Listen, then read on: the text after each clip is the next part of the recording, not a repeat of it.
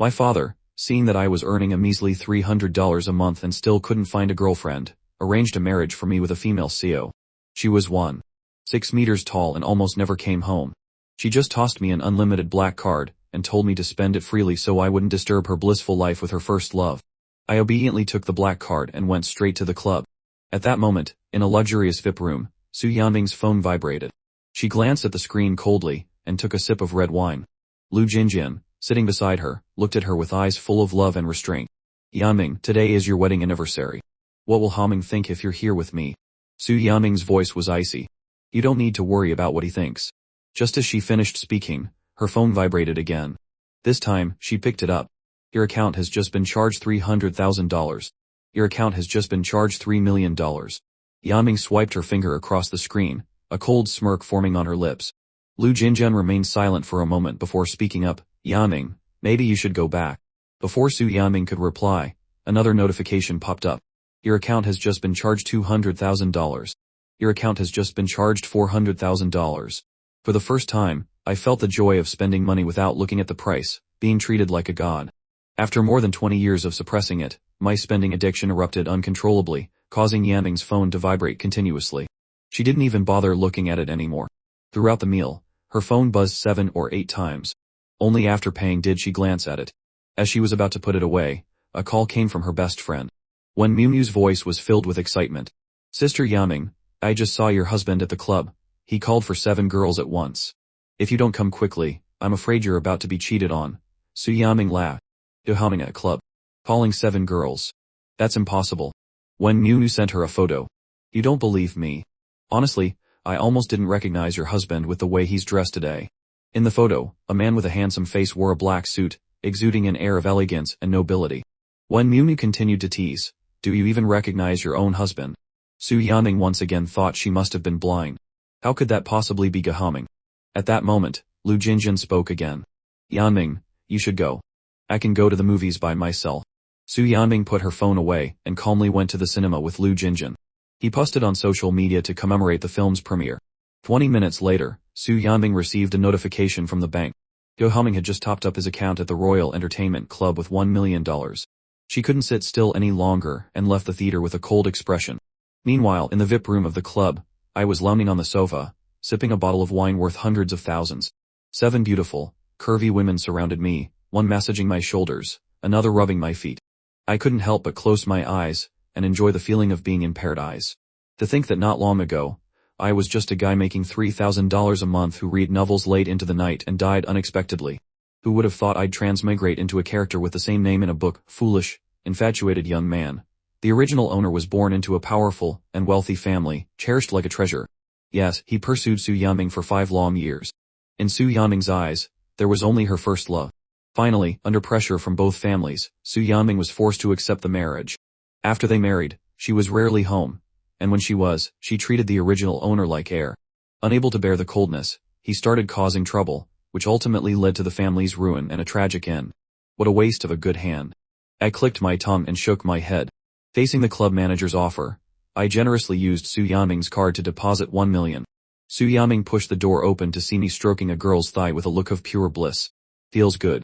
How long have you been working out? The girls vied for my attention. Sir, I have them too. Want to feel? Sir, mine are nice too. Look, I felt like I was about to have a nosebleed. The life of the rich is truly amazing. Just as I was about to reach out again, a loud smack was followed by a cold command. All of you, get out. I hadn't expected Su Yanming to show up. With the fun interrupted, I regretfully pinched the pretty girl's waist. You ladies can go out first. I'll call you back when I'm free. Su Yanming's face was as cold as ice, capable of freezing a bull. Soon, only the two of us remained in the room. I leaned back on the sofa, admiring her. She truly lived up to her reputation as the one who made the original owner fall in love at first sight. Her face made all the girls from before seem dull. Just standing there with her hands on her hips, she exuded an irresistible charm. As I was admiring her, I heard Su Yanming's furious voice. Using my money to cheat on me. Yahello, do you really think I wouldn't dare to do anything to you? Su Yanming coldly sized me up from head to toe.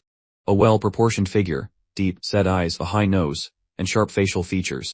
The open collar of his shirt revealed a sexy collarbone. She had never seen such a handsome Yahello before. Moreover, he showed no signs of panic at being caught, completely different from the man who, just 2 hours ago, would only get jealous and throw fits. I answered frankly, your money. We're husband and wife, isn't your money my money? If you can use our money to wine and dine with your first love, why can't I use it to find some company? I wasn't afraid of her at all. The book repeatedly emphasized that Su Yaming hated the original owner so much that even a slight touch disgusted her. In other words, laying a hand on me was like hurting herself. Su Yaming laughed. Stop pretending. You deliberately used my card to cause such a scene, wasn't it just to get me to come here? I looked up at her and gently took her hand. So, you left Lu Jinjin to come here. Does that mean I am more important to you than he is? Su Yaming's face turned several shades colder. I told you, don't push your luck. This is the last time. If I see you like this again, this marriage is over. After saying that, she disgustedly flung my hand away and pulled out a tissue to wipe her own, just as described in the book. She hated any physical contact with me. I almost burst out laughing. Rubbing my chin, I leaned back on the sofa and propped my feet up. You won't even let me sleep with you. I don't want this marriage anymore either. Throw the divorce papers at me right now. If I hesitate for a second, then I, Jihaming, am a dog. Su Yaming froze, staring at me. A faint smile slowly appeared on her lips. A divorce. Are you sure? After all the effort you put into marrying me, and just a moment ago you were acting so thirsty for me, now you're the one asking for a divorce. That's the biggest joke in the world. My gaze lingered on her face for a moment, then slowly moved down, finally stopping on her long legs. Either let me touch you, or we get a divorce. Su Yaming's expression darkened. She called her assistant right in front of me. Draft a divorce agreement and send it to my house first thing tomorrow morning. I picked up the untouched glass of wine beside me and drained it, not letting it go to waste. Setting the glass down, I stood up. Since you've made your choice, don't regret it. Su Yaming frowned, about to say something, but I paid her no mind and turned to leave. She stood frozen, watching my retreating figure, becoming more and more certain that I was just drunk, which was why I dared to talk back to her and demanded divorce. When I got home, I went straight upstairs to my room. Su Yaming only snapped out of it after my figure disappeared. She sat down on the sofa, the image of the man who had just demanded a divorce replaying in her mind. She let out a cold laugh, eager to see what I would look like tomorrow when the divorce papers were thrown in my face. With that thought, she stood up and went upstairs. As she passed my room, she heard me singing from inside. Today is a good day, all my wishes are coming true. Tomorrow is another good day, time is precious and unstoppable. Su Yaming, hearing my deranged singing, bent down to stop my madness. She turned the doorknob only to find I had locked it from the inside. The man who used to try every trick in the book to sleep with her whenever he was home had now locked her out. My singing continued from inside the room. I believe I am May. I believe in tomorrow. I believe youth has no horizon. Seeing how drunk I was, Su Yaming finally turned and walked away. The room I was in was originally the master bedroom. Because she refused to sleep with the original owner, she had chosen to sleep in the guest room. Now, this place had become my private room. Looking at the spacious and luxurious room, a closet full of designer clothes and expensive watches, I sang happily while soaking in a large bathtub big enough for two. Finally, I lay down on the soft, comfortable bed, feeling like I was in a beautiful, unreal dream. The next morning, Su Yaming woke up to find no breakfast on the dining table as usual, nor did she see me waiting with expectant eyes. She glanced at my closed door and couldn't help but sneer. As expected, the man was scared after sobering up and was now hiding like a coward in his shell. Recalling my threat of divorce last night, she chuckled softly, tossed the divorce agreement onto the coffee table, and left for the office. I had never slept on such a comfortable bed, so I slept straight through until noon. Waking up and finding myself still in the luxurious room, I was even more certain that I had really transmigrated. I sorted through the plot in my head again. In the book, our marriage lasted less than 3 years, which meant that in less than a year, Su Yaming would cause my family to go bankrupt, leaving me with nothing. The book only briefly mentioned the business war. I didn't know what tactics Su Yaming used, but life as a rich person was too good. I couldn't let my family go bankrupt. I got up, packed my things, and went downstairs. Seeing the divorce agreement on the coffee table, I immediately picked up a pen and signed it without a moment's hesitation. I felt that hesitating would be disrespectful to the divorce. Then, I took Su Yaming's card out of my pocket, placed it on top of the agreement, gathered the original owner's important belongings, and returned to the Go family home. When my mother saw me, she dropped what she was doing and rushed over to greet me. "Haming, why are you home at this hour? Did Yaming kick you out?" He smiled and shook my head. No, really she didn't. My mother was clearly a little skeptical. Normally at this time, I would be busy preparing lunch for Su Yaming. How would I have time to think of them? My mother took my hand and said, "Why didn't you give us a heads up? We could have prepared your favorite dishes. When did you change your hairstyle? It looks great, and this outfit is nice too, you look so handsome." My mother looked at me with loving eyes. While talking, she called for Mrs. Jum to make some of my favorite dishes. Her every gesture radiated joy at seeing her son. "Let me call your father and tell him to come home for lunch." Before I could stop her, my mother had already made the call. I took this opportunity to look around the house. The more I looked, the better my mood became. After finishing the call, my mother pulled me aside again for a heartfelt chat. "Calming, if anything is wrong, you must tell your father and me. We will always be your support." Looking at my beautiful and warm mother, and thinking of her unfortunate end in the book, I couldn't help but pull her into a hug, determined to change their fate. My mother's body stiffened. How long had it been since her son hugged her like this? "Mom, I'm sorry. I've made you and Dad worry these past few years. It won't happen again." Hearing my words, my mother's eyes turned red. Since I got married, I had come home less and less, and even when I did, it was always because of Su Yaming. She had told me back then that a forced relationship wouldn't be sweet, but her son was insistent on marrying her. They only had one son, always cherished in the palm of their hands.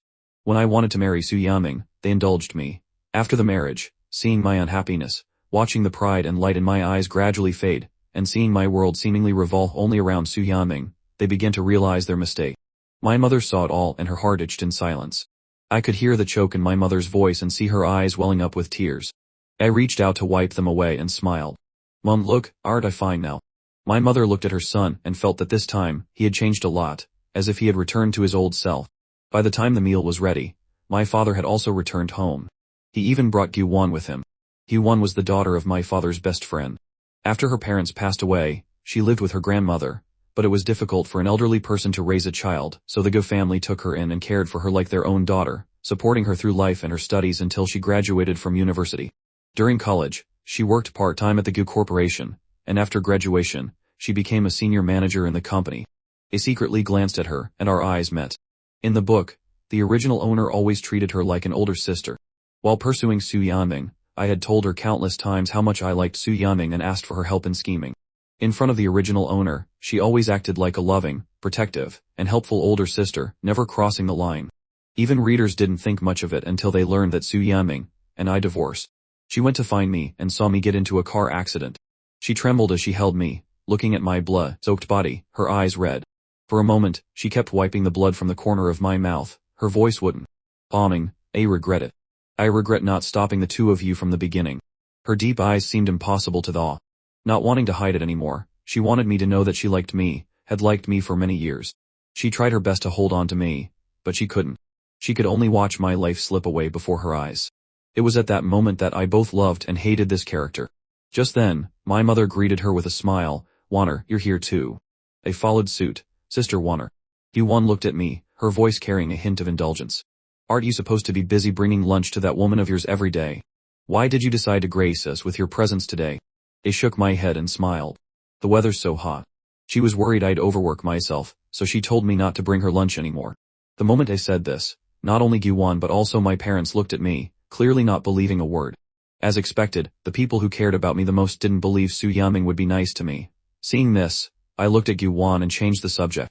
"Sister Warner, how's the company doing lately?" Gu-won glanced at me. "We're currently taking on a few large projects. If they succeed, the company can take another step forward." I looked at her with doubt. Taking on several large projects. What if there isn't enough capital flow, and the financial supply chain breaks? The Su family will just stand by and watch. Gu-won smiled faintly. "The company can still handle a few large projects." I shook my head and looked at her seriously. "I don't think the current market situation is very good. The most important thing for the company right now is to be stable and ensure sufficient cash flow." I couldn't directly talk about the risks the company might face. I could only give indirect reminders. Gu-won looked at me, a hint of evaluation in her eyes. "Humming, since when did you care about the company's affairs?" I suddenly realized that the original owner had never cared about the company. I rubbed my chin, glanced at Gu-won, and couldn't help but remind her again. "You and Dad must carefully consider the projects, especially the potential risks they might bring. See if we can bear them." Gu-won looked at me, trying to read something from my face. "Did you hear something from Su Yaming? Does she want us to give up the competition and let her have the project?" The original owner was a lovesick fool who had often asked his family to help the Su family. For me to suddenly want them to stop taking on projects, Gu-won's suspicion was normal. I shook my head. "No, it's just that I've been dreaming a lot lately that our company is going bankrupt, so I'm worried." Gu-won fell silent, clearly not convinced. I hesitated for a long time, glanced at my parents in the distance, then moved closer to her, covering my mouth with my hand. Actually, I overheard Su Yanming saying she wants to bankrupt the Ge family. After speaking, I stepped back and saw Guwan's ears turn red. I didn't expect that just this could fluster her. I pretended not to see and lowered my voice to explain, I'm afraid Mom and Dad couldn't take it, so I didn't dare tell them. I don't understand the company's affairs, so I can only entrust it to you. Guwan leaned back in her chair, subconsciously touching her ear as she looked at me. So, Haming, what do you plan to do? Before I could answer, my mother came over and called us to eat. Looking at the table full of delicious food, my mood lifted even more. My mother put food on my plate. Eat more. You've gotten thinner lately. I looked at the feast and swallowed. I haven't had home-cooked food in so long, I was starving. I'll definitely gain weight after staying home for a few days. Hearing this, my mother kept putting more food on my plate. If you want to eat home-cooked food, I'll have someone deliver it to you every day from now on. I waved my hand. No need, Mom. I'll be living at home from now on. In an instant, my parents and Guwan all stopped what they were doing and looked at me. I also paused and looked at them very seriously. Mom, Dad, Sister Warner, I plan to divorce Su Yanming. I used to think that if I tried hard enough, I could make her love me, but now I understand. You can't force feelings. I don't want to love her anymore. Right now, I just want to come home and live with you. He spoke very calmly, without a trace of sadness or reluctance. But the original owner's feelings for Su Yanming were too deep, ingrained in the minds of the Ge family. My parents looked at me, not believing I could let go so easily. Why is everyone so quiet? You're not thinking I'm just coming home to freeload, are you? Hearing this, my mother finally reacted, her face beaming. Of course not, I'm overjoyed that you're coming home to live with me. My father took out his phone and transferred another 10 million to my card. If you want to come home, then come home. The family can support you for 10 lifetimes. Looking at my parents, I felt a little emotional. In the book, after the Ge Corporation went bankrupt, my father couldn't handle the shock of learning his daughter-in-law was the mastermind. He suffered a cerebral hemorrhage due to high blood pressure, fell into a coma, and became a vegetable. My mother couldn't bear the double blow, fell into severe depression, and eventually took her own life. I had to change all of this. I also put some food on their plates. Just as I was about to put down my chopsticks, a soft voice spoke. What about me? Guwan was looking at me, her face holding a hint of jealousy, as if she were competing with my parents for affection. I glanced at her and put a piece of meat on her plate as well. Meanwhile, at the Su Corporation, a young assistant walked into the CEO's office with a document. CEO, he didn't bring you lunch today. Su Yanming glanced at her watch indifferently. Normally, I would have brought lunch by now. He's probably scared she'll divorce him, so he doesn't even dare to bring lunch anymore. She shot a cold look at the young assistant. Are you addicted to it? Should I call and ask for you? The assistant quickly shook her head. No, I was just saying. Actually, every time the lunch was brought, it ended up in her stomach. She got used to it after a while. Finally the assistant, truly curious, couldn't help but ask, CEO, this is the first time he hasn't brought lunch. Seeing Su Yanming's displeasure, she quickly took the signed documents and left. Su Yanming rarely had a day without me bothering her. After finishing her work, the image of me from last night, wearing a suit with eyes for no one else and demanding a divorce, flashed in her mind. Su Yanming smirked and went straight to a bar. As soon as she entered the private room, she found everyone staring at her.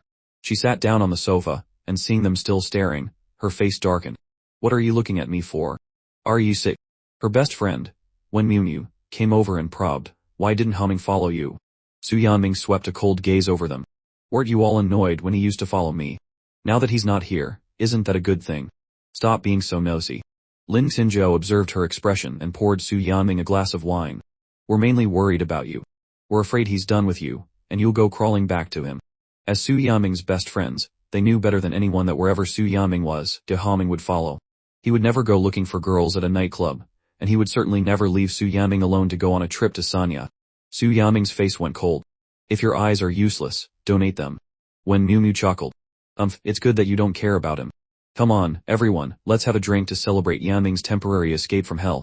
Su Yanming raised her glass and drank, completely ignoring the key point in their words.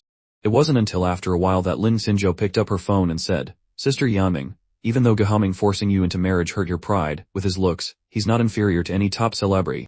How did you manage to not let him touch you for 2 years? Back when my eyes were only for Su Yanming, I had the whack of all her friends. So, they could all see my moments. Previously, my moments were filled with things related to Su Yanming, either showing off our love, declaring my sovereignty, or writing short posts about my love for her. Knowing that Su Yanming had blocked my moments, these best friends would often forward my posts to their group chat to annoy her. But just 2 hours ago, they discovered that I had deleted all content related to Su Yanbing from my moments and posted about going to Sanya. Just then, I posted another beautiful photo of myself in shorts, standing on the beach in Hainan watching the sunset, with the caption, with the one I love most, enjoying the most beautiful scenery. Su Yanbing saw everyone looking at their phones and glanced over. It was a photo of me smiling happily on the beach. Hin Shayu stared at her phone and said, I feel like Haming has changed a lot in a short time. Wen Miu Miu nodded. He looks quite handsome like this. Lin Xinzhou smiled faintly. Perhaps this is what someone who is no longer in love looks like. Smash! Su Yanbing slammed her wine glass on the ground, her face as cold as ice. She looked at them coldly. Are you people sick? We came out for drinks, but you're all just staring at your phones talking about Gehaming. With that, Su Yanbing slammed the door and left. Wen Miu looked bewildered. Didn't she say she didn't care? Why did she get so angry? Hin Shayu smiled. Maybe she's fallen for Haming. Lin Xinzhou narrowed her eyes. Whether she likes Haming or not, I don't know. But I'm starting to like him a little. Wen Miu and Qin Shiyu both looked at her. Are you kidding? Su Yanbing got into her car, took out her phone, opened WeChat, and found my moments. It was only then that she realized I had gone on a trip to Hainan. In the photos, my eyes were shining with a smile, as if a light was radiating from within. Whether it was a tilted headshot or a direct look at the camera, every gesture exuded joy. My eyes seemed to hold all the beauty in the world. Was this Gehaming? The same rich young master whose eyes used to hold either love for her or anger towards others, who was always jealous and throwing tantrums. A person couldn't change so drastically overnight. Su Yanbing absolutely did not believe the Gehaming in the photos was real. Others might not know, but she knew very well.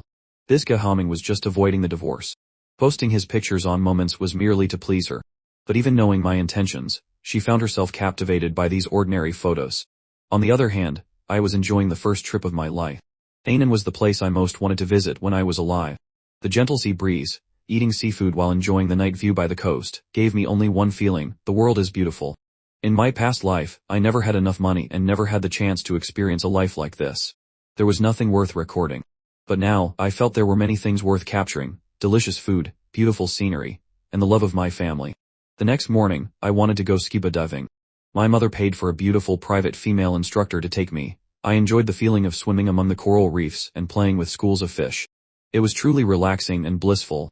Meanwhile, in the CEO's office of the Su Corporation, Su Yanbing, in the midst of her busy schedule, received a call from her mother. Daughter, why is Gehaming on a trip with another woman? Did you two have a fight? Su Yanbing frowned. No, we didn't. Her mother said sternly, no fight, yet he's being so intimate with another woman and deliberately posting it on moments. Su Yanbing found my moments and saw that a few minutes ago, I had shared a video of me scuba diving with the caption, first time scuba diving, words can't describe the joy. In the video, a woman was sometimes holding my hand, sometimes supporting me, looking very intimate. Due to the diving gear, the woman's face wasn't clear, but you could see she had a great figure. In the comments, classmates and colleagues were all remarking, showing off your love too much will be the death of you, I don't want this dog food for singles, such a perfect couple, who wouldn't be envious. I didn't mention my colleagues and classmates. Wen Miu, seeing everyone mistakenly think it was Su Yanbing, tagged her in the best friends group chat and laughed, you've divorced, but there's still a 30-day cooling off period. This Gehaming seems a bit impatient. Lin Xinzhou nodded. You can't blame Gehaming. He's young and full of vigor. Who could stand it? The response they received was a system notification, Su Yanbing has left the group. What a bunch of blind fools. Su Yanbing was very confident. How could Gehaming bear to divorce her? His moments were always for her. From yesterday until now, even though Gehaming hadn't contacted her, his moments were frequently updated. Such frequent updates were clearly for her to see. Posting this scuba diving video was just like calling female models at the nightclub last time, just a tactic to get her attention, to make her worry, and take the initiative to reconcile with him. Man. Su Yanbing scoffed silently. Gehaming thought too highly of himself. His not bothering her was exactly what she wanted. Su Yanbing tossed her phone aside and continued to work. But the image of the greatly changed Gehaming kept flashing in her mind, making her feel irritated and restless. She called her young assistant, and arranged a packed work schedule. That evening, she took Lu Jinjian to the birthday party of the Bai family's young miss. Soon, Su Yanbing and Lu Jinjian attend a party became a top search topic. Su Yanbing often took Lu Jinjian to parties, but the grand wedding of Su Yanbing and Gehaming had once shaken the entire internet. The live broadcast still left a deep impression on everyone. Both the Su Corporation and the press dared not offend them, so no one dared to write about their private lives. But every time Gehaming saw a hot search, he would assume Lu Jinjian was trying to seduce Su Yanbing and would go cause trouble, warning and even hitting him. Returning to the hotel, Su Yaming saw the hot search. The image of Yahello going crazy alternated with the image of him happily on vacation in her mind. For some reason, she felt a little expectant. She took a shower and went to bed. On my end, I had experienced scuba diving in the morning and surfing in the afternoon, having a blast. In the evening, after a shower, I lay down and picked up my phone to see an old spy of the original owner send me the hot search news about Su Yaming and Lu Jinjian. I glanced at it and saw them appearing together without any scandal. I felt worried for them. I was about to say I didn't want to know anything related to Su Yaming anymore when Gu1 video called me. "Are you having fun?" I nodded. "Quite fun." Gu1 had also just showered and was drying her hair with a towel. The post-shower look added a seductive charm to her eyes. Her skin looked even more translucent and smooth, her lips red and moist. I almost couldn't control myself. Gu1 looked at me. "I want to go too." I glanced at her. "Just work hard." What he said last time wasn't a joke. The Su Corporation really will go against the Gu Corporation. You have to prepare in advance. The company is counting on you. Gu1 paused her actions and looked straight at me. "Aren't you afraid that I, like Su Yaming, am targeting the company?" He smiled and shook my head. "Not afraid. I trust you." Gu1 looked at me, her cheeks slightly blushing. I didn't expect this sentence could also fluster her. I had to quickly end the conversation. "It's late, I'm going to bed. You should get some sleep too." Gu1 looked at me expectantly and said, "Remember to buy me a gift." I lay in bed, thinking about how Gu1 had secretly loved the original owner for many years, and decided I should fulfill her small request.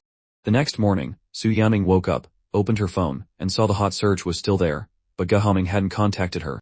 No one from Lu Jinjian's side had contacted her either. She couldn't help but open my moments again and saw that 5 minutes ago, I had just updated my status. It was a video of me renting an electric scooter at a tourist spot, taking my mother for a ride. In the video, my handsome face was so vibrant it was like a spokesperson for happiness, making the beautiful scenery along the way pale in comparison. Su Yaming was completely stunned. Yahello hadn't come back and was still on vacation. He had time to post on moments, so there was no way he didn't see the hot search. Yet he didn't come back and even seemed happier. Su Yaming laughed in anger and threw her phone aside. This time, he really had guts. She wanted to see how long he could keep it up. Su Yaming's day was packed. When she returned to the hotel that night, she collapsed onto the sofa, exhausted. Looking at the warm lights, the image of me happily riding the electric scooter appeared in her mind again. She picked up her phone to check my moments and saw that a few hours ago, I had updated again. The caption read, "Mom is the best in the world." In the 9-photo album, it was either me eating local specialties or showing off my souvenirs, displaying some small items I bought. In the middle was a photo of me and my mother.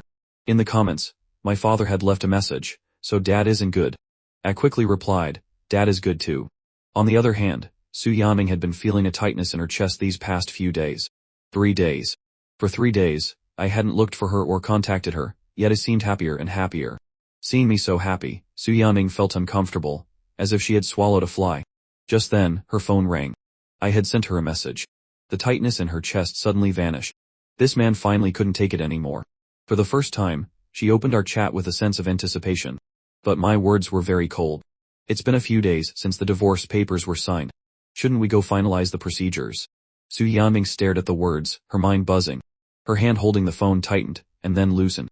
After a long while she stood up, went out, and drove home. The house that was always brightly lit to welcome her home was now dark, with only the lonely streetlights outside. She habitually turned on the living room lights and stepped into the empty house. The figure that always waited for her return was gone. On the coffee table, her card lay on top of the divorce agreement. She picked up the agreement and opened it. The 3 handwritten words Yahello stood out. The paper in her hand was crumpled. Emotions surged in her eyes. Yahello, the man who was jealous for her just a few days ago, now wanted to divorce her. How could this be?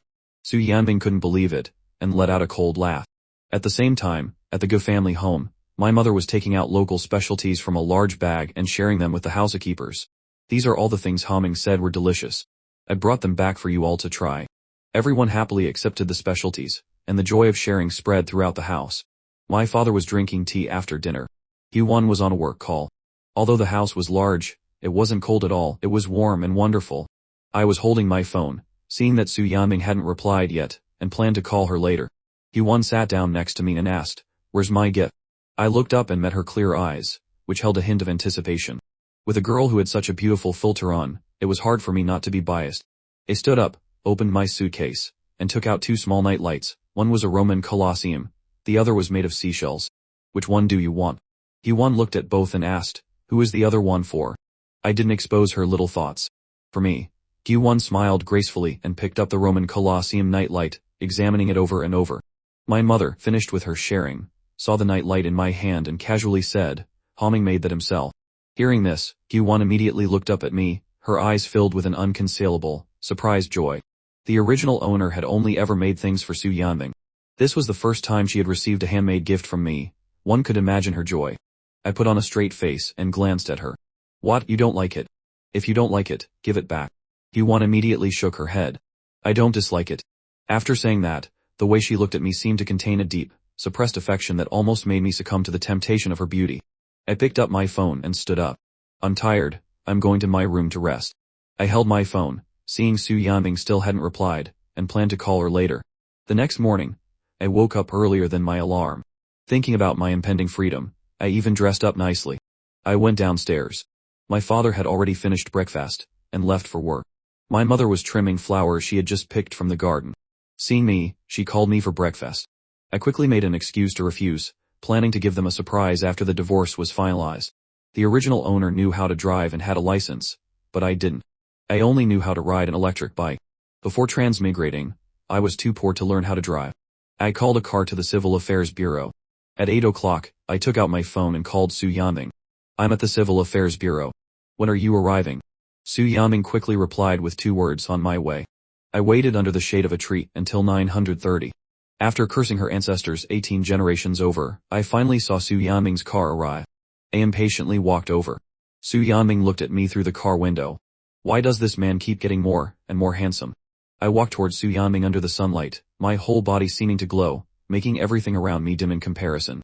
He stopped by the car and knocked on the window. Su Yanbing frowned and opened the car door. We looked at each other. My eyes held no trace of her, no sadness, only a cheerful smile tinged with a bit of unfamiliarity, not at all like she had predicted. I just glanced at her and said, "Let's go." With that, I turned and walked towards the entrance of the Civil Affairs Bureau, my steps light, exuding impatience. Only then was Su Yanbing certain that I really wanted a divorce. She looked at my back, her mind flashing back to the scene of our forced wedding. Even though it had been over 2 years, it was still as clear as yesterday. Being forced to marry me was a humiliation to her. From the moment they married, she had been thinking about the day of her revenge. That day hadn't even come, and I already wanted a divorce. I walked a few steps, and saw she was still standing there. Annoyed, I turned back and asked, "What's wrong?" Seeing her silence, a bad feeling suddenly rose in my heart. "Don't tell me you didn't bring your documents. You came for a divorce without bringing your documents." I managed to hold back my temper. "Hurry up and call someone to bring them." Su Yanbing still looked at me coldly, not saying a word. I was getting frustrated. "Make the call. What are you looking at me for?" Only then did Su Yanbing frown, glance at her watch, and finally open her mouth. "I have a meeting at 1000. We can handle the divorce later." Hearing that, I frowned. "We're already here, why make another trip? Postpone the meeting. We can go back to the meeting after we're done here, it won't be too late." I said this because I remembered Su Yanbing often postponed meetings for Lu Jinjian, so the meeting probably wasn't that important. But unexpectedly, as soon as I finished speaking, Su Yanbing's expression changed. She looked at me as if I had committed an unforgivable crime, her voice cold enough to freeze.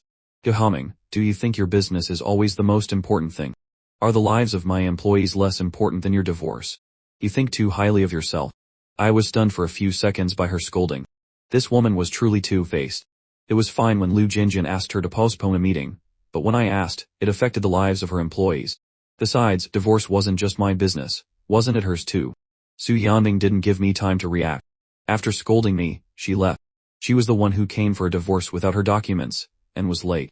I should have been the angry one, yet she was the one with the dark face, slamming the car door and driving off. I was so angry I wanted to curse. I had already prepared a status update to celebrate my singlehood on Moments, and had even thought about where to go out tonight. And the result? We can't get a divorce. I went to the supermarket, bought a pile of snacks, and then headed to the Su Corporation. When Su Yanbing finished her meeting and returned, she found me sitting on the sofa in her office, playing a game on my phone with a spicy stick snack dangling from my mouth. The whole office smelled of it. On the coffee table was a mountain of snacks, all things I would never have eaten before. Yanbing frowned, annoyed. "Why are you here?" "Waiting for you, my dear," I said, my eyes still glued to my phone as I chewed on the spicy stick. Yanbing walked past me with a glance, sat down at her desk, and looked at me. "Waiting for me to do what?" "Eating snacks and playing games. You've completely lost the image of a wealthy young master." This version of Hao Ming is too unfamiliar. Only then did I pause my game and look up at her. We couldn't get the divorce finalized this morning. I know you're busy, so I waited here. When you're done with work, we can go again. Yinbing looked at me coldly. I'm busy all day today. I looked at her, half doubting. Then when are you free? Yinbing picked up a stack of documents. I'll contact you when I'm free. He sensed she had changed her mind. If she really wanted a divorce, how could she not have the time? But why would she change her mind? She despised the original Hao Ming so much. Wasn't a divorce a form of liberation? Or had she not tormented me enough yet? Although the female lead in the book never said it, her attitude towards the original Hao Ming was clearly for revenge for forcing her into marriage. The more I wanted her love, the more she made me taste the pain of unrequited love. Now that I wanted a divorce, was she going to make me experience the pain of being unable to get one? He stood up angrily. Yinbing, you don't want to get a divorce, do you? I'll give you 3 days. If you don't finalize the divorce with me in 3 days, I'll file a lawsuit. I'm not negotiating with you, I'm informing you. After speaking, I grabbed my bag of snacks and prepared to leave. Just then, Lu Jinjin pushed the door open. The moment he saw me, a look of extreme fear flashed in his eyes. Did I come at a bad time? As Lu Jinjin was about to retreat, Yinbing waved her hand. No, you came at the perfect time. Lu Jinjin was the male protagonist of the novel. He had a tragic family background. His father was a gambling addict, and his mother was in poor health. In high school, his father took on high-interest loans he couldn't repay, forcing Lu Jinjin to work from a young age. Yinbing had saved him, brought him into her company, and helped him become a famous star. As the male lead, he was kind, hardworking, and had strong principles. From the moment Yinbing helped him, he had fallen for her but always felt unworthy and never dared to confess. He only wanted to work hard to become deserving of her. After Yinbing was forced into marriage, despite his love for her, Lu Jinjin maintained his principles and did not become a third party, only keeping a friendly distance. The novel was mostly from the perspective of the male lead, and the original villain me. The female lead's love for the male lead was shown through events, and the part I had read hadn't reached a confession yet. This mutual, unspoken love between the main characters garnered immense sympathy and anticipation from readers. As for the original villain, this wicked character was urged by everyone to be written off every day. At that moment, I was about to leave. I glanced at Yinbing, then at Lu Jinjin, and left with a bright smile. You two have things to discuss, so take your time. I won't disturb you anymore. As I passed Lu Jinjin, I clearly felt him flinch away. I couldn't blame him for being afraid of me. The original Hao Ming had always considered him a third party trying to ruin his marriage, berating him at every meeting and even hiring people to beat him up a few times. Now, to clear my name, I walked out of the office and thoughtfully closed the door behind me. Lu Jinjin stared blankly at my retreating figure, then looked back at Yinbing. He saw her staring at the closed door, her expression colder than ice. When Lu Jinjin approached with a local specialty he had brought, he noticed the pen in Yinbing's hand was scribbling aimlessly on a document. Yinbing retracted her gaze, looked up at him, and asked, "Why are you here?" Lu Jinjin smiled and placed the bag on her desk. "Some local specialties from Jiangxing. I thought they were good, so I brought some for you. And thank you for helping me find a doctor for my mother." After saying this, he looked at her with restrained eyes. "Are you planning to divorce Hao Ming?" Meanwhile, I walked out with my bag of snacks and ran into the young assistant holding documents to be signed by Yinbing. I raised my hand to stop her. "Your boss is in an important meeting. Whatever documents you have can wait until Lu Jinjin comes out." The young assistant looked at the office door, then at me, completely bewildered. Mr. Gi wasn't jealous of Lu Jinjin being in there and could stand here so calmly. I opened my bag of snacks. "Want some?" Seeing the bag of snacks, the food-loving assistant couldn't resist the temptation and took a pack of spicy chicken feet. "Thank you, Mr. Gi." He smiled. "Be a little more observant in the future. When Lu Jinjin comes to see Yinbing, don't go in and disturb them." The assistant nodded without a word. After saying that, I left. By helping them, I was helping myself. It was best if they quickly acted on their feelings and got together, so Yinbing would finalize the divorce with me sooner. After all, filing for divorce required evidence of a broken marriage, which was quite troublesome. The young assistant waited until Lu Jinjin came out before taking the documents in. She couldn't help but say, "Do you know what Mr. Ge just told me?"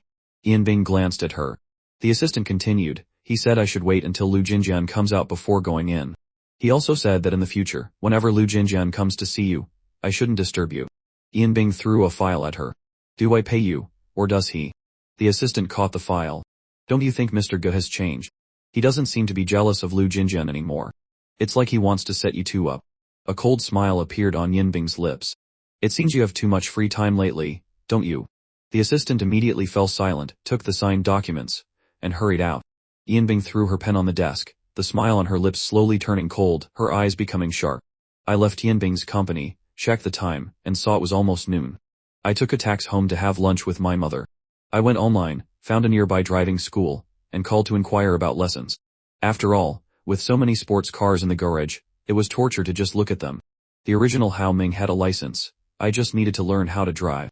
The driving school had its own training ground, which was perfect. After making an appointment, I took a car to the school. True to the saying that money makes the world go round, the owner of the driving school found me a beautiful female instructor with a great personality for one lessons. I have to say, you get what you pay for. I felt incredibly clumsy, but the female instructor didn't show any impatience the entire afternoon, always encouraging and comforting me. Her emotional support was top-notch. It took me the whole afternoon to barely learn the basics. To thank the instructor, I invited her to dinner afterward. Meanwhile, just as Yanbing left her company, she received a message from Wen Miu. Yanbing, we were wrong last time for not considering your feelings. We're treating you to dinner tonight. 10 minutes later, Yanbing walked into the restaurant Wen Miu had booked, and immediately saw a familiar figure. The man was laughing happily.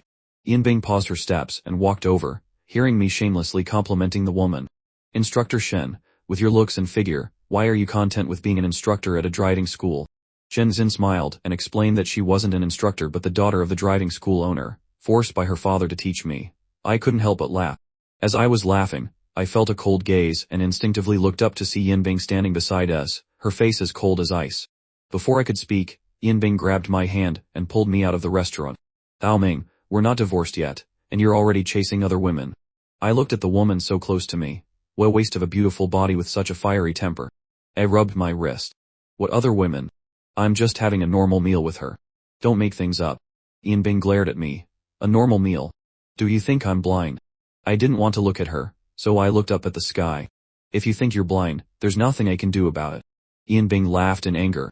Hao Ming, do you think this is 2 years ago when I had to tolerate everything you did? From now on, between us, I call the shots. Seeing her hurt herself by touching me, I smiled and stepped closer, my hand audaciously touching her waist. Then what do you want? Yanbing swallowed, her face looking grim as she grabbed my wrist. I knew Yanbing hated being touched by the original Hao Ming. Every time I touched her, her disgust for me grew. Seeing her face darken, I used my other hand to hold hers, continuing to provoke her. How about we find a hotel? Summer clothes were thin, and Yanbing was wearing a dress. My hand moved to her leg, the touch feeling like it was tickling her heart, making her uncomfortable. Yanbing's face turned red as she stared at me. Before, I would never have been so bold, nor did I know how to be so seductive. My eyes clearly held no love for her, yet I acted as if I wanted to entangle myself with her body, treating her like a bar girl. Yanbing swallowed again, her face turning a shade colder. Seeing that she still hadn't pushed me away in disgust, I leaned in to kiss her. This time, Yanbing finally shoved me away, pulling out a handkerchief to wipe her hands. Hao Ming, get rid of your fantasies. You will never get what you want from me. It dawned on me. She wasn't divorcing me because I wanted a divorce. I rubbed my wrist and sneered. There's a possibility that what I can't get from you, I can get from other women. Even though I'm obsessed with your body, women are all the same with the lights off. It doesn't have to be you. Yanbing's face was as dark as if it had been soaked in ink. She gritted her teeth, threw the handkerchief away, and said furiously, then you can try. He smiled at her. Wasn't I just about to? You're the one who interrupted. If you have nothing else, I'm going back in. Seeing Yanbing not stopping me, I went back inside. But just as I sat down, my phone rang. I picked it up and saw Yanbing had sent me a video. I opened it, and my face immediately turned pale. The video contained evidence of the original Hao Ming hiring people to kidnap Lu Jinjian, evidence of me pushing him into the street causing a car accident, and videos of me hiring thugs to beat him up. This evidence was enough to send me to jail for several years. Yanbing hadn't used it before out of consideration for the Gu family. Now that she was using it, it seemed she was no longer afraid of them. I had only had a few good days since transmigrating. I didn't come here to enjoy prison life. Yanbing sent another message. I'll give you 2 minutes. Get up here obediently. She wanted to use this to threaten me. Although I was unwilling, I was even more unwilling to go to jail. Shinsin saw my pale face and poured me a glass of water. What's wrong? I waved my hand. Sorry, something came up, I have to go. Please eat slowly. After that, I quickly paid the bill and went upstairs to find Yanbing in her private room. In the private room, Wen Miu had witnessed the scene between me and Yanbing by the car and had taken a photo to share with her close friends. From her angle, the photo looked like Yanbing was intimately dominating and controlling me. Then, everyone went to the window and saw me walk away without looking back, further confirming their belief that Yinbing had forced me. Wen Miumi looked surprised and said, "Let's not mention Hao Ming tonight." When Yinbing entered the room, Wen Miumi immediately went up to greet her, and everyone chatted happily, carefully avoiding any mention of me. When I pushed the door open, the three of them were stunned. Wen Miumi, being quick-witted, quickly stood up and gave me the seat next to Yinbing, setting out new tableware. "Hao Ming, you're here." He smiled and waved at them, glanced at Yinbing, and walked towards her. The three of them looked at me, then at Yinbing, treating me like I was invisible as usual. I clenched my teeth, used my chopsticks to pierce the plastic wrap on a bowl, moved closer to Yinbing, and lowered my voice. "What do you mean by this?" Yinbing's lips curled slightly. "Just want you to be a little more obedient." I clenched my fists. This woman, does she have any hobbies other than tormenting me? I forced a smile and picked up food for her with my chopsticks. "All right, my dear wife. If you tell me to go east, I'll never go west. If you tell me to warm the bed, I'll never use a heater." Yinbing glanced at me and put down her empty wine glass. I immediately refilled it for her. After practicing driving all afternoon, I was actually hungry. Seeing that Yinbing didn't have any more demands, I started eating heartily. After finishing a bowl of rice, I realized everyone was staring at me. I scooped another bowl and smiled at them. "Do you want some? I can get it for you." The three friends were even more surprised. The Hao Ming who only had eyes for Yinbing now wanted to scoop rice for them. Just then, Yinbing finally spoke. "Since you like helping people so much, why don't you peel this whole plate of shrimp for me? I like it." I was so angry I clenched my fists. "Damn it, I don't even want to peel them for myself." He smiled, sat down, and looked at her. "Of course, my dear why?"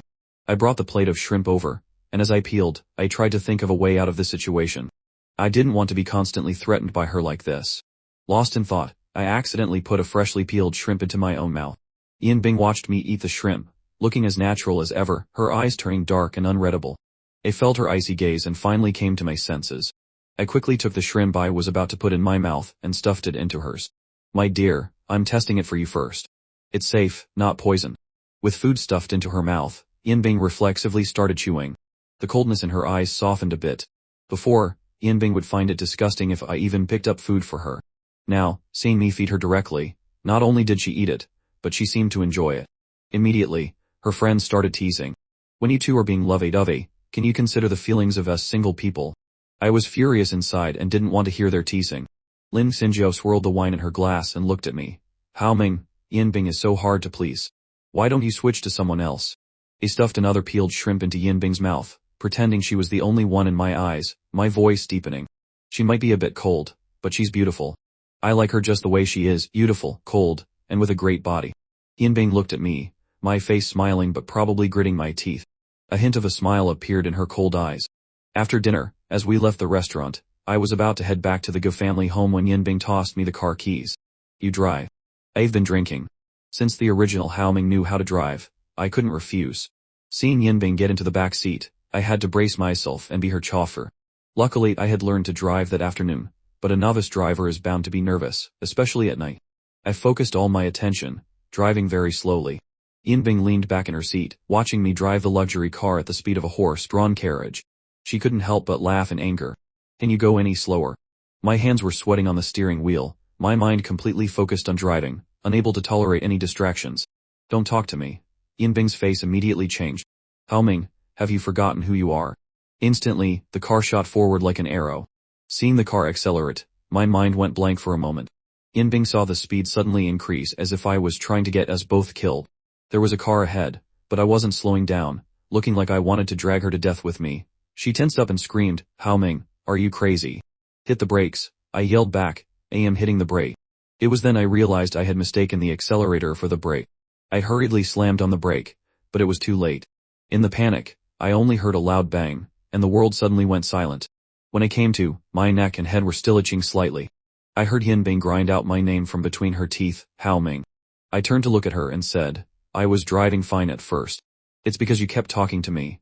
Yinbing looked at me coldly, forcing out a few words from between her teeth. "So what?" Before she could finish, I cut her off with a stream of apologies. "It's my fault, it's all my fault. I'm useless. The moment I hear your voice, I get so nervous I can't tell the brake from the accelerator." My mouth said it was my fault, but my face showed no remorse. After speaking, I got out of the car. Yinbing coldly took out her phone and called her assistant to handle the situation.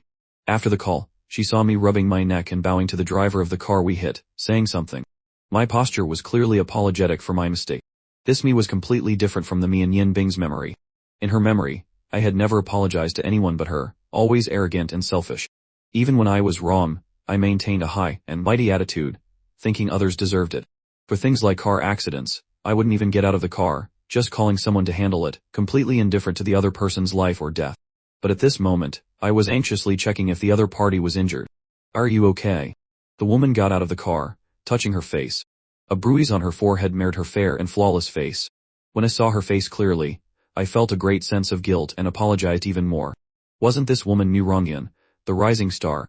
The book mentioned her when she collaborated on a film with Liu Jinjian. She was described as a child star who had debuted early. Liu Jinjian's fans were ecstatic that he got to work with her in his first film. Their on-screen couple became famous online. But in the same year, before the original Hao Ming died, Mu Rongyan had also passed away. She left a long letter, and departed forever. A girl who always smiled on screen had a pair of blood-sucking parents behind her. They broke her wings of dreams, made her lose herself, treated her as a money-aching tool, and never cared about her feelings. Under long-term depression, her parents even forced her to entertain powerful figures in the industry, which became the last straw. In the end, Mu Rongyan chose to end her life. When I read the book, I felt she was a reflection of myself, deeply empathized with her, and shed many tears. At this moment, Mu Rongyan glanced at her beloved car, her lips slightly curved, looking at me with a hint of a smile in her eyes. "Bro, is this what they call a disaster from the heavens?" I snapped back to reality, my eyes still holding a trace of pity. "I'm really sorry. I'll cover the repair costs for your car. I'll also compensate for your medical check-up and emotional distress." Most people would scream with excitement upon meeting her for the first time. It was Mu Rongyan's first time seeing someone look at her with such pity, as if they could see through the unhappiness hidden behind her glamorous facade. While she was dazed, I took out my phone. "Could you give me your contact information? It'll be easier to communicate about the compensation later."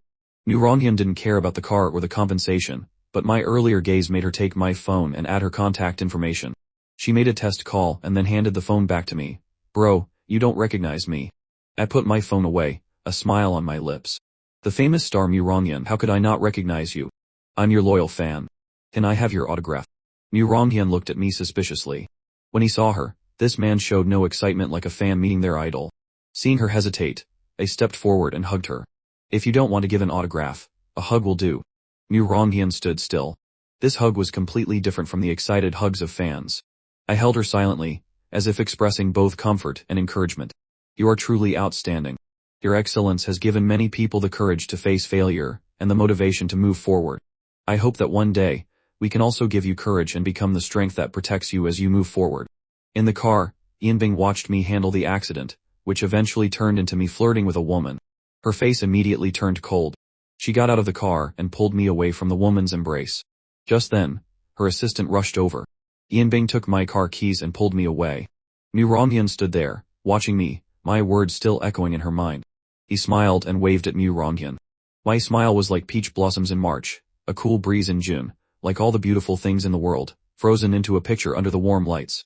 Yinbing's face was grim as she looked at me, her voice icy. "Hao Ming, daring to cheat on me right in front of my face. Your nerve is getting bigger and bigger." I leaned in closer to her. "Yinbing, my life is in your hands right now. You won't let me touch other people. Even if I have the desire, I don't have the guts. Right now, I'm just thinking about how to please you. Or how about I work for it tonight?"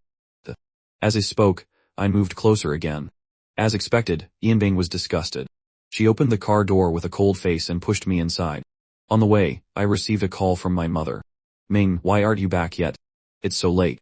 I didn't want them to worry, but now that the divorce was off and I was being threatened by Yinbing, I definitely couldn't go home every day. I had to reply, "I'm not coming back." Yinbing apologized to me, and I've decided to give her another chance. Yinbing glanced at me through the rearview mirror and snorted. My mother had expected this outcome, so she wasn't too surprised, just a little disappointed. "Then bring her back to the Give family home for a meal tomorrow." I glanced at Yinbing in the passenger seat and tentatively agreed. "Okay." My mother added, "If anything happens, remember to tell me. Rest early." I grunted in agreement. "You and Dad should sleep early too. Don't worry about me." As soon as I hung up, Yinbing's annoying voice sounded again.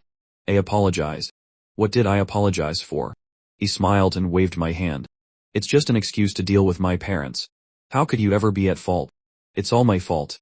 I thought that this act of being unhappy but still having to please her would give her a sense of satisfaction from tormenting me. If she was happy, my life would be easier.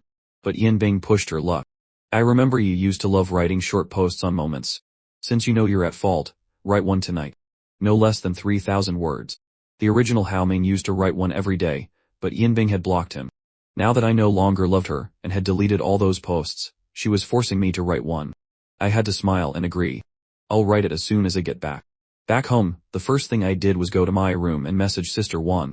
Sister Wan, what are our chances of bringing down the Su Corporation, or how much would it cost to acquire them? The Su Corporation had become a leading enterprise in the local area in just a few years. It surely had some shady dealings. If I wanted to not be threatened by her, I had to be stronger than her, to suppress her. I didn't believe that as a transmigrator, I couldn't beat Yinbing from the book. In the book, Yinbing brought down the Gu Corporation. Well, I would bring down the Su Corporation.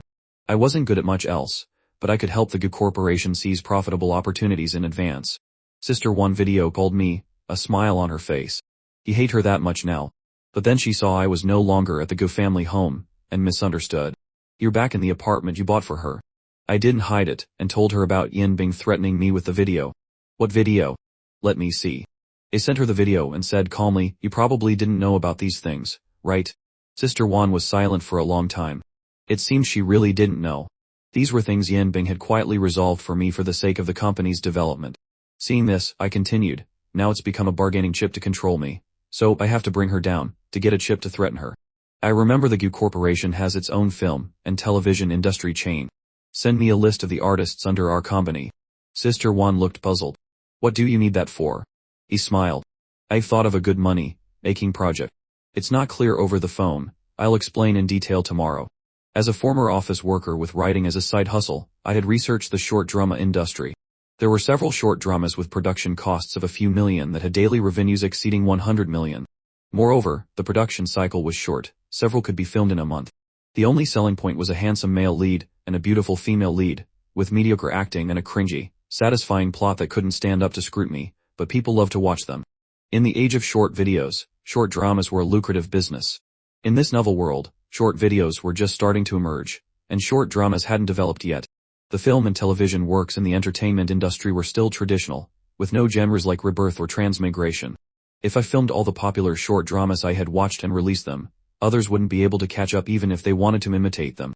After the call, I took a shower and received an email with the information. I opened my computer and saw that the company had just signed a batch of new artists. I decided to make time to visit the company, but first, I had to write those popular dramas into scripts to escape the threat as soon as possible. I got to work immediately. As I was writing enthusiastically, Yinbing sent a message. Is 3,000 words that hard? How about we increase it to 5,000? I looked at the clock. It was already 11 p.m. This woman wasn't sleeping and was still thinking about my post. She really had issues. I was determined to disgust her to death. I quickly posted a friends only update on moments. Perhaps I'm growing more and more thirsty for your body. Otherwise, in this quiet night, I wouldn't be thinking of your cold lips. I wonder if they are as sweet as I imagine. Your body. Always covered up, I wonder if it's as I imagine. Yinbing never expected me to be so shameless as to publicly write out my lustful fantasies about her. Her face turned from black to red, then back again. Luckily, she quickly noticed something was off. Normally, as soon as I posted, my sycophantic friends would like and comment immediately. This was the prime time for them to be on their phones, yet after a long time, there wasn't a single comment or like. It was obvious I had written this specifically for her to see. Uncomfortable, Yinbing immediately replied, well written. Write one every day from now on. Seeing this message, I decided not to sleep and continued writing the scripts. I wrote the beginnings of 2 stories, and then 2 episodes for each. It was past 5 a.m. I was exhausted, so I saved and encrypted the files, then fell onto the bed and passed out. Yinbing woke up to find no breakfast on the table and no noise downstairs. She tried my doorknob and found it locked. She knocked on the door. I was dead tired and pulled the covers over my head, but it was useless. The knocking continued. I woke up angrily, crawled out of bed, and opened the door. What's so important that it has to be said now? My hair was a mess, and I was yawning, looking lazily handsome. Yinbing stared at me. Where's breakfast? I was fully awake now, furious. Knocking on my door just for breakfast. I'm not a breakfast vendor. He stepped forward and hugged her tightly, retaliating by disgusting her. There's no breakfast. How about you have me for breakfast? Yinbing froze for a moment, but the pinprick like disgust quickly brought her to her senses. She immediately pushed me away. Are you sure there's none? Her voice was threatening. I gritted my teeth. I'll go make it right now. Since I transmigrated, I had never been in the kitchen. There wasn't much food in the fridge. I finally found a pack of noodles, boiled a few eggs, and made a bowl of noodles. When I was done, I found she had already left. I thought she wasn't going to eat, so I had to eat it all myself. I was about to go back for a nap when Yin Bing sent a message. Since it's done, bring it to the company. As expected, she was good at tormenting people. I gritted my teeth, changed my clothes, grabbed my laptop. Before leaving, I saw the card she had placed on the divorce agreement still on the coffee table. I picked it up and put it in my pocket. Then, I bought a proper breakfast and took it to the Sioux Corporation. Yin Bing was in a meeting. I placed it on her desk and left in a hurry. Next, I drove to the Gu Corporation to find Sister Wan. I opened my laptop and showed her the script. Sister Wan, I have 2 scripts, one on transmigration and one on rebirth. Take a look. Sister Wan curiously opened them. After reading just the beginning, she looked incredulous. I pulled up a chair and, seeing she was almost done, I spoke up. I plan to film them as short dramas. I explained the concept of short videos and short dramas to her, and their future prospects. TikTok is just starting to get popular and already has over 100 million users. In the future. Sister Wan looked at me passionately talking about my career, a light in my eyes, a smile on my lips. For a moment, she wondered if the Hao Ming before her was a transmigrator. If his soul hadn't been swapped, how could he change so drastically overnight? Seeing Sister Wan staring at me in a daze, I reached out and pinched her soft cheek. I had to say, with this skin and beauty, even a monk would be tempted. Sister Wan, what do you think? Sister Wan crossed her arms. Since it's your idea, why don't you be in charge? I nodded. No problem. I'll send you the scripts first. You give them to the director to prepare. I'll go to the artist management company to pick the male and female leads. Please let them know I'm coming. Sister Wan looked at me. How about I go with you? I waved my hand. No need. You're busy. If I have any problems, I'll find you. As I was about to leave, I thought of something and turned back. One more thing, I want to sign Mu Rongyan. Sister Wan leaned back, looking at me doubtfully. Why the sudden interest in her? I explained briefly. I just feel she's a rare talent in the entertainment industry, and will definitely be famous in the future. But her manager has always been her mother, and she doesn't seem to have any intention of signing with an agency. Have someone draft a contract. I'll handle the rest, and talk to her mother. Sister Wan looked at my confident expression and was momentarily stunned. I had just left the company and was preparing to go to the artist management company when I received a message from Yin Bing. If I'm still getting takeout for lunch, prepare to be on the front page. I gritted my teeth. This woman was truly dedicated to tormenting me. I looked at the time, went to a large shopping mall, spent over $1 million of her money on gifts for my parents, and then went back to the Ge family home for lunch. My mother was delighted to see me come home with gifts, assuming Su Yin Bing was with me, and kept looking towards the door. He came back alone. I waved my hand. She didn't have time to come. My mother smiled and came over. It's good that you're back. Why buy us things? We don't lack anything.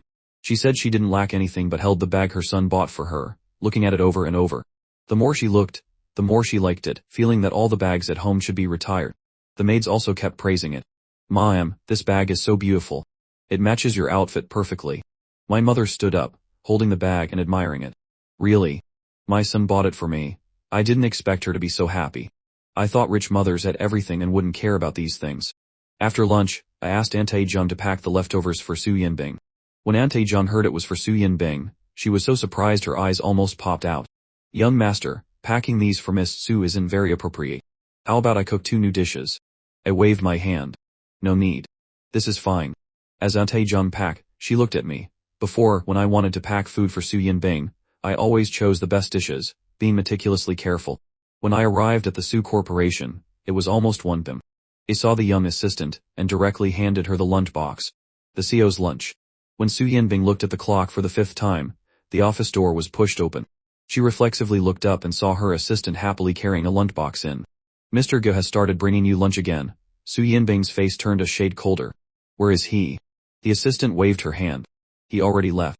The assistant, who had been eating takeout for days, actually missed my cooking. Seeing that Su Yinbing had no other issues, she was about to take the lunchbox out as usual. Su, if there's nothing else, I'll go out now. She was immediately stopped by Su Yinbing's cold voice. Where are you taking that? The assistant looked at Su Yinbing, puzzled. Don't you usually not eat what he cooks? Sensing the dangerously cold atmosphere, She immediately shut up and placed the lunchbox on the desk. "Seo Su, enjoy your meal. I'll get back to work." Su Yinbing leaned back in her chair, staring at the lunchbox, and picked up her phone. I had just gotten into my car and finished talking with the director of the artist management company when Su Yinbing called. "Buy me a coffee from the shop on Manhwa Road. Hand deliver it to me." I gritted my teeth. "Is your assistant dead? You need me to do such a small thing personally?" Su Yinbing replied immediately, "The assistant is busy with important matters. He happened to be suitable. Thank you for letting me know you're still useful." I hung up but still went. The director of the artist management company led me in. I scanned the room, then walked towards a few girls. I reached out, touched the face of the girl on the far left, and then squeezed her arm. "Your arm is a bit chubby. You need to work out." The girl's face immediately turned red. I looked at the girl next to her, lifted her chin with my hand, looked left and right, then squeezed her waist. "You're a bit chubby too. You need to lose weight." The girl couldn't help but ask, "For acting, do we also need to consider our figure?" I glanced at her. "It depends on what role you want to play. For an extra, no. But if you want to be the female lead in an idol drama, both your looks and figure must be good." I didn't expect the real people to be so different from their photos. Not that their looks were bad, but their figures weren't up to par. For this kind of crude short drama, the budget was terrifyingly low. Stars with any fame wouldn't want to act in them. Newcomers had to rely on their looks. If their looks weren't good, men wouldn't want to watch. If I didn't think it was good enough, how could the audience be satisfied? Therefore, the male and female leads had to be beautiful. After looking at everyone, I officially stated my purpose. Recently, I plan to shoot a few films. Not the kind of T-series with dozens of minutes per episode, but short videos. Before I could finish, Su Yinbing sent a message. "I told you to buy coffee. Did you go abroad to buy it?" I immediately replied, "Traffic jam. Don't rush me. Give me half an hour." Then I locked my phone and continued to introduce the project. The shooting time for one script is about 7 to 12 days. The pay depends on the role, from 600 to 10,000 a day. Anyone who wants to practice their acting skills can sign up with the director. Threatened by Su Yinbing, I gave some instructions and hurried away. When I got to her company, the delivery guy was already waiting at the door. I tipped him, took the coffee, and rushed upstairs. I pushed open the office door, and Su Yinbing's cold gaze shot towards me. I ignored it, handed her the coffee, and smiled apologetically. "Sorry to keep you waiting, my dear wife." My forehead had a bit of sweat, and I was slightly out of breath from rushing up. Su Yinbing glanced at the coffee on the table. "You didn't poison it, did you?" I immediately picked it up and took a sip, still smiling at her, though the smile didn't reach my eyes. "Now are you reassured, my dear wife?" Su Yinbing's face turned colder as she looked at me, then at the coffee I had just drunk. I walked around the desk and approached her, my expression fawning. "My dear wife, are there any other requests? Don't you need to kiss and hug?" Su Yinbing pushed her chair back, increasing the distance between us, and looked at me coldly. He saw her, wary like a wild animal. Before I could feel happy, Su Yinbing said, "I've invited a friend over for dinner tonight. Go home and prepare the meal." I clenched my teeth, suppressing my anger, but kept a subservient smile on my face. "Yes, my dear wife. How many friends? Chinese or Western food?" Su Yinbing waved her hand dismissively. 5 or 6 people. You figure it out. I nodded. "All right. Then, my dear wife, I'll go home and prepare first." With that, I turned around, my smile vanishing. Damn this Su Yinbing, always finding ways to torment me. This can't go on.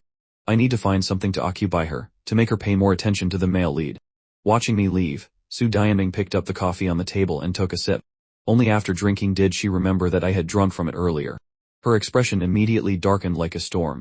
She instantly set the coffee far away, not taking another drop. That evening, as soon as Su Yinbing returned home, she heard lively music coming from the living room. She didn't see me when she entered, but the aroma of food wafted from the kitchen. She walked to the kitchen doorway and saw 2 beautiful women cooking inside. One was dipping a freshly made dish in sauce for me to taste. As I ate, I praised her. "You look so beautiful and have such a great figure, you don't look like a cook at all." I thought I was being tricked, but I didn't expect you to have real skills. The woman chuckled and said, "Master Go, what profession do you think I look like I'm in?" I smiled and replied, "With your looks, it would be a waste not to be a model." As we were talking, I felt a dagger-like gaze on my back. I instinctively turned around and saw Su Yinbing, her face as cold as ice, as if I owed her $1 billion. As I walked past her, Su Yinbing curled her lip in a sneer. "I told you to cook, and you brought 2 women home. You really know how to enjoy yourself. Do you need me to call a few more for you?" As Su Yinbing was about to take out her phone, I immediately grabbed her hand. "What enjoyment? My cooking skills are terrible, and not presentable. I was afraid of making bad food and embarrassing you in front of your friends, so I hired 2 skilled chefs. I'm not stupid. If I really wanted to find women, why would I bring them home? Just then, the doorbell rang. Su Diaming gave me a warning look and pulled her hand away. I immediately went to open the door. At that moment, Su Diaming's phone rang. She took it out, and I glanced over, seeing that it was Lu Jinjian calling. I couldn't help but prick up my ears to listen. It turned out that Lu Jinjian had returned home to find a local delivery, a bucket of fresh flowers, and a package. He opened it to find a necklace and a card. It read, "My dearest Nian Nian, I like you. I dream of you every day. I really want to see you. This is a gift I carefully selected for you. I think you'll look incredibly charming wearing it." Lu Jinjian immediately felt this was a pervert. The feeling of being watched sent a shiver down his spine. When he called Su Diaming, his voice was trembling. "Sister Diaming, can you come over to my place and help me with something?" Su Diaming answered the phone, her face full of doubt. "What's wrong? You sound like you've run into a pervert." Hearing those words, I almost burst out laughing. I bit my lip to hold it in and saw Su Diaming end the call. I quickly went to help bring the dishes to the table. After 2 years of marriage, this was the first time Su Diaming had invited friends over. Coupled with our previous display of affection, her close friends naturally assumed we had finally made it work. As they entered, they gave us gifts one by one. When Miu Miu took out a hotel card for a lover's suite, worth 50,000 a night, and pressed it into Su Diaming's hand. "Sister Diaming, a small token. Don't be too moved." Lin Xinjiao held a mysterious gift. "These are all things we've tried, and found to be good. Sharing them with you." Su Diaming looked at the outrageous gifts, her face cold. "I have to go out for a bit." I was bringing out a dish and heard she was leaving. I immediately acted considerate and understanding. "If you have something to do, just go. I'll entertain them well." When Miu Miu, being quick-witted, took the gift from her hand. "Go and go. Don't be late." Seeing how eager I was to send her away, and then looking at the room full of women, Su Diaming reached out and grabbed my wrist. "You're coming with me." Her friends were all stunned. Taking Gehumming along even for work. Had their relationship really gotten that good? A frowned at her. "You're going to work. It's not appropriate for me to tag along. Besides, we have guests at home. As the host, how can I not entertain them?" I wanted to refuse. This pervert was someone I specifically made up to strengthen the bond between Su Diaming and Lu Jinjian, to make her care more about the male lead. He spent time and money on this. If I go, how can their relationship progress? Su Diaming looked at her friends. "You guys just make yourselves at home." Then she dragged me away. Damn it. It happened so fast I didn't even have time to put down the things in my hands. It wasn't until I was shoved into the car that I realized these gifts were all for lovers' hotels and sex toys. Even with my thick skin, I couldn't help but blush. I immediately pushed them all onto Su Diaming. "These will come in handy for you tonight, so I really can't go with you." I looked at Su Diaming and spoke softly. "If we both leave, what if they wreck the house? I'll stay home and entertain them.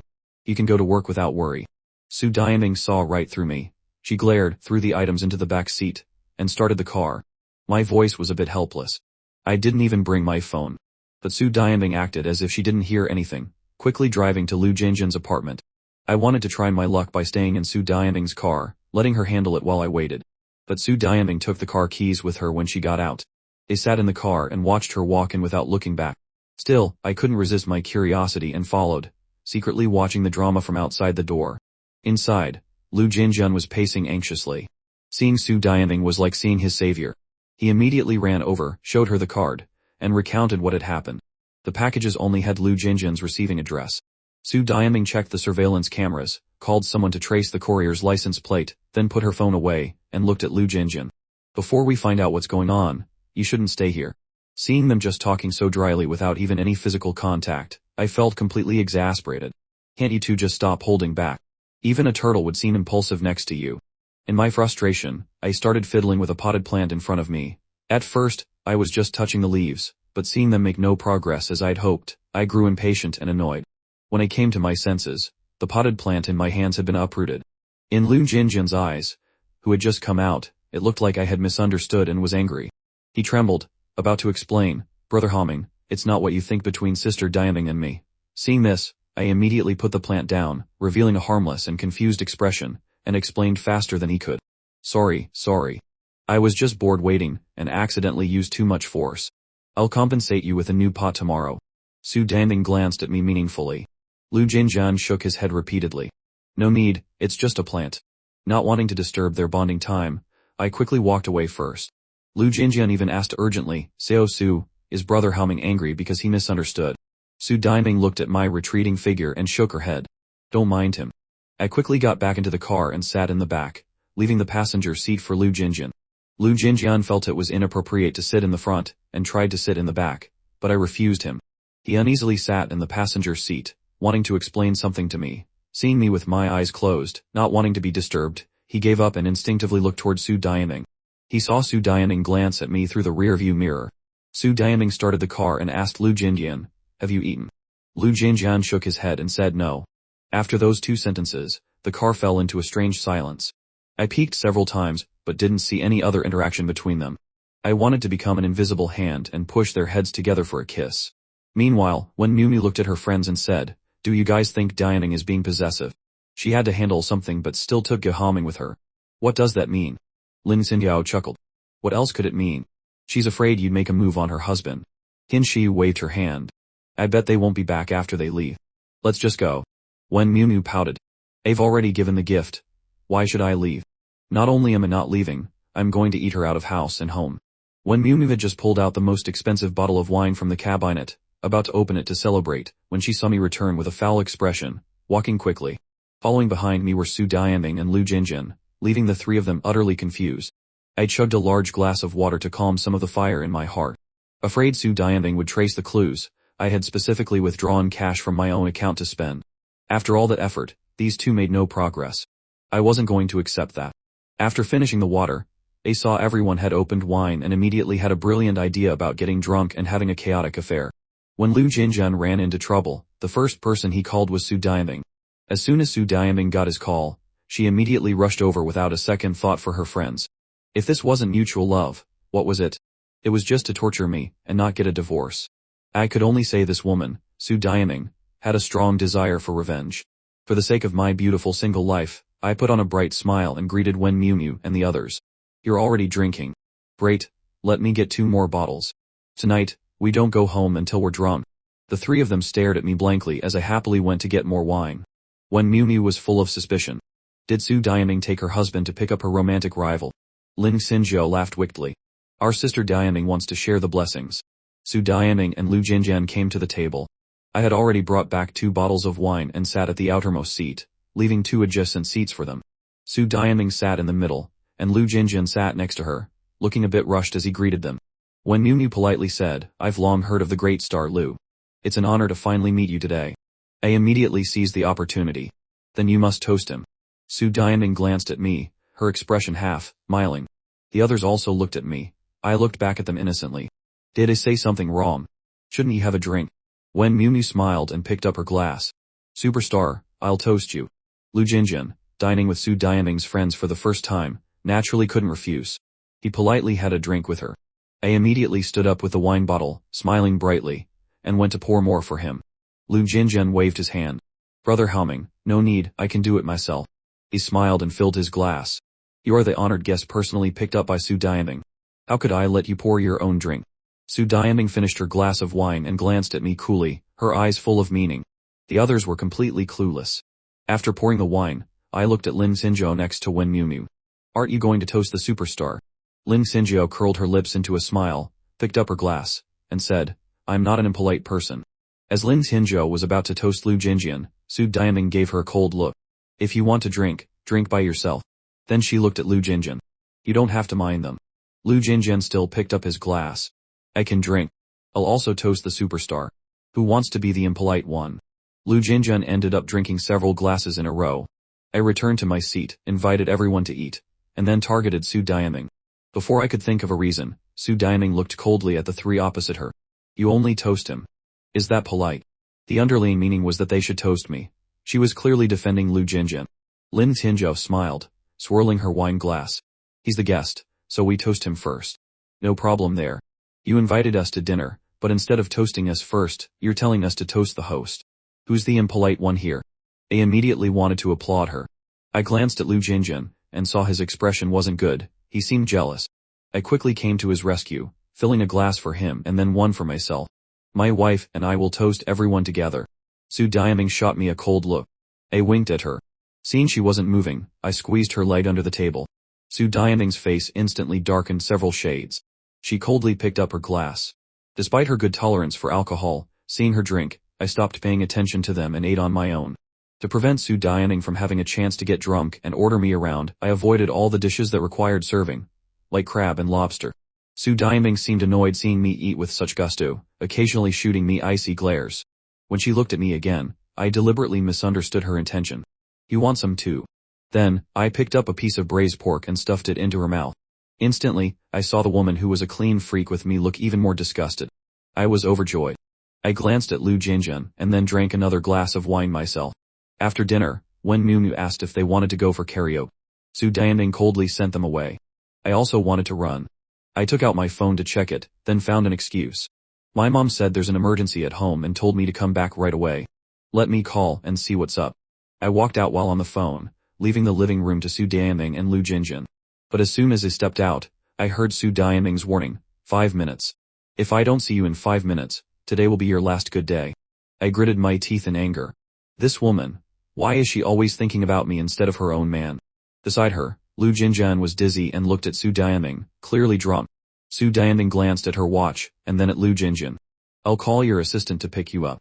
She took out her phone, and as she was looking for the number, Lu Jinjun suddenly stood up, snatched her phone, and threw it on the ground. Sister Dianing, can I stay? Su Dianing didn't pull away, her voice cold. Then I'll have my assistant stay with you. Lu Jinjun shook his head. I don't want him to stay with me. I want you to stay. Su Dianing's beautiful eyebrows furrowed even deeper. Lu Jinjun reached out and grabbed the hem of her clothes. Have you fallen for Brother Humming? If you like him, what about me? I've waited for you for so many years. Meanwhile, I was at the door calling the manager of an artist management company. The response was that out of 10 people, only 3 had signed up, 2 men and 1 woman. I was a bit surprised. Are newcomers these days so picky? But it didn't matter. I sought them out primarily because they were artists from my own company. I wanted to give them a chance to train and become famous. I got the contact information of those willing to come, then turned to look at the situation inside. I saw the 2 of them in an intimate position, so close. Lu Jinjun was even holding her clothes, face to face. What else could they do besides kiss? The next step had to be embracing and going to the bedroom, right? Alcohol really is a wonderful thing. The corners of my mouth couldn't help but curve up. It was just a pity they were too far away for me to hear anything. As I was engrossed in watching, Su Dianing coldly turned her head and looked towards me, startling me. Seen enough? If you've seen enough, then get over here. I was a bit annoyed. Doing this kind of thing, and still not forgetting to keep an eye out behind her. Why call me over? I reluctantly walked over. Su Dianing's face was expressionless. Where's the phone? I gritted my teeth, smiled, picked up the phone, and handed it to her. Immediately, Su Dianing shoved the drunk Lu Jinjun into my arms. De Humming, he's sleeping with you tonight. Hearing that, I felt like I'd been struck by lightning. You want him to sleep with me? Aren't you afraid I'll poison him? Su Dianing turned and went straight upstairs without looking back. If he dies, you die with him. I gritted my teeth and looked at her. Why don't you let him sleep with you? Then the 3 of us can live happily. Isn't that better? Only then did Su Dianing stop and turn to look at me, her gaze so sharp it felt like she wanted to mince me. I shivered. I'm being so generous as to let them sleep together, shouldn't she be happy? Su Dianing slammed her bedroom door shut. I had no choice but to take Lu Jinjun to a room. Lu Jinjun held on to me tightly, mistaking me for Su Dianing. Sister Dianing, I like you. I recorded it and sent it to Su Dianing, intending to add fuel to their fire, but the result backfired on me. Su Dianing immediately replied, so you have that much free time. Have you written today's short post for your social media yet? I see you're very good at complimenting women. 500 words of praise shouldn't be a problem for you, right? I gritted my teeth, copied a template for praising a woman's appearance from a novel, added a few embellished sentences to disgust her. Your face is like a divine creation, so perfect that heaven and earth must be jealous. Your beauty is like the Pacific Ocean, all the saliva I've left for you. Can you please stop stealing my soul? After sending this message, I angrily turned off my phone. Then I saw Lu Jinjun's fair and handsome face leaning closer to me. I glanced at him and couldn't help but marvel.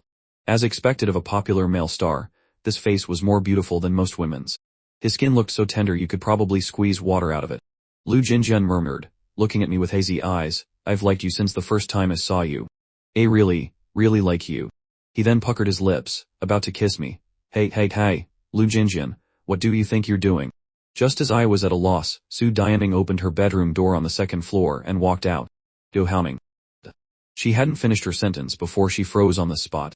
The next morning, I left the house early. There was still a year until the business war between the Su group and the G group. During this time, I had to strengthen my own company. So, I decided to start with the film and television industry of the G group first. My initial goal was to sign the popular young actress, Murong Yan. In an elegant tea room at the company, I was looking at Murong Yan's contract that the business director had given me yesterday. Thinking about it, I called and scheduled a meeting with Murong Yan's mother. An hour later, Murong Yan's mother, Fang Qin, arrived late. When Fang Qin saw it was me, a look of contempt immediately appeared in her eyes. She thought to herself, why is it this clingy, marriage-forcing young master from the Go family? The one and only spoiled brat who knows nothing. Where is Xiao Yan? I glanced at her, thinking about what she had done to her own daughter, and didn't give her a pleasant look either. I directly threw the contract on the table in front of her.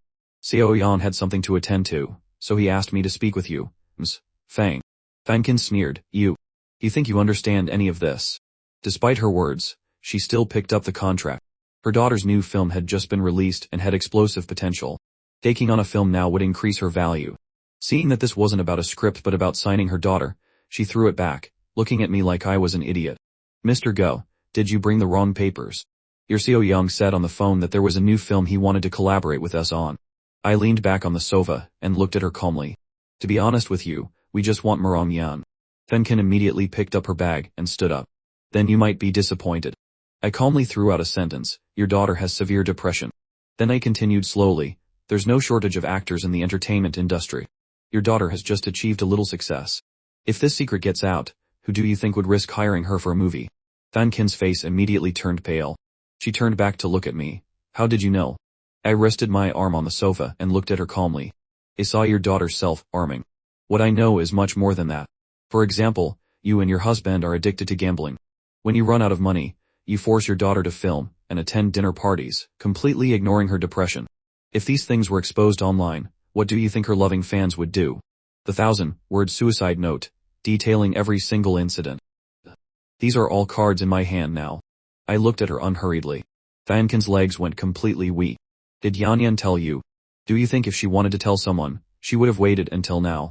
I let out a cold laugh, the power in my chest surging uncontrollably, as if I could see that desperate girl before her death again. I gritted my teeth and continued, there are no walls in this world that are completely soundproof. I only put in a little extra effort because I wanted to sign her. She considers you her mother and doesn't want you to become the target of public criticism. Even when she self-harms, she only does it where others can't see. Think carefully. Do you want to become a rat scurrying across the street, hated by everyone, and cause your daughter to disappear from the entertainment industry, or do you want to continue making money off her? After speaking, I stood up. After taking 2 steps, I couldn't help but turn back to look at her with a sarcastic smile. I'm very curious. Seeing her tormented by depression, how can you be so heartless as to ignore it, and continue to exploit her? When you carried her for 10 months and gave birth to her, was it out of love, or to create a money-making tool? I used to want to ask my own parents that, but I no longer have the chance. Fang Qin just lowered her head, silent. I remembered my own years of being beaten, scolded, and exploited. I walked out of the room, overwhelmed by emotion, my eyes turning red. I leaned against the wall, tilted my chin up, and tried to calm myself. Meanwhile, Su Dianing had just finished a meeting and came out of a room to see me outside the adjacent room, leaning against the wall alone, looking very sad. The person who came out with Su Dianing saw her stop and instinctively looked over. What's wrong, Seo Su? Su Dianing frowned, turned her head to say a few words to him, and when she turned back to look for me, I was gone. Su Dianing had someone check the surveillance footage.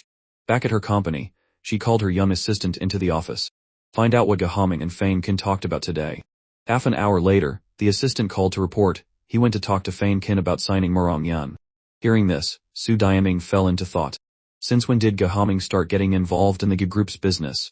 She remembered seeing me with a young starlet on the street last time. So, was Gahaming sad because he failed to sign her? Su Diaming tossed her phone aside and said to her assistant, sign Murong Yan to our company. The assistant nodded. Yes, Seo Su. I'll get on it right away. Just then, Su Diaming's phone suddenly buzzed. She picked it up and saw notifications. Your linked account spent 12,888 yuan. Your linked account spent 38,888 yuan. Su Diaming let out a cold laugh. Spending my money while thinking about another woman. Meanwhile, after confirming Su Diaming was gone, I suppressed my emotions and went straight to a shopping mall. I bought a full set of cosmetics for my mother and a few ties for my father. I was about to head to the Go family home when Su Diaming sent me a text. Quite the shopper, aren't you? Buy me 2 outfits, and bring them over. I gritted my teeth and replied, okay. I didn't even know her clothing size and had to ask her assistant. I bought her 2 dresses, and then got in the car. Marongyan, whose contact I had added last time but had never chatted with, sent me a message. Sir, I want to meet and talk about the contract. I checked the time, scheduled a meeting with her for the afternoon, and then drove to the Su group to deliver the clothes I bought to the CEO's office. My dear wife, here are the clothes you requested. Su Diaming saw my fake smile and glanced at the shopping bags. They're ugly. Go buy new ones. I was a bit annoyed. What's the difference between these and the clothes you have at home? If they're ugly, why do you wear them every day? Su Diaming's face turned cold. You know I wear these every day. Do you think I need more of the same type? I glanced at her. Then what style do you want? Su Diaming frowned for a moment. I don't know. I'll know when I see it. I clenched my fists, forcing a smile. Alright, I'll go buy new ones for you right away. Su Diaming took out her phone, checked the time, and said, the clothes can wait. It's time for lunch. You can go shopping this afternoon. I was just thinking this woman had a shred of humanity when she continued, go home and cook first. I want braised pork and steamed sea bass. This woman was even ordering specific dishes, and she chose all the time-consuming, troublesome ones. Having money but still having to cook for her was truly unacceptable. I bought the groceries, went home, had the maid prep them, and then went to my room for a nap. After eating, I brought lunch to Su Diaming's company, and then I went to pick out clothes for her. I had never bought clothes for a woman before and had no intention of putting much thought into it for her. At a clothing store, I directly asked the staff to pick out a few coordinated outfits for me. I took pictures and sent them to her one by one as I looked through the women's clothes. Do you like this one? Su Diaming replied, ugly. I picked 2 outfits for the mannequin to try on and sent the second picture. Su Diaming replied again, ugly. I was very patient and sent a third one. Su Diaming replied again, ugly. It was clear Su Diaming was doing this on purpose. I'd be a fool to stay here and keep picking for her. I had a way to deal with her. I took her card and gave it to the staff. I'm in a hurry. Buy these 2 outfits first. Then, help me coordinate some more, take pictures, and send them to me. The staff immediately nodded. Yes sir, please wait a moment. She then took out all the women's clothes in the store and diligently helped me coordinate various styles.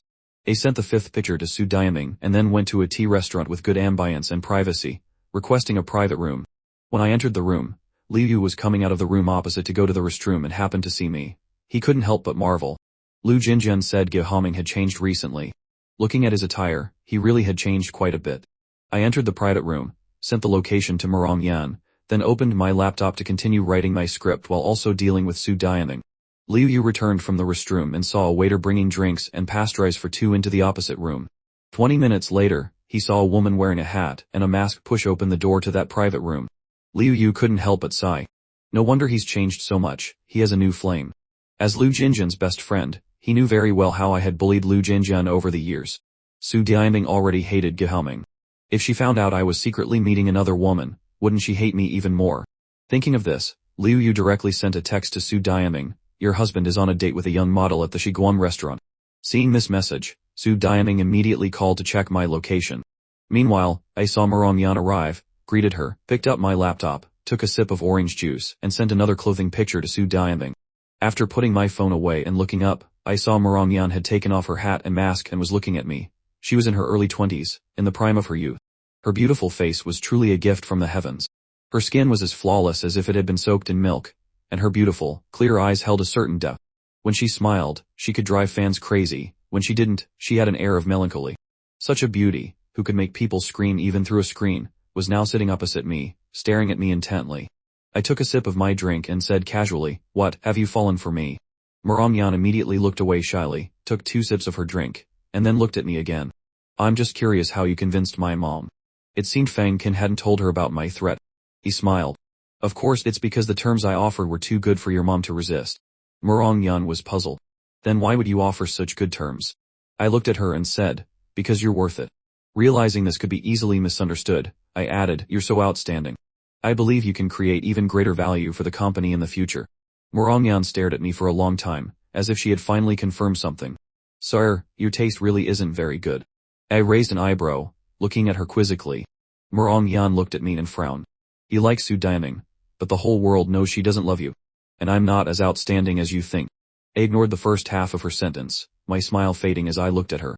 My gaze was calm but seemed to see right through her. What, feeling the pressure already. Afraid of disappointing me. Marongyan always felt that I understood her very well, as if I could see her true self through my eyes. It felt like I knew she was about to suffocate in the prison her mother had created for her, and was using the contract to save her. I casually ate a pastry and said, looking at me like that, I must have hit the mark, right?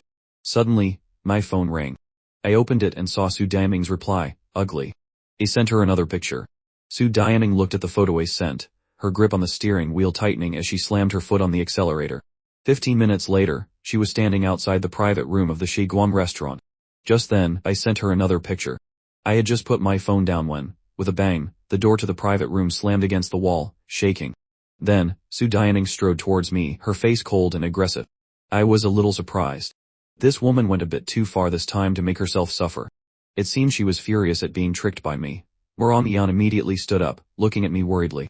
Su Diaming looked at me coldly and said slowly, tell her to get out. I wasn't scared at all. I looked at Marongyan and made a gesture for her to leave. You should go first. Marongyan looked at me, then at Su Diaming. I gave her a reassuring look. Go on. Su Diaming's face was an icy mask. Dahaming looked at Marongyan with such a warm gaze, not like the fake smile he gave her. Su Diaming pushed me against the table with one hand, her body almost pressed against mine, then looked coldly at Marongyan. What, you want to watch a live performance between husband and wife? I couldn't help but sneer inwardly. You can't even stand a single touch, and you're talking about a live performance. Seeing this, Marongyan had to leave. The room was instantly left with just the two of us. Su Diaming looked at me, her cold eyes churning with a storm. Dahaming, you're quite something. I gave her a weak glance. You told me to pick clothes for you, and that's what I was doing. The store owner sent over pictures of every outfit, and I sent you the ones I thought were beautiful.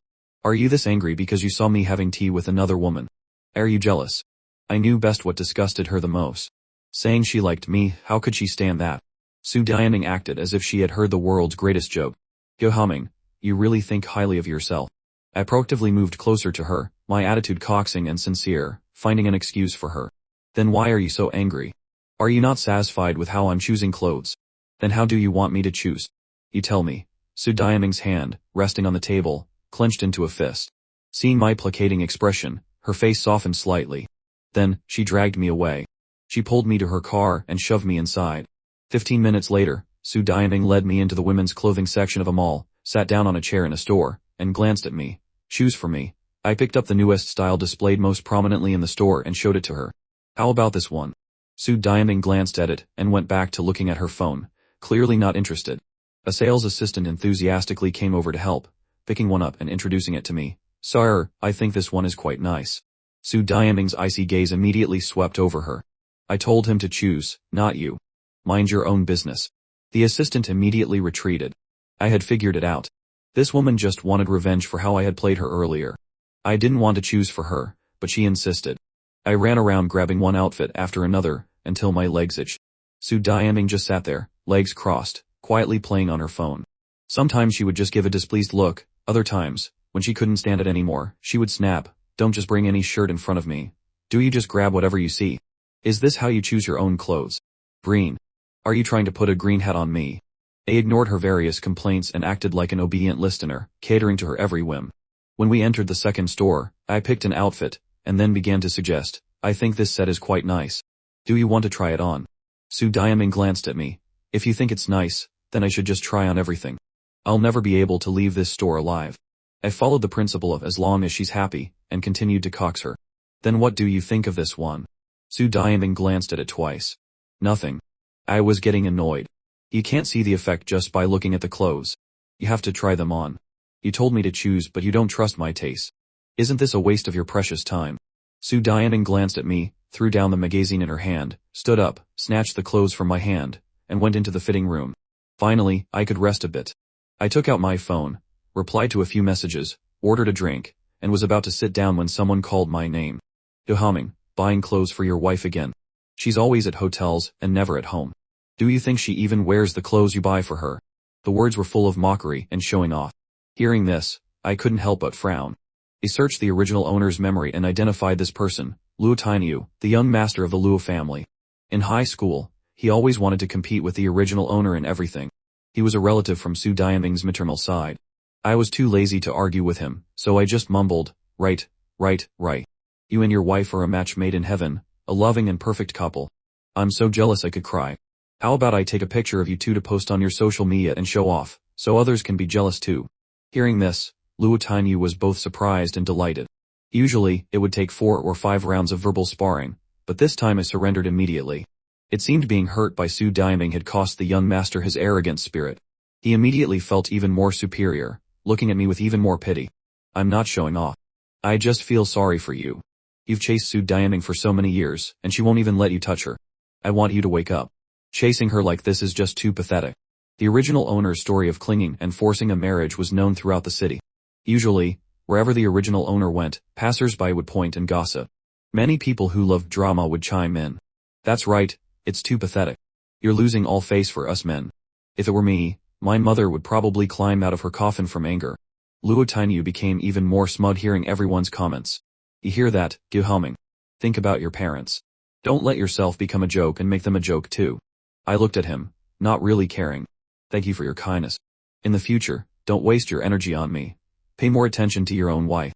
Live your own life well, and don't end up with a head full of green grass without even knowing it. Luo Tinyu laughed in anger, as if he'd heard the world's biggest joke. A head full of green grass. Me. The woman beside him, her face full of ridicule, looked at me fiercely. Ani, this person is just projecting because his own marriage is unhappy. Seeing that we're living well, they feel unbalanced and just want to sow discord. We should stay far away from people like that. Luo Tinyu nodded mockingly. Being a clingy stalker gets you criticized. Stop going out and embarrassing yourself with all that whispering. No wonder Su Daiming doesn't like you and prefers Lu Jinjin. I was about to die laughing. How am I worse than him? I'm richer than him, more handsome than him, and I'm not being cheated on. Besides, my wife and I are doing great. After saying that, I pulled Su Daiming, who was next to me, into my arms. Su Daiming stared at me coldly, her tag poking my neck. I tried to reach for it, and she resisted, but I managed to reach into her collar and find the tag after a moment. Luo Tinyu and his wife were stunned. The crowd of onlookers was also stunned. Weren't they saying I was a clingy stalker? Didn't they say Su Daiming didn't like me? It turns out you really can't believe rumors. At that moment, I leaned in close to Su Daiming and said, honestly, last night, all my dreams were about kissing you. As I expected, Su Daiming immediately pushed me away, her face dark. She shot me a cold glare, then swept her eyes over the watching crowd. The onlookers finally took the hint and dispersed. Su Daiming took out her ringing phone and answered it. Her young assistant's voice came through. Seo Su, Murong has signed with the Gu Corporation. Su Daiming glanced at me as I was sipping juice, then gritted her teeth and said, then poach her for me. I finished my cold juice, feeling refreshed, and looked at Su Daiming. Seeing her staring at me with a foul expression, I wondered what could have made her so angry. Was she going to tell me to get lost? I waited for her to speak. Instead, after changing her clothes, Su Daiming told me to go pay the bill. After I paid, Su Daiming walked into a shoe store, sat down, and looked at me with the commanding tone of a noble lady. What are you standing there for? Go pick some for me. I brought her a pair. How about these? Su Daiming's lips curled into a cold smirk. How would I know just by looking? You have to try them on to see the effect.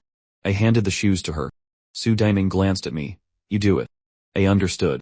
This woman wasn't satisfied with tormenting me with clothes. Now she was moving on to shoes. I gritted my teeth, forced a smile, and knelt beside her. I massaged her calf and lifted her foot. Su Daiming gave me a cold look. I put the new shoes on for her. How are they? Su Daiming glanced down. Nothing special. I looked around the shoe store, not wanting to try on any more for her. Su Daiming was completely relentless. If you can't pick one, then just try every single pair. As I tried shoes on for her, I cursed her ancestors 18 generations back. Meanwhile, Su Daiming handled 2 work messages. In her best friend's group chat, when Miu Miu sent a picture.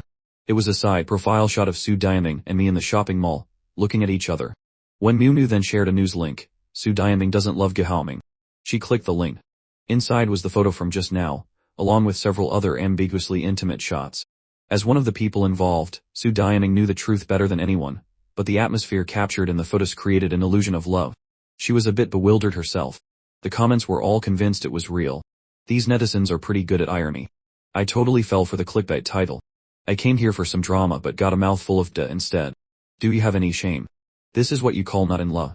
If this isn't love, then I don't know what is. Oh my god, he's giving her wealth and looks, and on top of that, he's giving her love. Why is it that when it's my turn, I'm a proletarian who fails in every way? To have a woman like that. Brother upstairs, I've tried. It's faster in your dreams. When the young assistant saw the trending topic about Seo Su and Mr. Go, she immediately called to have it taken down.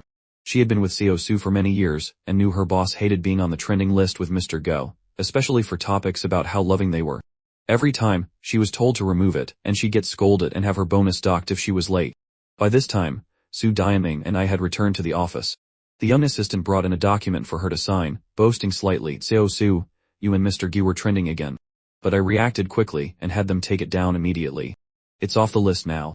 Su Diaming shot her a cold glance. The young assistant waited for praise that never came. She looked at her boss, then looked again, sensing something was wrong. She saw Su Diaming's lips curl into a cold smile as she said, "I see you've had too much free time lately. Within one day, I want to see all the information on the North District project." The young assistant, looking completely bewildered, could only take the documents and hurry away. Su Diaming picked up her phone. Su Diaming doesn't love Gohaoming was indeed no longer on the trending list. Meanwhile, after being tormented by Su Diaming for so long, I wanted to get back at her. I immediately rushed to the Gu Corporation to find my sister, Gu-won. It was scorching hot outside. Once inside, I plopped down on a chair and fanned myself with a document from the table. My sister, Gu-won, glanced at me and lowered the air conditioner's temperature by a few degrees. "Aren't you on a date with Su Diaming? Why are you here?" I remembered the comment on the trending topic about how sweet and loving Su Diaming and I were. You still couldn't figure it out. Su Diaming could barely contain her disgust for me, so how could it be seen as love? I looked up at Gu-won. "If I were really on a date with her, would I have time to come see you?" Gu-won looked at me, a gleam in her eyes. "Why are you so sure?" I put the document back on the table.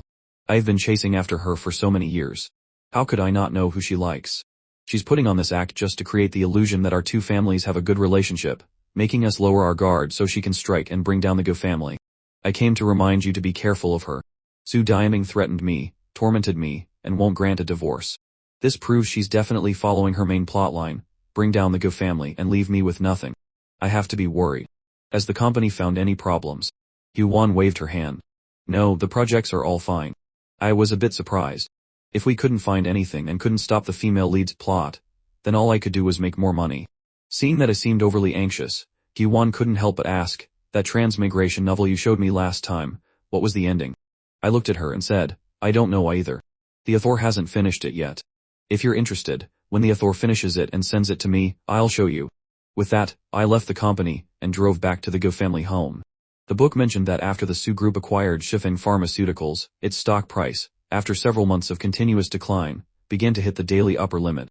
In less than half a month, it had doubled its assets on the stock market. According to the plot in the book, the acquisition was just a matter of days away.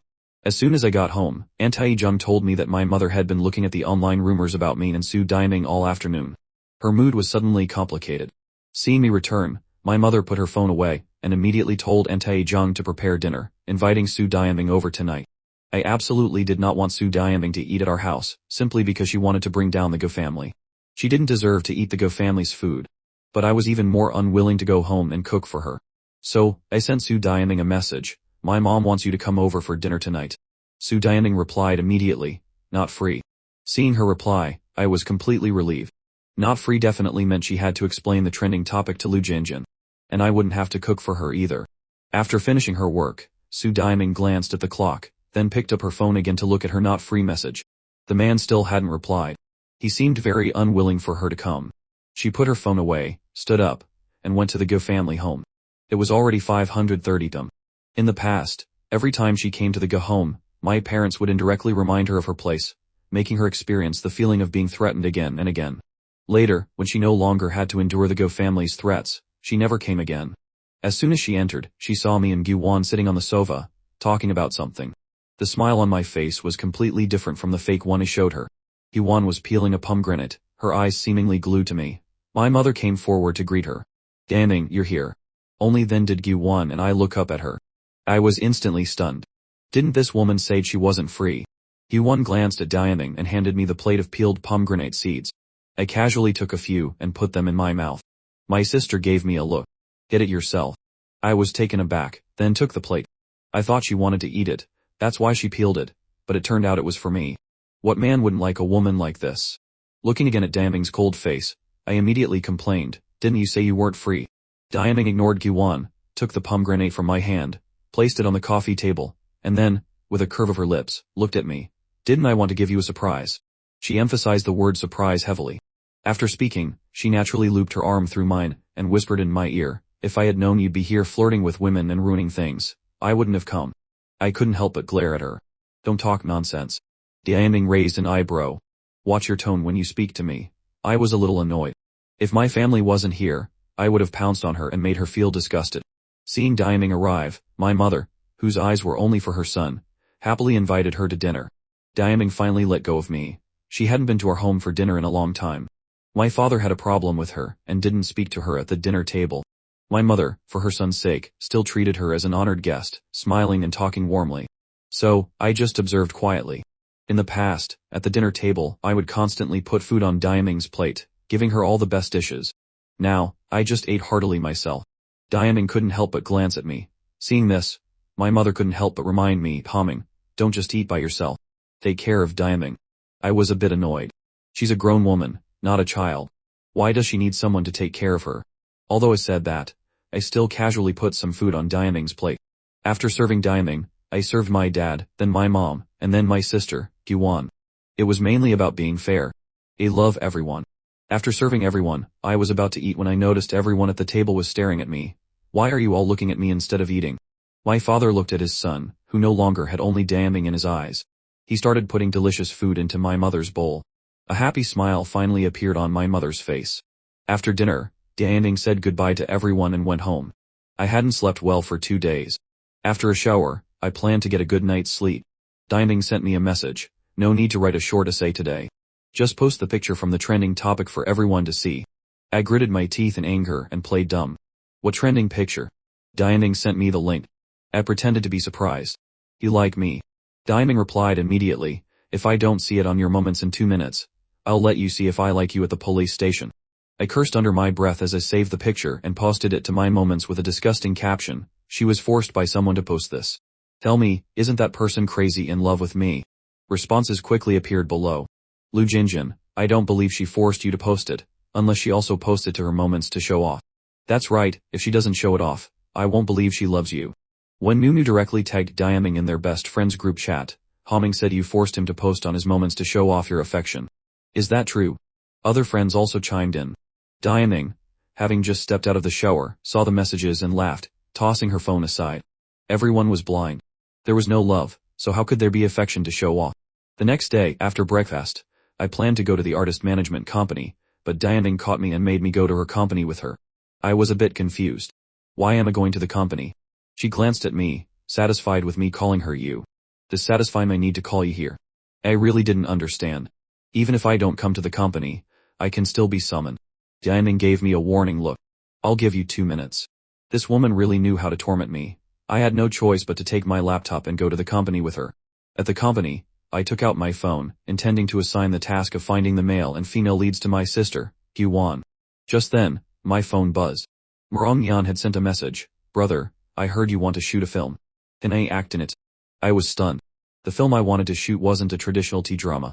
The starting point was very low, and the requirements were also very low. After sending the message, I felt a cold gaze from Diaming, and immediately switched my phone to vibrate mode. Yan replied, can I act in it? I was a bit perplexed. You can, but it would be a waste of your talent. I have better plans for you. Besides, the short film doesn't have much of a budget, the shooting schedule is tight, and the actors are all newcomers with no acting skills. Yan continued, I know, but I want to do it. Didn't you say you'd give me full freedom of choice? I was a bit helpless. I knew she still wanted to do it. Yan smiled. Anything you set your sights on must be good. I can't miss out. I sighed internally. Who was it yesterday that said my taste was bad? I advised her only because I wanted to save her. I didn't want her to end up like in the book, committing suicide in despair. Right now, the most important thing was her happiness. I didn't want her to make a lot of money for the company. But since she wanted to act, I had to agree. With Yan as the female lead, the fan base would surely make it even more popular. As for the male lead, I'll play it myself. That way, when I become famous, my parents will have something to brag about when they talk about their son. Plus, being an actor means I can kiss all the goddesses in the entertainment industry and admire their long legs. I was happily lost in thought, holding my phone, when I accidentally met Diaming's cold gaze. I immediately wiped the smile off my face. Diaming shot me a cold glare. Go get me a glass of water. The water dispenser was right next to us. He stood up and poured her a glass of cold water. Diaming added, I want hot water. I downed the water in the disposable cup in one go, glanced at Diaming, threw the cup in the trash, and went to get her a glass of hot water. Diaming, expressionless, said, don't use a disposable cup. I gritted my teeth and asked, then where's your cup? Diaming continued, suddenly I don't feel like drinking water anymore. I looked at her, my fists tightening. Diaming let out a cold laugh. Losing your patience already. I forced a smile. Are you trying to provoke me? Diaming gave me no quarter. Go downstairs and buy me a coffee. This time, I learned my lesson. I smiled and asked, what flavor would you like? Diaming stopped writing, looked up at me, and asked what flavors are there. I was annoyed but still put on a fawning smile. Let me go down and see for you. I went downstairs, took a picture of the coffee menu, and sent it to her. However, Diaming didn't reply at all. I bought every single flavor, 1 cup of each, paid with her card, and had the caf staff bring them up. Diaming was about to leave for a meeting when she saw me coming up, followed by a staff member carrying over 20 cups of coffee. All the flavors are here. I smiled at her, a smile so fake it couldn't be faker. Diaming casually took 1 cup. Clean up the office. What was there to clean in this spotless office? I took a cup and distributed the rest of the coffee to the office staff. Then I sat in the CEO's office, opened my stock trading app, and bought a large amount of Siphon Pharmaceuticals stock, as much as I could. After that, I started writing my script again. When Diaming returned from her meeting, she saw me sitting cross-legged on the sofa, facing my laptop, my fingers flying across the keyboard. Even she, who used a computer frequently, couldn't type that fast. Diaming thought to herself, this man can't go out and flirt with women, so he's channeling his frustration into this. Thinking this, Diaming returned to her desk, sat down, leaned back in her chair, and looked at me. In a cold voice, she said, get me a glass of water. I was in the middle of writing and was interrupted by her. I gritted my teeth, closed my laptop, and walked over with a smile that didn't reach my eyes. Hot water or cold water? After a pause, I couldn't help but add, or my saliva. Diaming's face immediately darkened by 2 shades. Her lips curled into a cold line. You guess. I moved closer to her, looking at her provocatively. I thought she would back away like last time, but Diaming just looked at me coldly, as if she could see right through me and knew I wouldn't actually do anything. She wasn't scared at all. I sat directly on her lap. I could immediately feel Diaming's body tense up at a visible rate. Her expression also changed in an instant, clearly trying to suppress something. Disgusting. So disgusting. My mood instantly improved. The coffee I just drank had milk in it. Want a taste? Diaming's face immediately turned red. Get off. I played the role of a lecherous old man. All you know is how to get into bed. Diaming raised her hand to push me away. At that moment, the office door was pushed open. The young assistant quickly used a document to cover her face. I didn't see anything. You two continue, I'll come back later. Diaming grabbed my hand and pushed me off her. Before the assistant could close the door, she called out, get back here. The young assistant ran back in with her head down, afraid of seeing something she shouldn't. I stood quietly to the side. Diaming picked up a pen to sign, her cold gaze sweeping over me. What are you still standing here for? I looked at her, deliberately misunderstanding her. So, I'll wait for you in bed. Diaming's face, which had just calmed down, immediately turned red again. The young assistant was scared to death. What had she just heard that she shouldn't have? Would she be silenced? The young assistant peeked at Diaming, gritted her teeth, and said, stop daydreaming. There's a kitchen in the back. Go cook. I had no choice but to turn and go inside. Only then did I discover that there wasn't just a kitchen, but also a living room for video conferences, a break room, and a bathroom. It was clear Diaming often stayed here. After looking around, I opened the fridge. There wasn't much food inside. I was about to go out when I saw Lu Jinjun arrive. I quickly stepped back. Lu Jinjun glanced at Diaming, placed the bag in his hand on her desk, and said, my mom made this herself. After she was discharged from the hospital, she insisted I bring it for you to try. Diaming glanced at it and asked, how is her recovery? Lu Jinjun looked at her, his eyes filled with love. She's recovering very well. Her spirits are good, and she's eating and sleeping well. When you have time, my mom mentioned wanting to invite you over for a meal to thank you for your help before. Diaming nodded. I'll visit her when I have time. Are you busy? If you have work, go do it. If not, stay for lunch. Lu Jinjun took half a beat to react. I've been on leave these past few days, so I'm not busy. Immediately, I heard Diaming say coldly, have you heard enough eavesdropping? If you have, go buy groceries. I was engrossed in listening with my headphones and, upon hearing this, had to go out. Lu Jinjun subconsciously looked inside and saw me emerge. His palms immediately tightened. He had thought Diaming was going to take him out to eat, just the two of them. He never expected she would have hum and cook for him. Diaming had acknowledged him as her husband. I enthusiastically greeted Lu Jinjin. I'm going to buy groceries. You two continue your chat. With that, I took my phone and left. Lu Jinjin frowned and looked at Diaming. You go ahead with your work. I need to use the restroom. A few minutes later, he sent a message to Diaming. Liu, you just messaged me, asking to meet. I'm leaving now. We can have that meal another time.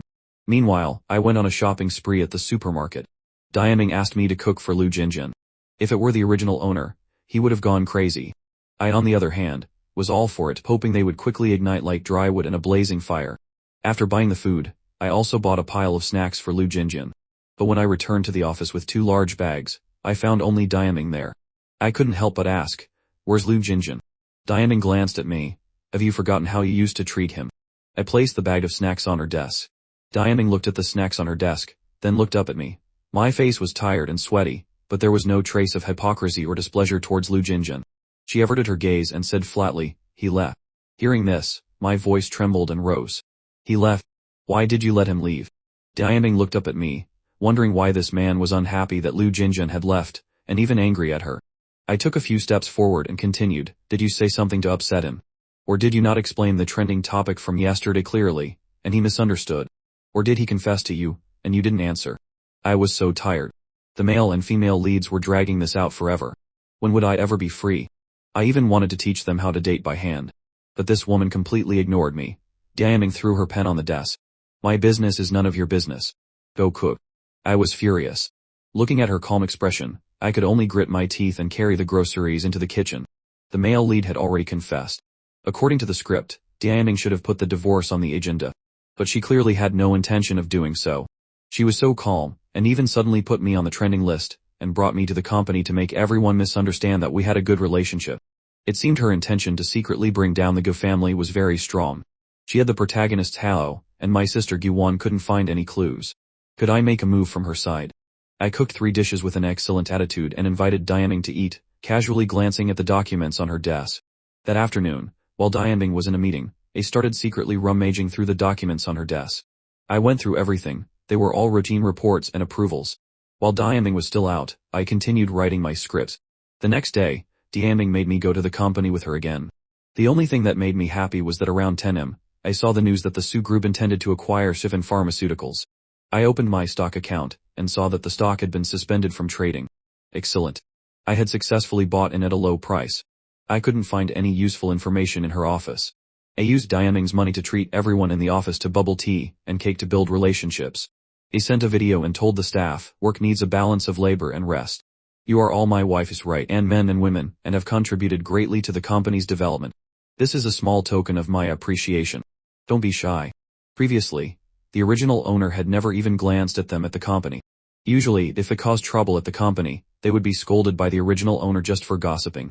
Now that I brought them food, and was very friendly, everyone didn't dare to speak ill, and could only politely accept. I took the initiative to chat and closed the distance with a pretty female employee. Do you have a boyfriend? No. Let me introduce you to someone someday. Everyone immediately vied for attention. He already has Mr. Gu.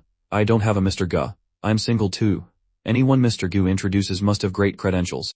Diaming returned from outside to see me sitting on a female employee's desk, chatting animatedly with everyone. Couldn't flirt with women outside, so he came to my company to flirt. Diaming's cold voice rang out, asking the assistant who was following her, is everyone in the office this idle every day? The young assistant, holding documents, patted them. All the necessary work is done. I turned my head and saw Diaming staring at me coldly. He smiled and waved goodbye to everyone, then followed Diaming back to her office. Diaming sat down in her chair and looked at me coldly. Do you want me to arrange a position for you in the CEO's office? I glanced at her, thinking to myself, I do want to go, but it was clear this woman was being sarcastic. On the surface, I smiled brightly and said, I'll listen to my dear wife. I'm just a brick by your side. Wherever you tell me to go, I'll go. Diaming laughed in anger. For lunch today, I want completely handmade dumplings. I gritted my teeth and smiled. Do you want to eat me? I'm all natural. Diaming glared at me. Then go jump in the pot yourself and boil. I nodded. All right, I'm on my way. Dumplings were fine, but she had to demand they be handmade. But right now, I was being threatened.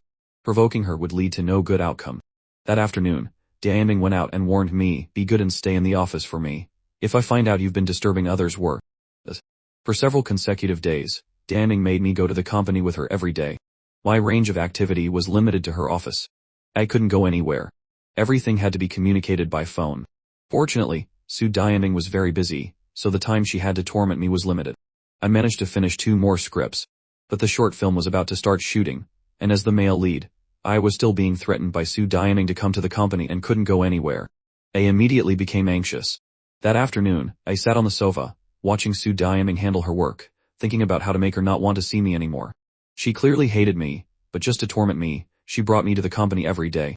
By doing so, she was also harming herself, a case of injuring the enemy by 1,000 and oneself by 800.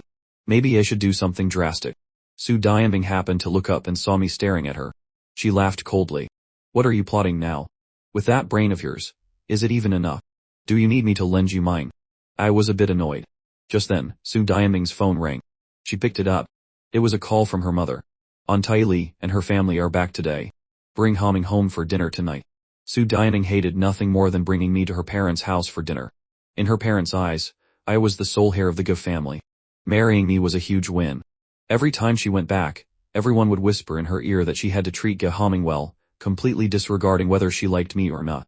After ending the call, Su Diaming glanced at me. We're going to my parents' house for dinner tonight. When I heard we were going to her parents' house, my eyes immediately lit up. Heaven was helping me. I stood up excitedly, about to go out. I'll go buy a gift. Su Diaming frowned at me. No need. Just sit here quietly. Going to Su Diaming's parents' house was the original owner's greatest joy because her parents were very satisfied with this son-in-law and always sided with me at home. In the past, every time he went, the original owner would wait at her company until she got off work to go with her, just so he could link arms with her when they entered. It was that brief moment when the original owner could be close to her without being pushed away. It was also when Su Diaming hated the original owner the most. Tonight, I planned to disgust her to death, to make her so repulsed that she would be afraid to even see me again. Thinking of this, I couldn't help but laugh out loud. Ha ha ha, I can finally get my revenge. Just watch me deal with her tonight. The car stopped in front of the Su family's villa. As soon as I got out, I grabbed Su Diaming's hand, our 10 fingers intertwined. This kind of disgusting skin contact was what was truly terrifying. Sure enough, the moment I took Su Diaming's hand, her fingers stiffened. Just as Su Diaming was about to pull her hand away, I held on tighter, stroking the back of her hand while leaning in close. I don't want it either, but your mom is watching. Mother Su came out to greet us and saw our hands clasped tightly together, a deep smile spreading across her face. I took the opportunity to wrap my arm around Su Diaming's waist. Mom, we came back in a hurry today, so we didn't have time to buy gifts for you and Dad. Through the thin fabric, I could clearly feel the warmth of Su Diaming's skin. Her body was rigid. I could feel her disgust, so I deliberately held her tighter. I had to say, this woman's figure was truly beautiful. Mother Su was so happy seeing us so intimate that she couldn't stop smiling. We have everything at home. Your good relationship is the best gift for us. In the past, although you always brought many gifts, the news you brought back was always about your bad relationship. Hurry inside, everyone is waiting for you. Mother Su didn't want to disturb our private world, and quickly went inside to share the good news. Su Diaming turned her head and shot me a cold glare. Have you hugged enough? In the past, I also clung to her, but I had the burden of a rich young master and didn't dare to be so brazen. At most, I would just hold Su Diaming's hand and look at her adoringly. But now, I looked at her with a lustful gaze devoid of any affection, like a playboy who has been with countless women without getting attached. While caressing her slender fingers, I said with a smile, although I'm taking advantage of you, I'm not doing it for nothing. Look how happy your mom was just now. Su Diaming snorted coldly, and strode inside with her long legs. But I was prepared. Once inside, I naturally sat down next to Su Diaming. I secretly glanced at the dishes on the table, my mood improving with each glance. Mother Su had always treated the original owner very well and immediately placed a delicious dish in front of me. Homing, try this authentic Yanshan Lake hairy crab. I didn't hold back, took one, and placed it in front of Su Diaming. My love, peel it for me. You usually peel them for me. As soon as I said that, everyone at the table looked over. Su Diaming's expression immediately turned cold. I should peel it for you. Or should you just not eat it all and wait for me to feed you? Mother Su immediately scolded her. Damning, what are you saying? Homing is your husband. What's wrong with peeling a crab for him? I took the crab back and said, if you don't want to peel it, it's fine. I don't have to eat it. Mother Su shot Su Diaming a warning glare. Homing, put it down. Su Diaming looked at me deeply, and finally she started peeling the crab for me. As I ate, I praised, delicious, so delicious. Mother Su put more crab in front of us. If it's delicious, eat more. Diaming, Heal another one for Haoming. I looked at Su Daiming, a hint of challenge in my eyes. My love, I want another one. Su Daiming glanced at me, her lips curling up, then took another one and peeled it for me. This meal, I considered that I had done my best to utterly disgust her. After eating, Mother Su, happy to see our good relationship, called us over to the sofa to talk. Haoming, Daiming, you've been married for 2 years. Are you planning to have children? I laughed coldly to myself. She won't even let me touch her, how can I have a child with her? On the surface, I shamelessly pulled Su Daiming's hand. One isn't enough. We discussed it, and decided to have a whole soccer team. Su Daiming gritted her teeth, a forced smile on her lips, and leaned into my arms. Mom, it's getting late. We're going home to work hard right away. We'll work hard to give you a grandchild soon. With that, Su Daiming pulled me up and left immediately. I realized this woman couldn't take it anymore. My mood was ecstatic. As we left the living room, I continued to provoke her, eager to be intimate with her. Are you serious? A fierce storm swirled in the depths of Su Daiming's eyes, as if a hurricane was about to hit. I had prepared myself to be pushed away. But instead, this woman's lips curled slightly.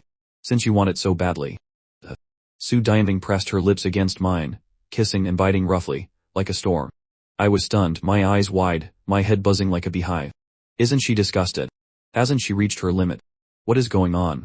I instinctively tried to push her away, which made the cold woman sneer. Didn't you want to have a whole soccer team? You won't even let me kiss you. Seeing my dazed expression, Su Daiming smiled wickedly. What's wrong? Can't perform. My lips were bitten and torn, and the metallic taste of blood brought me back to my senses. I tried to calm down. Su Daiming was disgusted with me, allergic to me. She was injuring herself by 800 to injure the enemy by 1,000. Thinking this, I crossed my arms and smiled. I thought you wouldn't dare. I thought you were just saying it for show. I just didn't expect you to agree. What a surprise. What a delight. I also returned Su Daiming's kiss, a bit roughly, pulling open her shirt and reaching inside, not forgetting to say, I've waited for this moment for too long. Su Daiming's body stiffened. Just as I was about to move my hand up, my wrist was grabbed tightly by Su Daiming. She pushed me away fiercely, her expression ugly, the emotions in her eyes like erupting lava. Did you really think I would indulge you? With that, Su Daiming walked away, her steps fast, carrying an air of coldness. I watched her leave me behind and drive off by herself, and couldn't help but smile. Looks like I won. This woman was disgusted to the extreme. Su Daiming went to a bar, poured a glass of wine, and downed it in one go. Then she poured another. Several curious friends approached. When Miu Miu called and asked if Daiming was being controlled at home and not allowed to drink. Her clothes were disheveled, her lipstick was kissed off. It didn't look like she wasn't allowed to drink, but more like she couldn't satisfy Haoming's needs and had fled from the bed. Su Daiming swept a cold gaze over each of them. All of you, get out. Looks like I was right. Just as when Miu Miu was about to add another jab, Su Daiming threw a bottle of wine. The bottle shattered, and the room fell silent. Su Daiming looked at them coldly. Listen carefully. I don't like Haoming. Don't mention him again. He was the source of her humiliation, the man she hated most. She only wanted revenge. How could she possibly like him? The three of them looked at Su Daiming, then at each other, and then quietly left. I was driven home by the Su family's driver and found that Su Daiming hadn't returned. I took a shower and went to sleep. The next morning, I woke up and checked my phone. Su Daiming hadn't called me. Only Mrongyan had sent me a message a few minutes ago. Brother, filming starts tomorrow. When are you coming to the set? Thinking about it, I was going to the film set today. I was the male lead. The thought made me a little excited. The car stopped in front of the hotel. As soon as I got out, Brother Haoming, Mrongyan, who seemed to have been waiting for me, immediately ran over. Seeing the trunk open, she immediately came forward to help. I didn't refuse her help. As we walked, I asked, have you finished reading the script? Mrongyan pulled the suitcase behind me and nodded. I finished it. This is the first time I've seen this kind of script. I really like it. I shook my head and smiled. Isn't it just another cheesy romance drama? Mrongyan looked at me. Although it's a romance, this type of reborn and live a different life is very special. Brother Haoming, if you could really live your life over again, would you still choose to marry Sister Su Daiming? He smiled at her. If I could really live my life over again, I definitely wouldn't give up the whole forest for one tree. Mrongyan glanced at me. It seems Brother Haoming has regrets. Seeing Mrongyan in a daze, I said, everyone has regrets in life. Regrets aren't scary.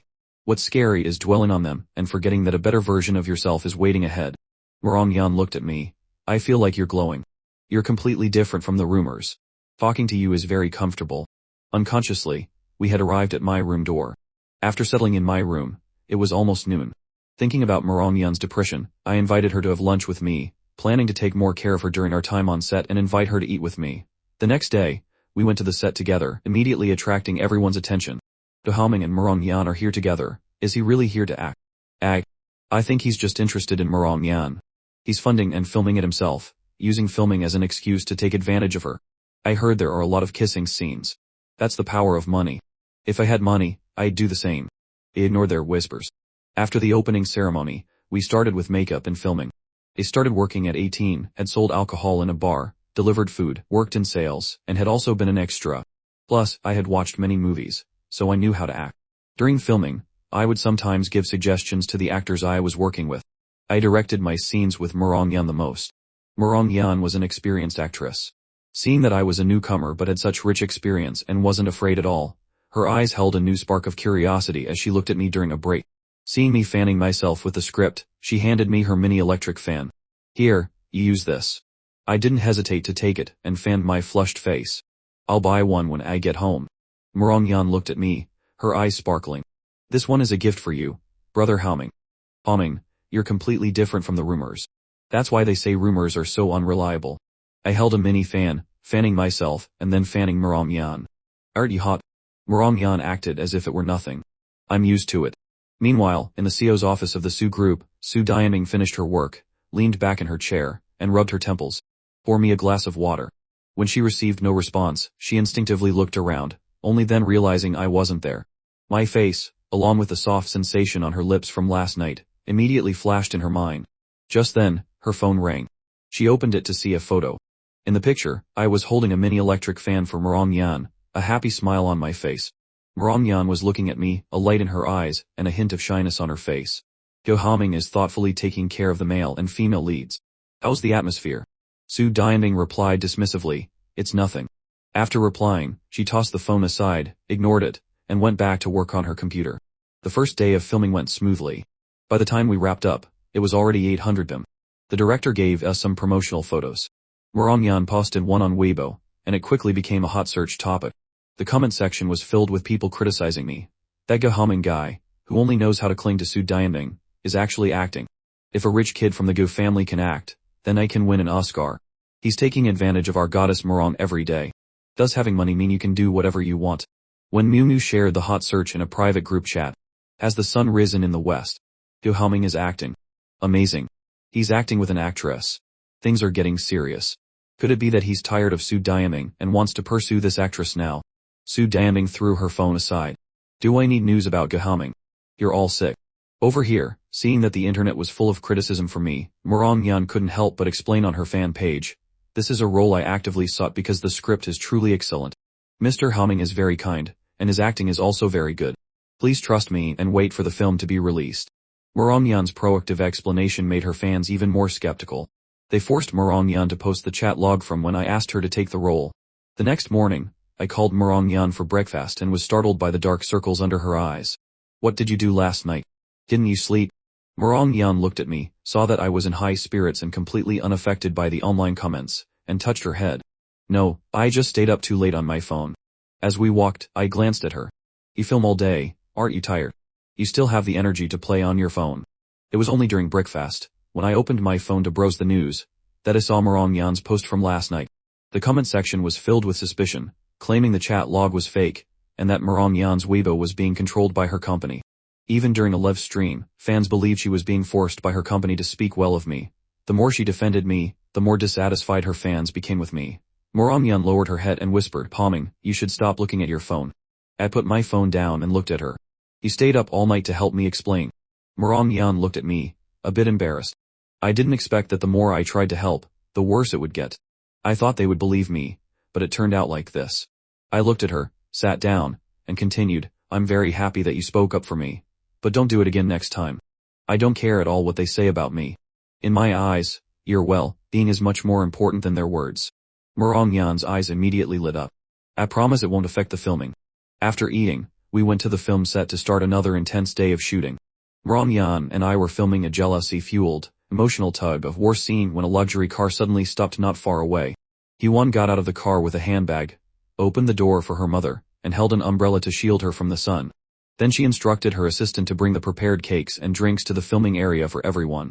My mother walked quickly, looking anxious. It's so hot, and there's not even air conditioning. How can Homing stand this? He's never had to endure this kind of hardship. Yuan followed slowly behind her mother. Homing isn't stupid. If he found it unbearable, he'd be the first one to run. The fact that he isn't running means he doesn't find it unbearable. Yuan had already started searching for me. She saw me pulling Merong by the arm, drawing her into my embrace, our eyes meeting. Yuan's hand, holding her bag, tightened. After Merong and I finished the scene, the director called for a break. Only then did I see my mother and Yuan. I quickly waved and asked, "Why are you two here?" The assistant had already set up a table and laid out the food. As soon as I approached, my mother handed me a cold drink, saying with concern, "This is your first time filming. We were worried, so we came to see you." He sat down. "I'm not a 3-year-old child. What's there to worry about?" I glanced at Yuan. "Why are you here to join the fun? Isn't your company busy?" Yuan looked at me, looking healthy and happy. "It's your first time filming. No matter how busy I am, I had to come and see you." I took a few sips of the cold drink, feeling refreshed. I saw Merong in the distance, looking at us. She seemed lonely, like an abandoned kitten. I didn't need to think to know she was envious that I had family visiting. I waved to her. Only after seeing me wave did Merong dare to walk over. "This is an artist from my company, Merong. This is my mother. And this is the vice president of the Gu group, Yuan." I introduced them, got her a drink, and invited her to sit. "Hello, auntie." As Merong talked with my mother, I picked up some washed strawberries to eat. Finding them delicious, I pushed them towards Merong. "They're quite sweet. Try some." Merong obediently took one. Yuan stood beside me, quietly observing Merong. Initially, she wanted to get a role for her, and now I had dragged her into filming a short film and was treating her so well. Yuan had also read the script. There were quite a few romantic scenes. I felt Yuan's gaze, so I picked up the box of strawberries and offered it to her. Yuan just lowered her eyes and looked at me, not taking any. I picked one and popped it into her mouth. Yuan looked at me in surprise. I nonchalantly popped another one into my own mouth. "Alright, you've seen what you came to see. You should go home now." Meanwhile, the signing ceremony for the Su Group's acquisition of Sifan Pharmaceuticals had just concluded. As soon as Su Diaming got into her car, her phone rang. She opened it to see a photo. By a small table, I was feeding a strawberry to Yuan. Both Yuan and Merong were looking at me. "How's the atmosphere in this one, Su Diaming?" Su Diaming stared at the photo for a long time, then sent me a message, "Get back here immediately." I only saw the message Su Diaming sent me at lunchtime. I didn't expect this woman to find me so quickly. I could only delay. "I'm filming. When I'm done, I'll come back and let you deal with me however you want." "How about that?" Su Diaming frowned. "Do you think you have a chance to bargain with me?" He smiled. "Of course I do. I have the audio recording of Lu Jinjian confessing his feelings to you. If you send me to prison, I'll release it." This was the counter-strategy I had come up with during the past few days of filming. Although it was just a few sentences, I had read the book and knew about their interactions. With a little guidance online, the impact wouldn't be small. Seeing that Su Diaming didn't reply to my message, my mood immediately lifted, and I ate an extra bowl of rice. But my happiness was short-lived. During the last scene in the afternoon, I saw Su Diaming on the set. Su Diaming looked at me coldly through the crowd, like she was looking at a lamb about to be slaughtered. I was stunned when I saw her. Such a good opportunity. Why wasn't she at home cultivating her relationship with the male lead instead of coming to find me? Following my gaze, Merong also saw Su Diaming. She looked at me and noticed that my eyes held none of the joy I had when my family visited. She knew the whole world mocked Gehaming for clinging to someone who didn't love him. The whole world said Su Diaming didn't like me. If she didn't like me, why would she appear here? Moreover, the way Su Diaming looked at Haming was exactly like she was jealous. But I quickly composed myself. "Sorry, director, let's shoot that again." This was a scene where the male lead, jealous and out of control, tries to forcibly kiss the female lead. The female lead slaps him, reminding him that they are already divorced. I quickly adjusted my state, but I noticed something was off with Merong. I slowly wrapped my arms tightly around her waist, our bodies almost pressed together. At such a close distance, I lost control of my emotions and kissed Merong. Merong was supposed to push me away, but she didn't move at all. The director hurriedly shouted, "Cut. Merong, what's wrong with you? You're supposed to push him away. Push him away, and then slap him, not stand there waiting for him to kiss you." Merong bowed her head in apology. "Sorry, director." I looked down at Merong. "What's wrong? Did you forget the next part of the scene?" Merong averted her gaze, sneaking a peek at Su Diaming. "Sorry, I was distracted." Director, can we shoot it again? But this time, before I could even get close enough to kiss her, I was pulled away. Su Diaming shoved me into a corner just off the set, my eyes meeting her dark, gloomy face. She warned me forcefully, if you dare to film a kissing scene, I'll have you thrown in prison. I looked at her, my gaze falling to her lips. I've already kissed you. Are you not allowing me to kiss anyone else? Are you jealous? Su Diaming's expression immediately changed. Me, jealous of you? Delirious. I just don't want to see you get what you want. The more you want something, the more I'll make sure you can't have it. I lifted her chin provocatively. What do I want? Isn't what I want most you. After getting a little taste last time, I've been itching for more, having several wet dreams. I had tasted a bit of sweetness, and this time I wanted to take it a step further, to disgust her, so that hopefully she wouldn't bother me for another 10 days or half a month. Fire seemed to erupt from Su Diaming's cold eyes, but she didn't move. It seemed she had developed some resistance to this level of disgust from me. I completely ignored her expression and leaned close to her ear. Since you're here, let me make your dream a reality tonight. Su Diaming glanced at Yan, who was looking in our direction, and smiled coldly, biting out each word. Fine. Then, she pulled me over to Yan's side, her gaze gently falling upon her. Are you free? I'd like to treat you to a meal. Thank you for taking the trouble to speak up for my husband online last night. Yan glanced at me before speaking. Seosu is inviting me to dinner. Even if I'm not free, I have to be. It seems Seosu is not like the rumors say. Su Diaming pulled me into her embrace. That's because you don't understand me. It was only then that I vaguely understood Su Diaming's purpose in coming here. She thought I liked Yan, so she came to sabotage it. But wasn't Su Diaming's sacrifice a bit too great? Leaning into me in this heat. Could she stand the disgust? I couldn't even stand the heat. I looked at the two of them staring at each other. If you two have something to say, can you wait until we're somewhere with air conditioning? I ignored their gazes, pushed Su Diaming away, and went to change my clothes. Half an hour later, in a private room at the hotel restaurant, I was enjoying the air conditioning, had ordered a few of my favorite dishes, and glanced at the two women sitting opposite each other. Why aren't you two talking? Yan glanced at Su Diaming, then looked down at the ice cream in my hand. Palming, is that good? You want some? I glanced at her and called the waiter to get her one. A smile touched the corners of Yan's mouth as she glanced at Su Diaming, her eyes full of challenge. Thank you, Palming. Su Diaming glanced at her, then back at me, and snorted coldly. I glanced at Su Diaming, who was staring at me. You want some too? Just as I was about to call the waiter to get her one, she snatched the ice cream from my hand. Under Yan's watchful eyes, Su Diaming used the spoon I had just used and took a bite. He stared wide-eyed at Su Diaming eating my ice cream. Was this woman insane? Yan looked at Su Diaming. It seems the rumor that Seosu doesn't like Haming is false. But the rumor that Haming only has eyes for Seosu seems to be false as well. Su Diaming smiled coldly at me. Is that so? Besides me, who else is in your eyes? Yan smiled and said, what I mean is, in Haming's eyes, there is also the whole world. Is Seosu so nervous because you're afraid there are other women in his eyes? The two women looked at each other. Yan watched Su Diaming intently, a faint smile on her lips. Su Diaming also curved her lips slightly, her smile carrying a profound meaning. He stood up and poured each of them a glass of water. They both looked at me. If you're thirsty, have a drink of water and then continue talking. I'm going to the restroom. After I left, Su Diaming looked coolly at the woman opposite her, her fingers toying with the ice cream cup. The terms offered by the Su group were more than half a point higher than the Gi groups. Yet you chose to sign with the Gi group, even devaluing yourself to act in a film with Gi Haming. What exactly do you want? Yan looked at Su Diaming, her face always holding a measured smile. Devaluing myself. Gi Haming is the young master of the Gi family, and the son-in-law of the Su family. Any of his titles are something I could only dream of. How is acting with him devaluing myself? Or does Seosu also think her husband is as worthless as everyone says? If so, why not let him go? When I came out of the restroom, the food had been served. Seeing the tense atmosphere between the two, I started eating on my own, completely ignoring their boring standoff. After a few bites, I noticed neither of them had touched their chopsticks. I couldn't help but ask, aren't you too hungry? Su Diaming glanced at me twice, then called the waiter for a bottle of red wine. Yan also picked up her wine glass. I'll have a drink with Seosu. I quickly stopped Yan. Don't drink. You have to film tomorrow. Su Diaming glanced at me coolly. There might not be any filming tomorrow. I heard the threat in her words.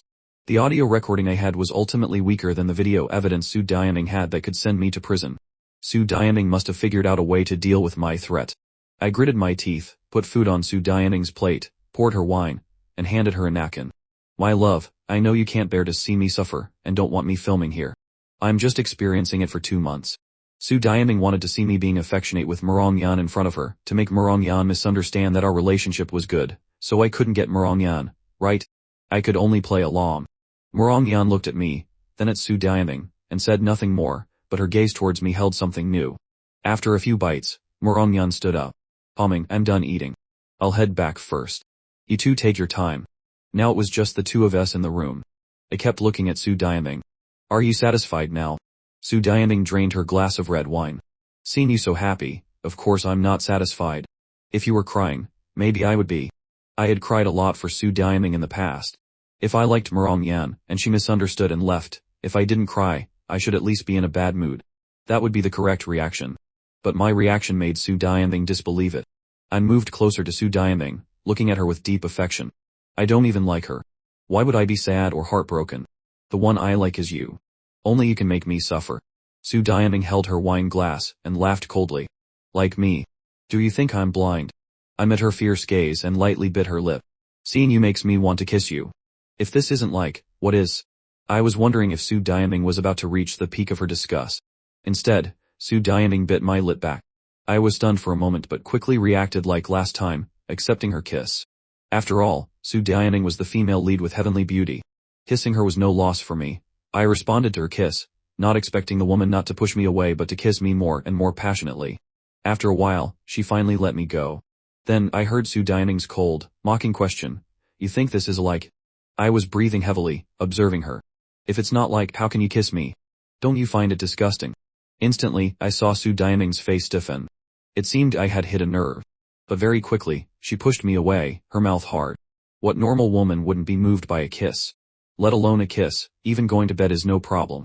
He stood up and moved closer to her, my eyes gentle. Is that so?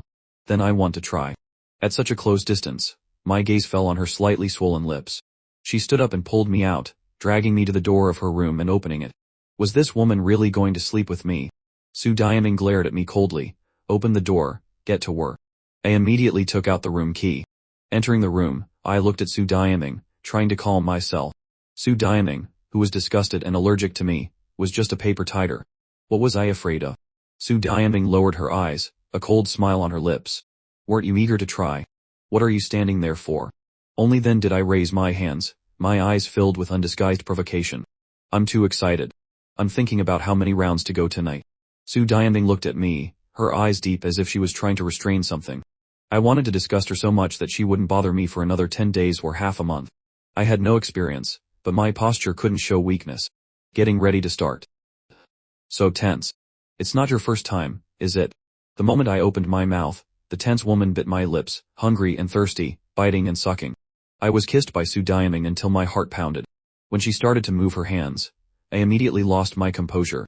Just as I thought her aversion to me had disappeared, Su Diaming pushed me away fiercely. She had held back for too long and had reached her limit. Her eyes looked at me like a stormy sea, but she smiled coldly. With just this little skill, you want to flirt with women. After saying that, Su Diaming stood up and went into the bathroom. I heard the sound of rushing water. The feeling of her touch just now made my heart itch. It proved that I was a normal man who couldn't resist the charm of a beautiful woman. I thought to myself, one day I will repay Su Diaming's threats tenfold. I would make her fall into a situation where even if she was disgusted, she would have to sleep with me. Just then, my phone rang. Hyewon had sent me a message. I opened it to find that the other party had recalled the message. It was a photo of me and Su Diaming entering the same room. I didn't need to think to know that Hyewon must have sent the message after seeing this. I immediately replied, sent it by mistake. Why recall it so quickly? Is there something I can't see? Hyewon looked at the messages sent and replied, but the input box kept showing her tapping and deleting, over and over again. She felt that nothing was appropriate to say. He said you don't love Su Diaming anymore, you're just being threatened. He said Su Diaming could never like you, but in the photo, you two look so intimate. Finally Hyewon just replied, still awake. I joked, asleep. I'm sleep texting you.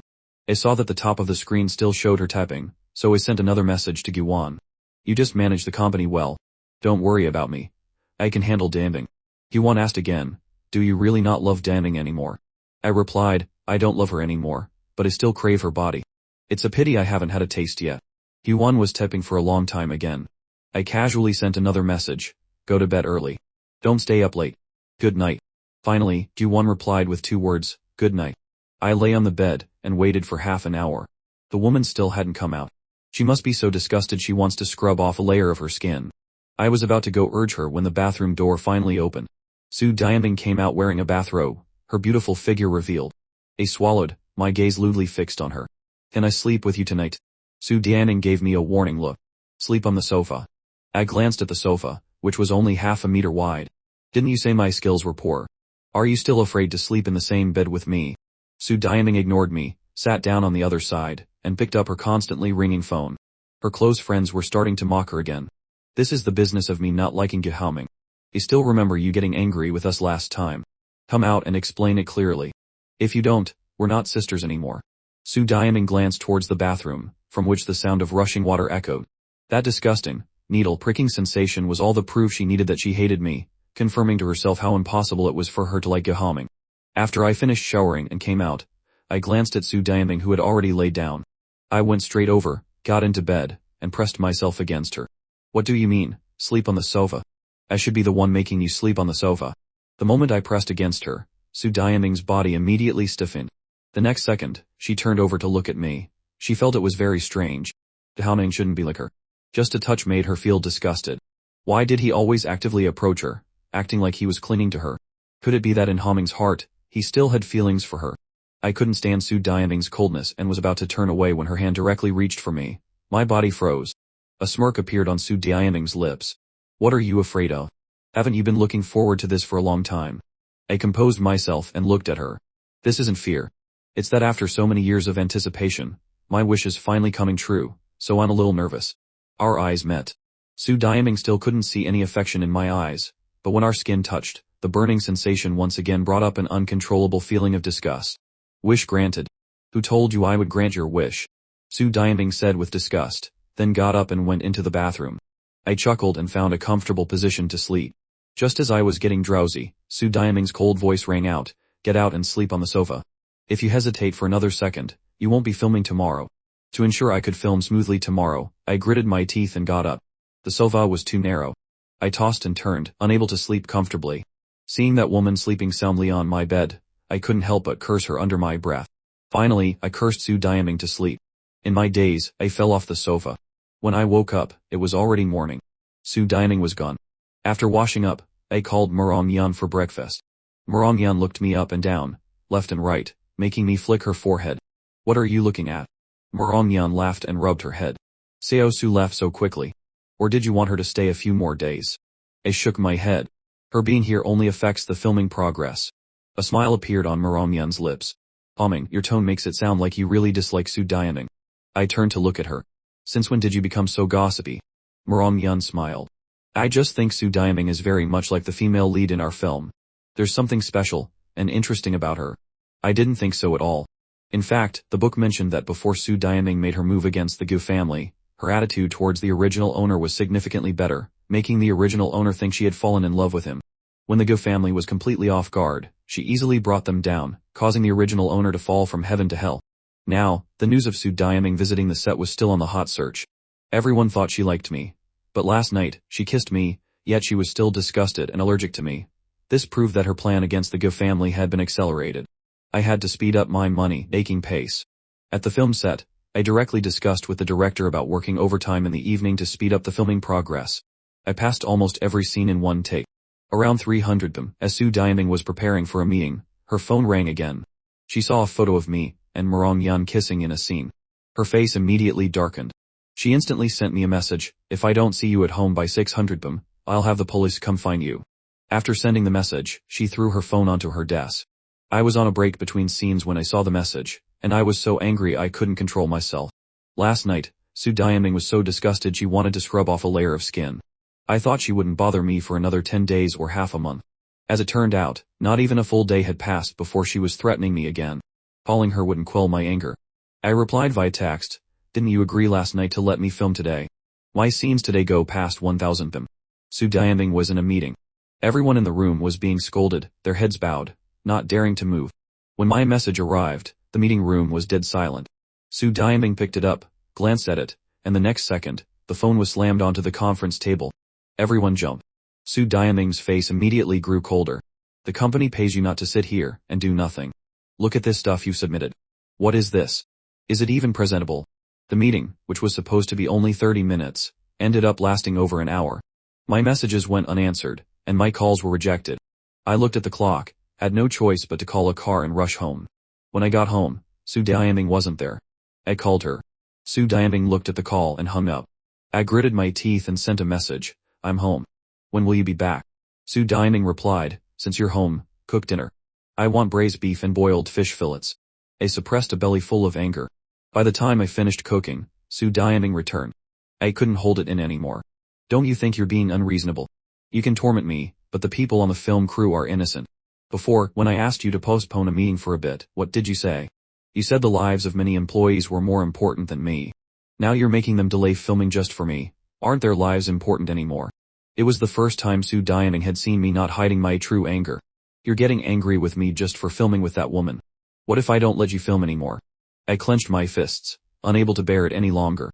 Then just send me to prison directly. The atmosphere immediately became tense. Su Diaming's cold gaze and the silence gradually frosted over. I thought Su Diaming was currently planning the downfall of the Go family. She wouldn't fall out with the Go family over this. The silence made the air in the room feel like it was about to ignite. Until I saw Su Diaming slowly take out her phone and open the dial pad to call the police right in front of me. Seeing Su Diaming about to dial, I lost my composure. I grabbed her hand and smiled. I was just joking. I'll listen to you. I'll listen to everything. Su Diaming looked at my fake, cowardly, and fawning smile, but she heard the coldest joke in my words. What I said yesterday, have you forgotten it today? Seeing my aggrieved expression, Su Diaming's lips curved into a cold smile again. She took out her phone and showed me a photo. Is this what you call not forgetting? I glanced at it. It was the kissing scene with Murong Yan on the film set. A series of ellipses ran through my mind. This woman was going crazy just because of this photo. Was she calling me back because I didn't take her words to heart, or was she trying to take the opportunity to stage a jealous drama? But at this moment, I could only explain. This is a fake scene. We didn't actually kiss. It's just a hand covering it. Filming is always like this. I glanced at Su Diaming, moved forward, and wrapped my arms around her waist. I filmed a few romantic scenes today, and Murong Yan taught me some techniques with my eyes. Let alone you not allowing me to film a kissing scene. Even if you did, I wouldn't. The only person I want to kiss is you. Su Diaming looked at me, her eyes no longer holding a fake smile but tinged with deep affection. Her cold gaze retracted. The next second, my lips were on hers. Before I could kiss her more than a few times, Su Diaming took the lead. For a moment, I felt like she was crazy in love with me. But then, she pushed me away. I looked at her ugly expression. She must still be disgusted and allergic to me. I continued, I thought you were different now, that you liked me a little. I didn't expect you to still hate me so much. I pretended to be hurt and sad. After speaking, I turned to leave. Su Diaming reached out and pulled me back, kissing my lips again. I looked at her in surprise, not understanding what was happening. She was clearly disgusted, so why was she taking the initiative to kiss me? This time, Su Diaming kissed me a few times before letting go. She looked at me with cold eyes. Calming, as long as you are obedient, I can try to love you. I was a bit skeptical. Really? Su Diaming said nothing more and walked towards the dining table. Looking at her back, a storm raged in my mind as I thought about the female lead's character arc. Could it be that the plot to destroy the Go family had been advanced?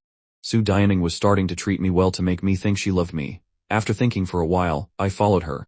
Since Su Diaming wanted to act with me, I would play along. I then served her rice and food, putting on a show for her. Su Diaming frowned. I quickly asked with concern, what's wrong? Is it not good? I then put a piece of beef in my mouth. It's as good as ever. I looked at Su Diaming again. She just stared at me without speaking. You don't like this?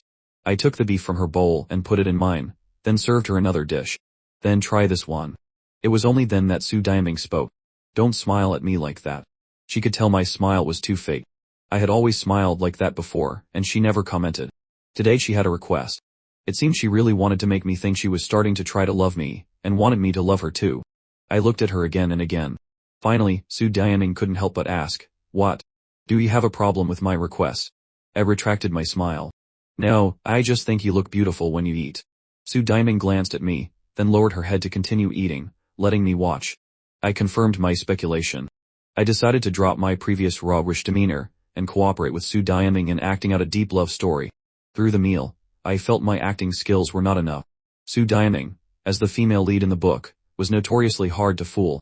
Fortunately, after the meal, Su Diaming didn't make things difficult for me anymore. After cleaning up, I went back to my room and sent a message to Gyuan, asking about the company's situation and reminding her to be wary of Su Diaming. I had just laid down and picked up my phone when I saw a message from Su Diaming telling me to go over. I was very surprised, got up, and went to her room. In the past, whenever I saw her, I would show an undisguised, wolf-like desire. But now, I stood by the bed, secretly looking at Su Diaming without saying a word, my face filled with anticipation and restraint. Su Diaming's eyes heated up. She reached out and pulled me onto the bed. Then, kisses rained down. After a while, Su Diaming, panting, let me go. I saw her eyes filled with intense emotions. It was the feeling of disgust towards me. She said nothing, and I said nothing, just pretending to be clueless and looking at her. We just stared at each other in silence. We stared for so long that I almost couldn't stand it. For a moment, I felt that her eyes were full of deep affection. Su Diaming recovered and kissed me again. This repeated several times before she let me go. You can go back now. Is this her trying to love me show? Kissing me but not letting me touch her. Does that mean she doesn't love me yet? I feigned a hurt look, as if saddened by not being loved, and under her dark, incomprehensible gaze, I got up and left. The next morning, around 4 or 5 am, since it was inconvenient to get a car, I drove myself. Before leaving, I sent Su Diaming a message. I'm off to filming. I made porridge, and left it in the kitchen. Remember to eat when you wake up. Su Diaming replied, who gave you permission to go filming? I had just arrived on set when I saw Su Diaming's message and couldn't help but curse under my breath. This woman. In the end, I still had to bow my head and send a message. Didn't you say last night you would try to love me and support my work? Isn't that the first step in trying to love me? Su Diaming replied, I said that on the premise that you would be obedient. Am I not obedient enough? I wanted to stay last night, but you told me to go back, and I went back immediately. Because you said you would try to love me, I trust you and am willing to wait. Su Diaming thought for a moment and replied, you can film, but you have to come back and see me at night. Seeing her concede, I breathed a sigh of relief. I tolerated Su Diaming's unreasonable requests. At lunchtime, I didn't forget to send a message to Su Diaming, missing you. Still no response. Today, Su Diaming didn't specify a time for me to return. I finished filming a little after 600 them and sent her a message, I'm done filming, coming back right away. By the time I got home, it was past 800 them. I knocked on Su Diaming's door and greeted her, I'm back. Su Diaming looked towards me. I walked over to her. The next second, I was pulled down onto the big bed by Su Diaming. Our eyes met. I looked at her. Were you waiting for me? Su Diaming looked at me without speaking. Then soft kisses fell. Just when I couldn't resist her attack, Su Diaming pushed me away again, just like last night. She suppressed her disgust and kissed me over and over again, finally going to take a shower. She was clearly disgusted with me but deliberately seduced me like this, making me expect more. As expected of the female lead in the book, I had to give her points for her skill in toying with people's hearts. I was so tired I couldn't stand it. I went back to my room and fell asleep immediately. The next day, I got up early again to go filming. The daily commute took more than 4 hours, and for what? Just for Su Diaming to pull me in, bite me a few times, and play her little games. The first film was about to finish shooting. Next would be the publicity and release, then shooting a new film, and I also had to write a new script. My time was completely insufficient. I didn't want to just sit and wait for my doom. During a break, I looked at Marongyan beside me. How do I treat you? Marongyan looked at me. If you have something to say, just say it. I took the glass of water and took a sip. As expected, my affection for you wasn't wasted. Around 400 them, I sent a message to Su Diaming, getting ready to head back. I can be back a little earlier tonight. What do you want to eat? I'll cook. Su Diaming replied, anything is fine. She didn't even request a dish. Her act of trying to love me was really good. I couldn't say my acting was better than hers. Then I'll make your favorite braised pork and steamed fish. Su Diaming smiled. Around 500 them, Su Diaming's phone rang continuously. She picked it up and looked. In her friend's group chat, they had pushed my hot search topic to her. Bombing got into a car accident. Su Diaming clicked on the hot search. It was a red sports car that had crashed into a bridge. The front of the car was smashed. The hot search didn't show me or say what happened to me. Su Diaming's hand holding the phone tightened. She hurriedly called me, but the response was always, the number you have dialed is busy. Anxious, Su Diaming quickly stood up and went out. I was lying on a hospital bed. Marongyan had already peeled cherries for me and was on the phone with my mother. Mom, I'm fine. Just some scratches. You guys don't need to come. Su Diaming got into her car. On her 10th call to me, it finally connected. But what she heard was a woman's voice. Her eyebrows immediately furrowed. Humming. Marongyan looked at me, happily eating cherries, and said, "He's still unconscious." Su Dianing's hand holding the phone tightened. "Where is the address? Why do you need the address?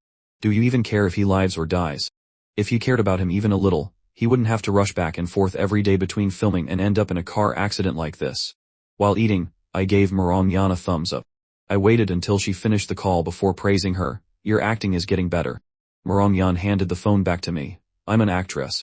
A scene like this is nothing." When Su Diaming arrived at the hospital, the room was already full of people. I was leaning against the headboard, showing everyone that I was fine. "I told you I'm fine. I just fainted from shock. I'm really okay." My mother, who had been worried all the way, confirmed that I was fine, her eyes red. "You scared me to death. How did you crash into a bridge? Have you been too tired from filming recently? Our family doesn't lack money. Why don't you just quit this film? Look how thin you've gotten." I was only focused on dealing with Su Diaming, not expecting to cause such a commotion for my whole family. Seeing their worried faces, I felt a little guilty. "Mom, after you finished speaking, I wanted to give myself a pat on the back. I wanted to see if Subing would accept it." Subing looked at me for a long time. "I'm serious about filming," I said. "I also want to have my own career, to make people see me in a different light. I know you're worried about me, Mom. I promise something like this will never happen again." My mother wanted to say something more, but my father stepped forward to console her. "It's difficult for a young man to find something he truly likes to do. Don't make things hard for Humming. It's okay for young people to endure a little hardship." Marongyan saw Subing at the door and coughed lightly. I instinctively looked over and saw Subing, then said, "All right, everyone can go home. My wife is here. It's enough for her to be here alone." Seeing Subing walk in, Marongyan quickly spoke up, "Uncle, Auntie, Humming got into an accident because he was in a hurry to get home to see President Su. You have to control him. You can't let him run back and forth every day for his wife, neglecting his own health." My father's expression immediately darkened. "Is that true?" I opened my mouth to explain. I just wanted to balance my family and work. Seeing Subing arrive, my mother said, "This is too hard on you. Now that Subing is here, we'll head back first. Subing, you have to talk to him. It's too exhausting for him to run back and forth like this every day. He won't listen to us, only you can get through to him." From beginning to end, Q1 said nothing, standing to the side, looking from me to Subing, her eyes only filled with my image. My expression darkened. Before, I could understand her with a single glance. Now, I couldn't understand her anymore. I couldn't distinguish which of my words were true, and which were false. But when I said I didn't love Subing, she believed me. I looked at Subing with eyes full of guilt. "I'm sorry. I said I would cook something delicious for you." Subing stood by the bed, looking at me without a word, her eyes complex and unreadable. I broke the silence. "Are you angry? If you're really angry, I'll go home right now and cook for you." Subing still said nothing, just silently watching me. It wasn't until I tried to sit up that she reacted, pushing me back down onto the bed. I saw her staring at me without speaking. "Are you worried about me?" "I'm fine." Only then did Subing slowly open her mouth. "Are you hungry?" I shook my head. Subing looked at my gaunt face, her voice laced with concern. "Even if you're not hungry, you have to eat." I was a bit taken aback, feeling both hopeful and cautious. Then, "Do you want to eat something I cooked?" She didn't answer, which clearly meant no. Finally, she spoke again. "We can only order takeout." I showed my disappointment. "Then I'll eat whatever you order." Subing's voice softened a little. "Next time we're home, I'll cook for you." I paused for half a beat before showing my joy. "Really?" Subing nodded. My eyes flickered. "Kiss me, and it'll be real." Inside, I was silently praising my own superb acting. I was acting so in love with her without a single flaw. After reacting, I didn't just give her a weak kiss, I gave her another one, fully playing the part of being overjoyed. In my past life, I was so poor I never had a relationship, only able to yearn for the women in videos. After transmigrating into this book, I had the wealth to own an entire forest of women but was trapped by a single marriage certificate. The only person I could kiss was Subing, and that was it. I couldn't even touch her more than that. Truly the most tragic transmigration in history. But thankfully, this marriage would end this year. After the divorce, I would immerse myself in the embrace of that forest night after night. Subing had no idea what I was daydreaming about. She took out her phone to order food for me. She knew nothing about me, so of course, she didn't know what I liked to eat. She could only rely on her memory of the last meal at the Gu family home, and order the dishes I ate the most of. After ordering, she saw me staring at her blankly. Subing frowned.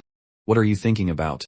I snapped out of my beautiful dream and quickly said, "I was thinking about how you're suddenly being so good to me. I'm wondering if I'm dreaming." Subing's eyes flickered. She reached out and pinched my cheek. Does it hurt? I gasped. It hurts. Subing chuckled softly. If it hurts, it's real. I wasn't seriously injured at all.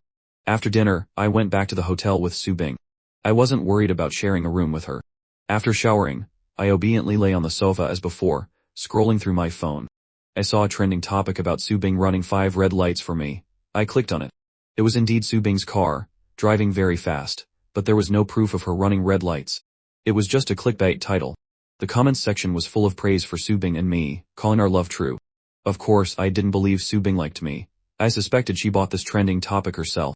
When Subing came out of the shower and saw me on the sofa, she walked over and pulled me onto the bed. Then came another passionate kiss. When it ended, Subing suddenly said, "Sleep on the bed tonight." I knew very well that Subing would feel disgusted if I touched her. I behaved myself and did nothing, just watching her act. After the lights were turned off, the room plunged into darkness. I could finally stop acting. I turned over, my back to Subing, and went to sleep. Subing lay on the bed, watching my turned back, her mind still replaying the look of anticipation in my eyes before the lights went out. I was just about to fall asleep when the woman pressed against me. The distance was so close I could feel her body heat. Was this part of the act before sleeping? As if I had been waiting for it, I turned over and responded to her. I could clearly feel Subing's body tense up, but she still wrapped her arms around my waist like a normal couple. The two of us started kissing in the dark. The sensory stimulation was magnified 100 times. I had the illusion that Subing loved me. Just as I was aroused and wanted more, Subing, panting, grabbed my restless hand. Subing went into the bathroom. I knew she was so disgusted she couldn't stand it anymore. He felt very tired. She was clearly repulsed by my touch but insisted on touching me. I'm a normal man, not a mon. Did she ever consider my feelings every time she seduced me only to turn her back on me? I fell asleep, and Subing still hadn't come out. Early in the morning, I was woken up by Subing's kiss. I opened my eyes and saw her, already fully dressed.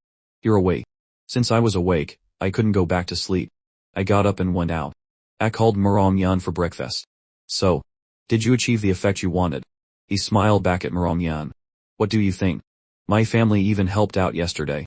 My mom even told Subing to convince me not to run back and forth anymore. But Subing hasn't mentioned a word about it. While eating, he sent her a message. Have you arrived yet? Subing replied quickly. Just arrived. I continued to pretend to be a considerate boyfriend. Have you had breakfast? Again, a short, 2-word reply. Not yet. I immediately ordered breakfast for her. He ordered some for you. Remember to eat it later. After doing all this, I greedily sent another message. I'll try to come back early tonight to make up for last night's dinner.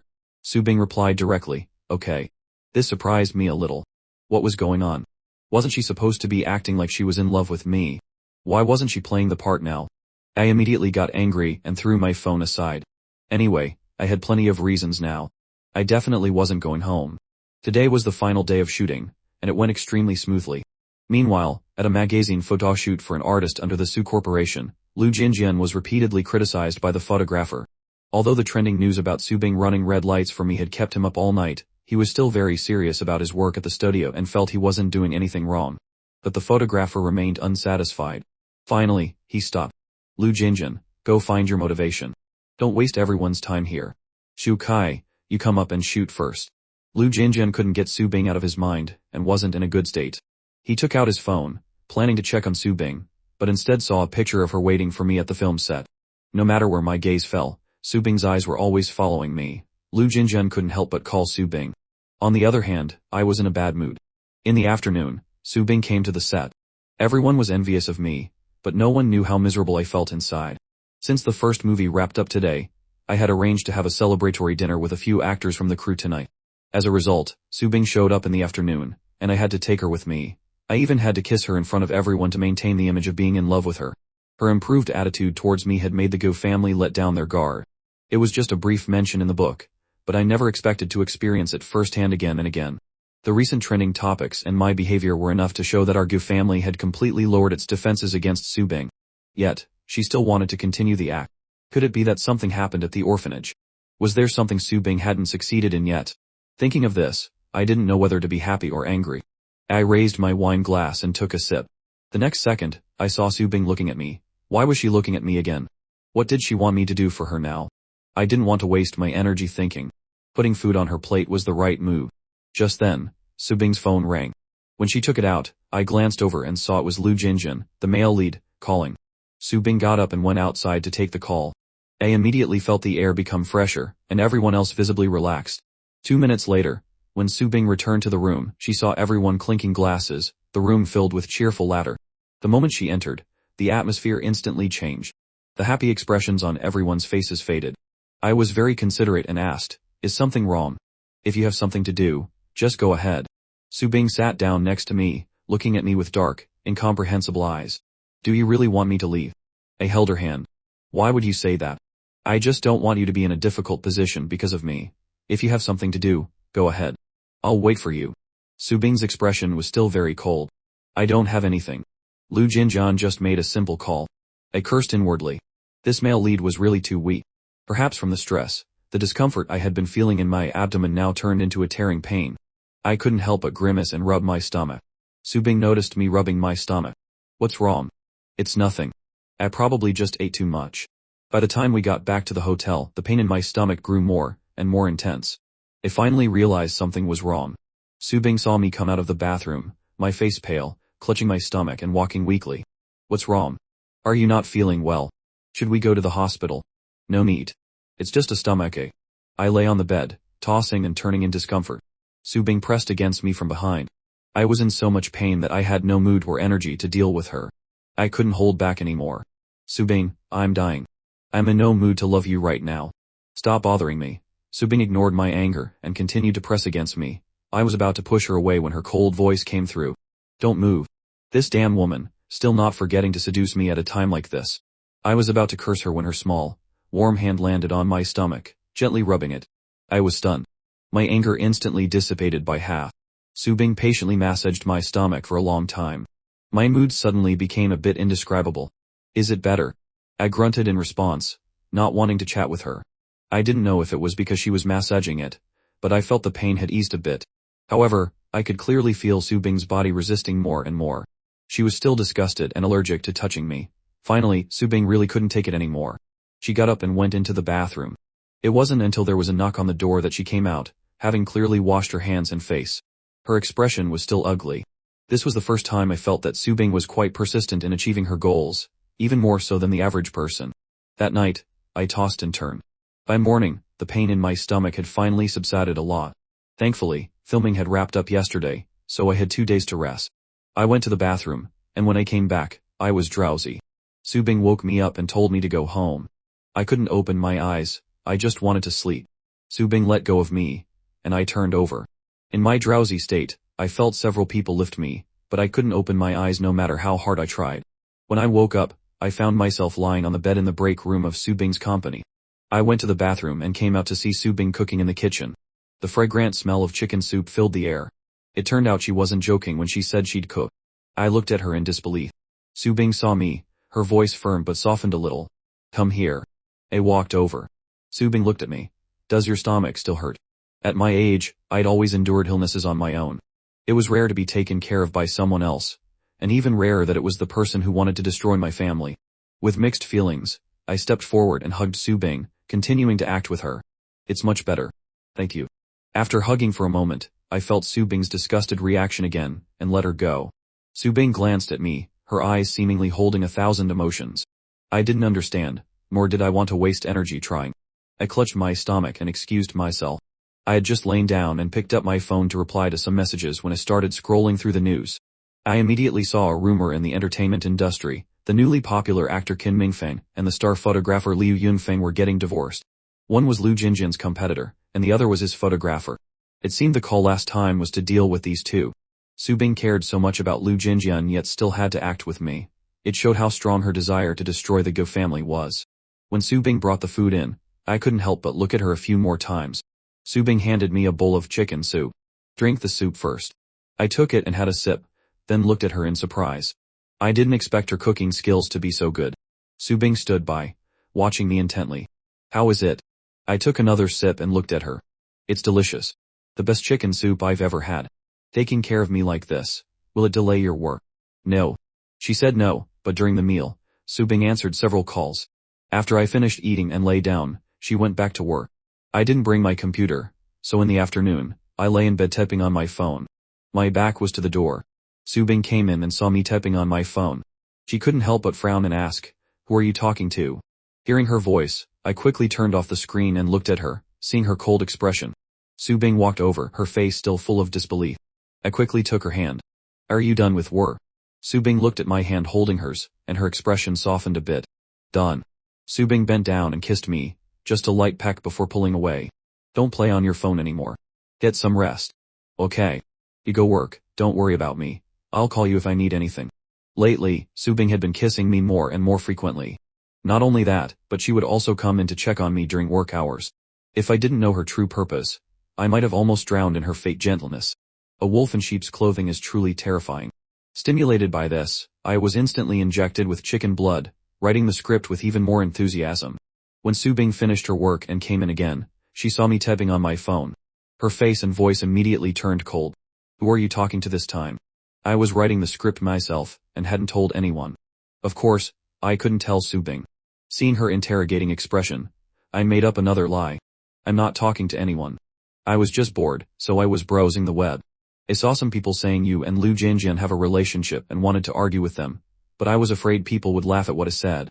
After I finished, I saw the interrogating aura around Su Bing weaken significantly. She was clearly a little embarrassed. Su Bing took me to the banquet hall of a 5-star hotel. This was the anniversary celebration of the Su group. Most of the industry partners were present. When they saw us, people came up one after another to greet us. Su Bing led me in, dressed splendidly, and we were even wearing matching outfits. Who in the business world isn't savvy? All the previous rumors were forgotten. Everyone flattered us, saying we were a perfect match. Lu Jinjian had arrived early and was always keeping an eye out for Su Bing, wanting to thank her for helping him. Seeing Su Bing bring me in, holding my hand, and wearing matching outfits, we immediately became the center of attention. Hearing everyone say we were a good match, and seeing Su Bing not forgetting to care for me while socializing, felt like 10,000 arrows piercing his heart. Then, Lu Jinjian saw someone invite us for a drink. Su Bing, knowing about my stomach, declined for me. He's not feeling well and shouldn't drink.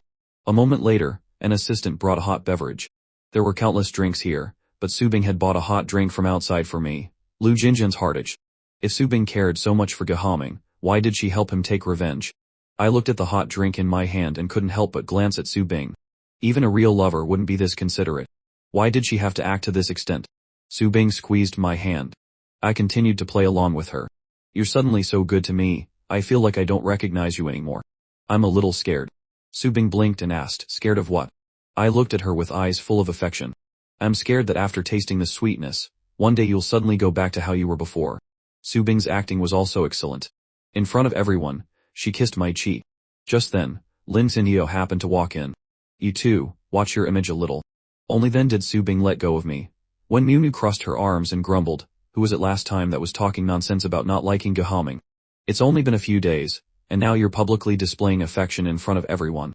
Seeing them arrive, I immediately went up to greet them. "You guys talk. I'm going to the restroom for a bit." After I left, Wen Miu Miu still didn't let Su Bing off the hook. "Didn't you say you don't like him?" Su Bing's hand tightened. She still felt disgusted touching Gehaming. How could she possibly like him? It was just an act to get revenge on him. I came out of the restroom and saw Lu Jinjian walking towards Su Bing. I gave them a chance and found a corner to sit and rest. Su Bing's gaze swept through the crowd, and when she saw me sitting in the corner, she created distance between herself and Lu Jinjian and walked towards me. Lu Jinjian's heart felt as if it had been hollowed out. He had loved Su Bing for 7 years and thought she had feelings for him. He never expected that now, Su Bing wouldn't even want to say an extra word to him. He turned and stumbled away. He didn't know how he got outside. When he came to his senses, he saw a car speeding towards him. The dazzling headlights made it impossible for him to open his eyes, and also made him forget how to react. Lu Jinjian was hit by the car and thrown. A wave of pain immediately washed over his entire body. Before losing consciousness, he saw some words appear in his mind, each one clear. Lu Jinjian saw his name, saw his entire life. Su Bing came to my side. "Are you tired?" I forced a smile. "I'm fine." Su Bing took my hand. "Then let's go home."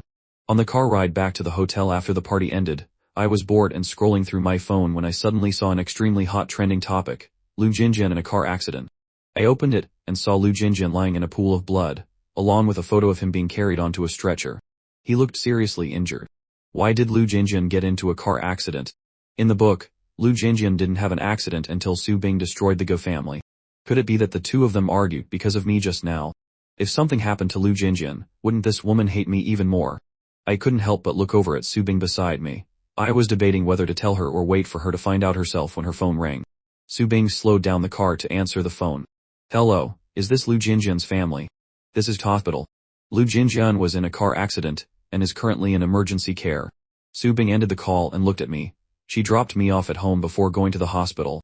When I got home, I showered and lay down on the bed, feeling completely relaxed. I didn't want to wait for Subing, but if I didn't, it would seem like I didn't care about her. She was about to start filming a new movie, so it was better to let her think I was madly in love with her for now. It was past 10 o'clock when Subing came home. She opened my bedroom door, and saw that I was still awake. She walked over, saw me watching short videos, and called my name. Still playing on your phone? I turned over, my eyes filled with surprised joy. You're back, Subing looked at me and asked, it's so late, why aren't you asleep yet? Waiting for you. Hearing that, Subing's eyes flickered, clearly showing surprise. I pretended not to understand and asked, what's wrong? The next second, Subing kissed me, with a hint of passion. I knew how to make her finish quickly. I raised my hand to touch her body. Subing let out a soft moan but ultimately pushed me away and went into the bathroom. When she came out, I was already asleep. Subing looked at me for a long time, as if shrouded in a mist. It took her a long time to come back to her senses. When I woke up, it was already past 10. Subing had gone to the company. There was also the latest news about Lu Jinjin online. After the car accident, he was now in the intensive care unit, still not out of danger. Subing must be heartbroken right now. She probably wouldn't have time to bother me. Thinking about having to go filming again tomorrow, I decided to go home and visit my parents today. I went shopping with my mother all day, buying gifts for the whole family. When we got home, my mother eagerly took out the gifts I bought, and said happily, my son bought these with the money he earned. When Guwon heard this, she looked over at me. I took out her gift and handed it to her. The receipt is inside. You can exchange it if you don't like it. Guwon looked at the necklace, then at me. I like it very much. I asked about the company situation, had dinner, and took a nap. When I woke up, I received a message from Subing telling me to come to the company. I reluctantly went. As soon as I opened the office door, Subing looked up at me. I looked at her curiously. Why did you call me to the company at this hour? The next second, Subing took out an exquisite box from under the desk. It was the limited edition game console that I liked. Seeing the unconcealable delight in my eyes, Subing asked, do you like it? I like it, I blurted out. Reacting, I couldn't help but look up at Subing. You bought it for me. Subing's voice also carried a gentleness. For a moment, I even heard the illusion of love. If it weren't for feeling Subing's disgust for me last night, I would have suspected she had feelings for me. Lu Jinjin was in a coma, so why was Subing still in the mood to act with me? Could it be she was blaming it on me to speed up her revenge? While I was wondering, Subing went back to work. During that time, Lin Xinyo sent her a photo. When she opened it, it was a picture of me choosing a necklace. The next one was a photo of Guwon wearing that necklace. Lin Xinyo thought I had bought it for Subing, but unexpectedly saw it on Guwon's neck that afternoon.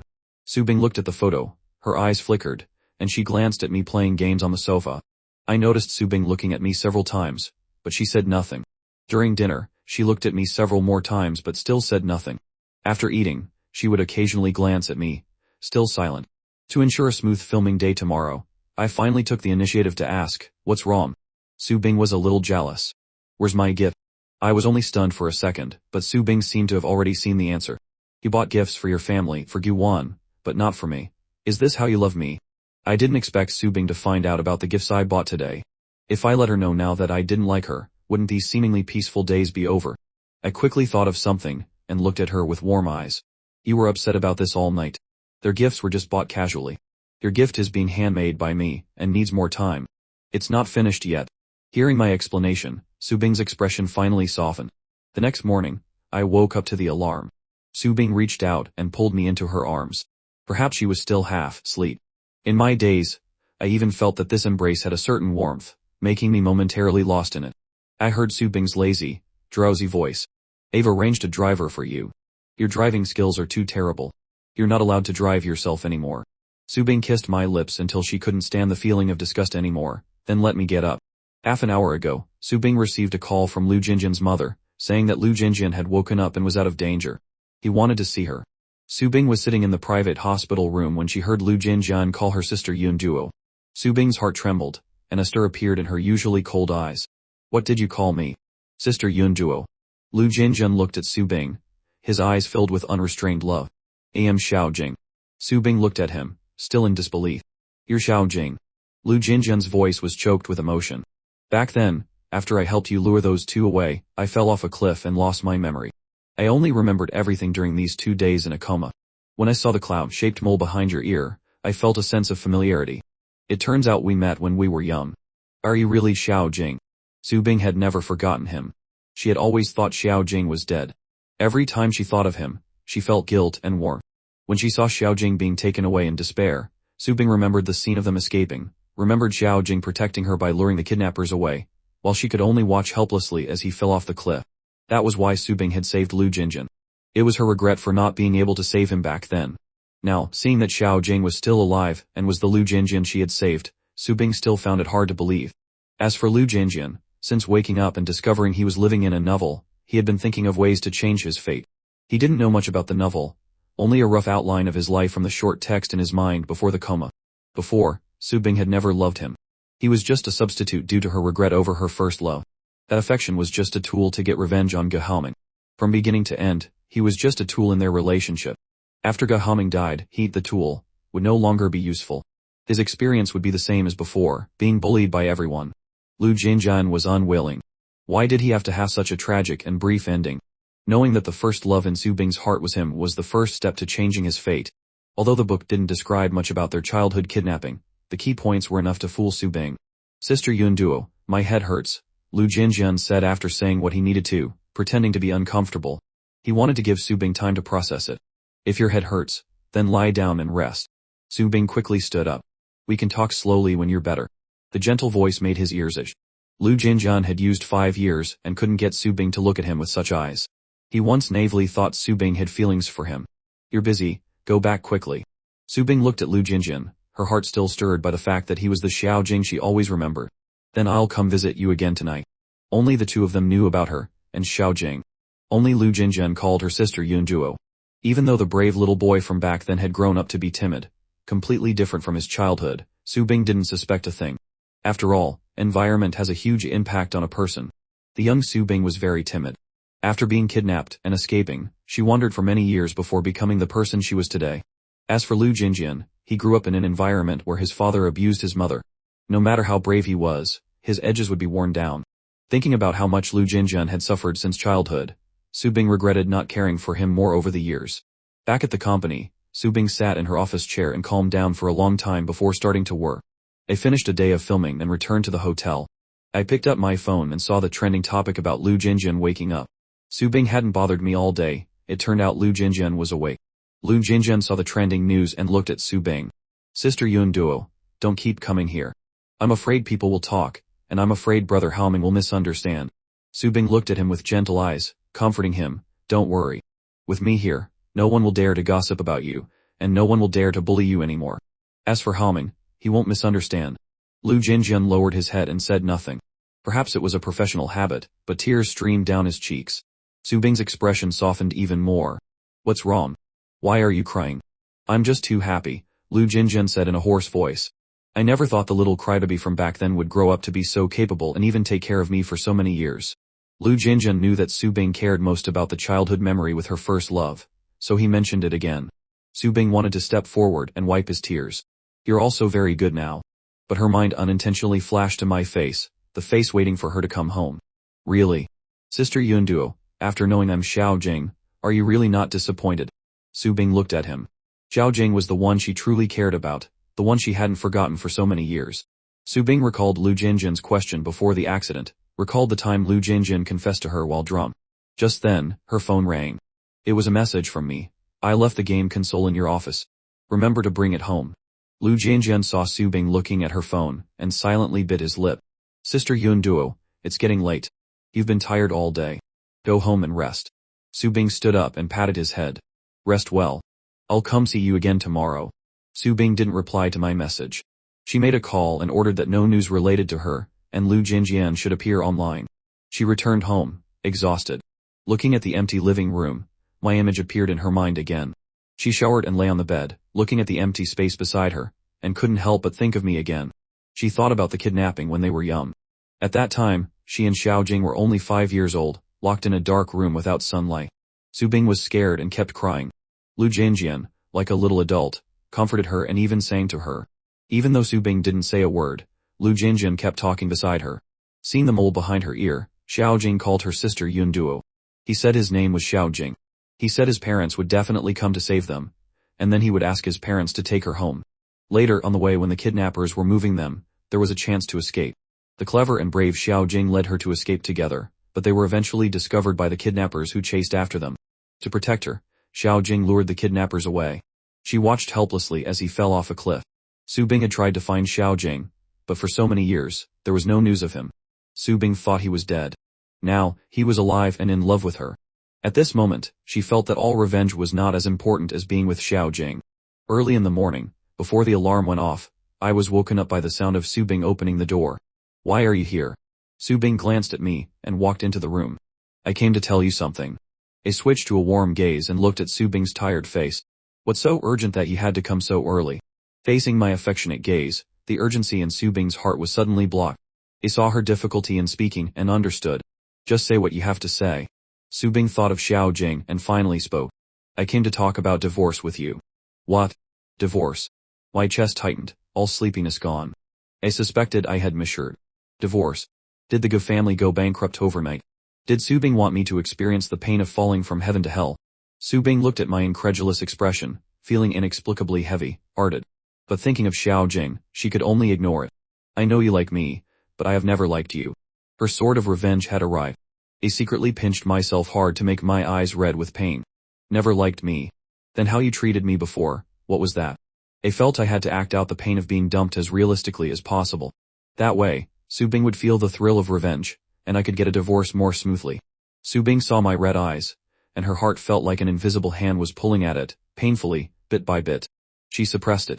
It was Gehaming who forced the marriage first, he deserved it. She endured the pain in her heart, and gritted her teeth.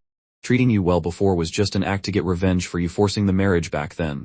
From beginning to end, I only hate you. I didn't expect to reach the original owner's ending in the book so quickly. I pretended to be unsteady on my feet, my fingers tightening, biting my lip as if I was too sad to speak. Su Bing handed the divorce agreement she was clutching towards me. "I originally planned to deal with the Ge family, make you lose everything, and then divorce. But I really don't want to act with you anymore. If you divorce me now, the grudge between us will be written off. I won't touch the Ge family in the future." My heart immediately rejoiced. Not touching the Ge family, and getting a divorce. Such a good deal. I was only afraid that a second's delay would mean my brain wasn't working. I suppressed the excitement in my heart, my hand trembling as I took the divorce agreement, pretending to be sad as a few tears fell onto the white paper with black text. Su Bing saw this, and her heart felt like it was pierced by an arrow, aching. I suddenly looked up at her, my eyes deep and full of emotion, both sad and regretful. In the brief few seconds, it was as if I had reviewed our entire past together. Then, as if I had compromised, I said, "Okay." I bit my lip, picked up a pen, signed the divorce agreement, and handed it to her. Su Bing looked down at the signed agreement, feeling no sense of satisfaction from revenge or joy from ending the marriage. Instead, there was an indescribable sense of anxiety. Su Bing's hand stiffened as she took it. My eyes were brimming with tears, trying to hold back the sadness. "When we go through the procedures, let me know." Su Bing looked at my tearful face, trying to hold back the sadness. Her throat felt like it was being held by an invisible hand. But thinking of Xiao Jing, she clutched the divorce agreement tightly. "We'll do it today." So urgent. I suddenly thought of Lu Jinjin. It seemed this was all thanks to Lu Jinjin's car accident, which scared Su Bing into wanting to get him quickly. Excellent. My heart was ecstatic, but on my face, tears finally streamed down. I struggled to get out one word, "Okay. See you at the Civil Affairs Bureau in 2 hours." After saying that, I turned my back. There was no longer a trace of sadness on my face. Su Bing looked at my trembling shoulders, thinking of my suppressed crying, and her heart uncontrollably itched. She tightened her grip on the divorce agreement. "Get ready. I'll wait for you in the car." Go in Su Bing's car. How could I be happy then? No need. I've already called a car. Don't worry, I said I'd go, so I'll definitely go. Hearing the door close, I immediately smiled brightly. The Ge family wouldn't have to go bankrupt anymore, and I would regain my freedom to enjoy the wonderful single life. This time, Su Bing didn't go back on her word. 3 hours later, the two of us finished the procedures, and left the Civil Affairs Bureau one after another. I didn't dare to show my joy in front of Su Bing, always acting dazed, and heavily hit, not saying a word throughout the process. I walked out with my head down, but unexpectedly Su Bing suddenly stopped in front of me. I almost ran into her. Looking up, I met Su Bing's deep, dark eyes. What kind of look was that? Seeing me so sad and in pain wasn't satisfying enough. I didn't give Subing a chance and spoke first. Don't worry, I know you hate me. I won't bother you anymore in the future. I won't cause trouble in your life. I'll stay far away from you. I hope you can also keep your word and let the Gu family go. In 1 month, I'll be there on time. After speaking, I walked in the opposite direction of Subing's car, afraid that another second's delay would reveal the traces of my suppressed joy. Subing watched my departing back, as if watching me walk out of her world step by step. It was clearly something to be happy about, but Subing's heart felt strangely empty, as if she had lost something important. But very quickly, her phone rang. Seeing the 2 words Xiao Jing on the screen, her eyes immediately warmed, her mind filled only with Lu Jinjin. On the way back, I kept imagining the beautiful future, happily returning to the hotel, and treating the entire film crew to drinks. Yan's eyes had a hint of inquiry. You seem very happy today. I grinned widely.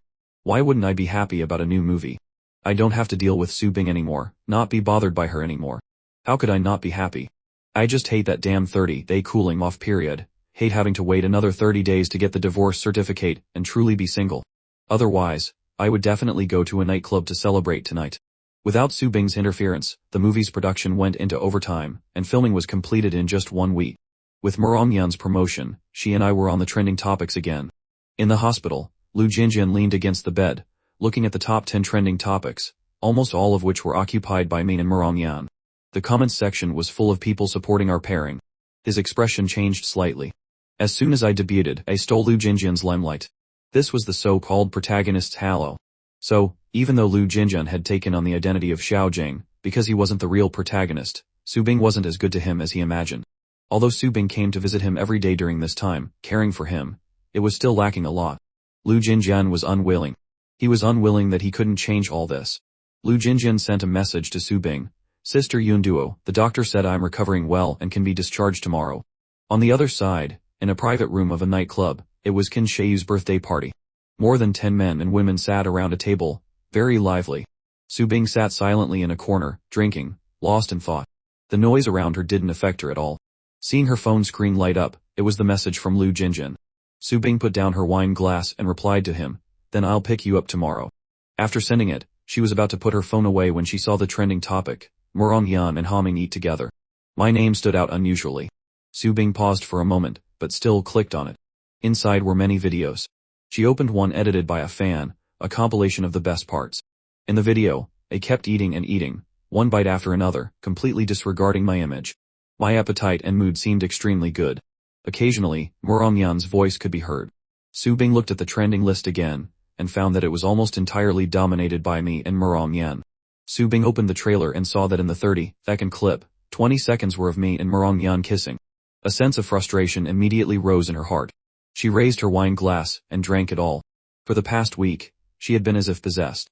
She would think of me at home and at the company.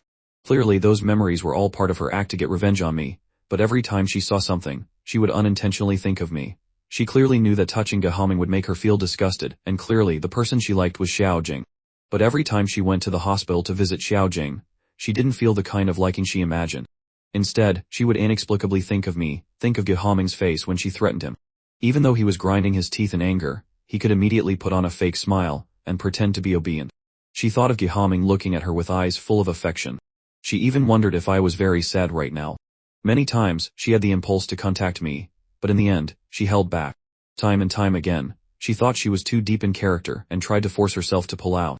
But a week passed, and seeing the intimate scenes of me and Yan was like a needle pricking her eyes. Lin Xinjiao, on the other side, was done playing and saw Subing staring at my photo. She couldn't help but tease. I never thought Sister Subing would also have a day where she looks at something and thinks of someone. There's nothing shameful about liking someone. You don't have to admit it in front of us, but don't lie to yourself. Subing looked up at her. Why do you guys think I like Haming? Ask yourself. For the past week, you've come here every night to drink away your sorrows. Isn't it because of him? Subing's fingers stiffened. Just then, her phone rang.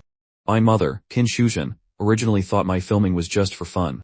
Seeing the trending topics about me and Yan online, she immediately got worried and called her daughter-in-law. Subing, Haming is filming. Why aren't you managing him? Look at him hugging and kissing other women. Aren't you jealous? Tell him to come back quickly. Our family isn't short of money. If he keeps filming like this, your husband will become someone else's husband. Since they hadn't received the divorce certificate yet, Neither of them had told their parents about the divorce. Subing just gave a perfunctory reply and hung up. She had just raised her wine glass for a sip when she heard Morongnyan's voice from Lim Xinjio's phone next to her. Thank you, and take in, for gifting the Junyanhua. The live stream had over 100,000 viewers. Thin Shoshin saw the trending topic and immediately joined the live stream, topped up her account, and revealed her identity. In just a few short minutes, she attracted a lot of viewers. Morongyan, knowing that Qin Shoshin was my mother, immediately connected with her. Auntie, can you hear me? Qin Shoshin, requested to connect by Morongyan, replied, I can hear you, I can hear you. I only walked over to the screen when I heard my mother's voice. Mom, what gift did you give her? Morongyan was unhappy. What's wrong with your auntie giving me a gift? It shows she likes me. What's there to talk about? That's right, I'm a fan of Xiaoyan. I'm happy to give you a gift. He sighed. Then if I start a live stream, will you give me a gift too? Qin Shoshin replied, of course. If you start a live stream, I'll give you a gift too. He sighed again. Isn't that a waste of half the money? Morongyan happily said to my mother, Auntie, I'm very happy that you like me. You don't need to give me gifts. You're so sensible. Just a small token of my appreciation. This is Homing's first time filming. He must have troubled you a lot on set. Come over for dinner when you have time. I'll cook for you. Morongyan immediately agreed. I said, you're really not shy at all. Morongyan glanced at me. You don't want me to come. My mother interjected, Xiaoyan, don't mind him. Lin Xinjiao deliberately only let Subing hear the audio, not see the video. After the connection ended, she looked at Subing curiously. You haven't divorced Homing, have you? Subing stood up coldly, and went straight home. The internet was flooded with news about me. Subing had always thought the divorce would be a blow to me, making me sad, miserable, unable to eat or sleep. But looking at the photos, not only had I not lost weight, I even looked a little chubbier. My whole person exuded confidence and radiance. The comments section no longer ridiculed me, everyone praised me. Homing said he loved Subing, but after the divorce, he wasn't affected at all. On the contrary, he's getting better and better. And me. I clearly didn't like him, but I thought about him every day. I ate and drank my fill. Morongyan also ended her live stream and went back to her room. I habitually picked up my phone and suddenly scrolled to the comments section. A person named Handsome Jiang Chen commented. Only then did I remember that Jiang Chen was about to experience an earthquake above level 8. In the book, Lu Jinjian was going to Jiancheng in 2 days and encountered the earthquake. Subing rushed over, and the original owner hated Lu Jinjian for it, so he hired people to beat him up. Now that the main plot had changed, Lu Jinjian, with his broken bones, would definitely not go to Jiancheng. But the earthquake would still happen on schedule.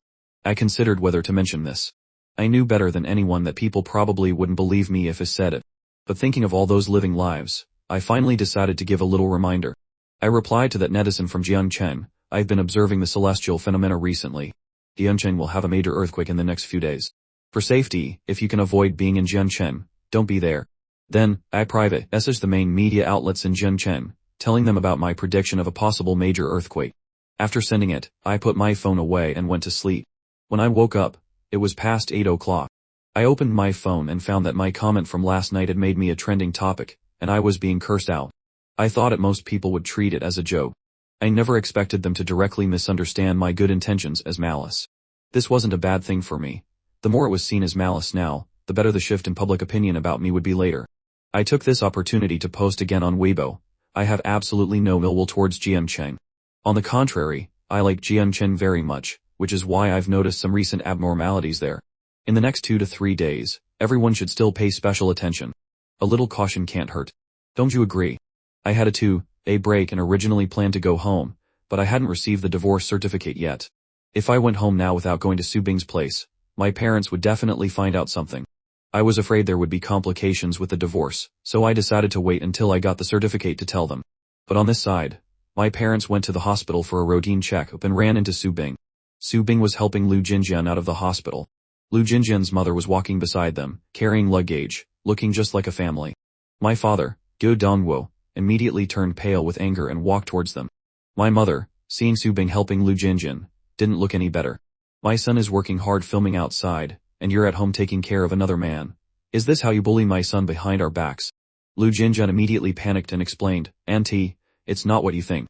Qin Shushan thought about her son insisting on going filming, and immediately connected it to this. He's just a little actor. You're so into him that you want to please him by filming. You act so much that you think it's normal to be all touchy-feely with a married woman. Lu Jinjian could only look at Subing. Sister Yun Duo, let go of me. Don't let uncle and auntie misunderstand. One of Lu Jinjian's legs was broken, he couldn't stand on his own at all. How could Su Bing let go? Seeing the little boy who once protected her being wronged because of her now, Su Bing looked coldly at my parents. Qin Shoujian looked at Lu Jinjian and said coldly, calling her sister Yunduo sounds so intimate. Lu Jinjian stepped forward to explain. Please don't blame sister Yunduo. It's all my one-sided love for her. I want to be with her. I'm the shameless one pestering her. She only pities me. She has never done anything to wrong Haoming. Yuan, who had just parked the car, walked over and stood in front of Su Bing, a cold smirk on her lips. You're so good at pitying people. Why don't you take him home? Su Bing looked at Yuan and smiled coldly. Have you always been hoping for my divorce? Yuan didn't back down, looking back at her. Am I not supposed to hope for Haoming to divorce you? Should I support you in having your cake and eating it too? Su Bing, either you break up with him right now, or you divorce Haoming. Su Bing didn't back down either, a cold smirk on her lips. Who are you to demand that of me? You're just a freeloader at the Go family for a few meals. Don't tell me you really think you're part of the Go family. Go Dongwo, furious, slapped Su Bing across the face, his face purple. Lu Jinjian immediately grew anxious, his eyes red. Sister Yunduo, are you okay? Su Bing's face was ugly. She glanced at Go Dongwo, helped Lu Jinjian, and walked away. Sister Yunduo, I'm sorry. If it weren't for me, you wouldn't have been misunderstood. Su Bing looked at him with dark eyes. Why did you say that just now? Lu Jinjian had just said he liked her, was pestering her, and Su Bing pitied him. These words only made people misunderstand more. Su Bing thought of the young Lu Jinjian and didn't want to think badly of him. She glanced at him and said nothing more. Maybe she was overthinking it. But why did she only feel annoyed looking at Lu Jinjian? After taking Lu Jinjian home, Lu's mother insisted Su Bing stay for dinner. She made an excuse about work at the company and left. Sitting in the car, Su Bing opened her WeChat chat with me. After finishing the divorce procedures, I hadn't sent any more messages. Her fingers swiped on the screen for a long time. Finally, Su Bing moved her fingers and sent me a message. I want to see you. Now. I received a call from Qin Shoujian saying that Gu Dongwo was hospitalized. On my way back, I saw the message from Su Bing and couldn't help but roll my eyes. How many liters of alcohol did you drink? Did you send that to the wrong person? Su Bing replied, I didn't send it to the wrong person. Are you coming back, or should I come find you? My eyelid twitched twice. We've already gone through the divorce procedures. We've torn off all pretenses. What's there to see? Our relationship is no longer one where we can meet. If you have something to say, just say it here. Su Bing didn't reply to my message anymore. I thought about her being out of touch for many days and suddenly contacting me to meet. For some reason, I had a bad feeling. In the hospital room, Qin Shoujian was both angry and worried. Su Bing is too much. Cheating on you in front of us, and so openly. She really has no respect for Lu Jinjian. Before, when Haoming bullied him, I thought it was a misunderstanding. Only now do I know. My father was sick because Su Bing angered him.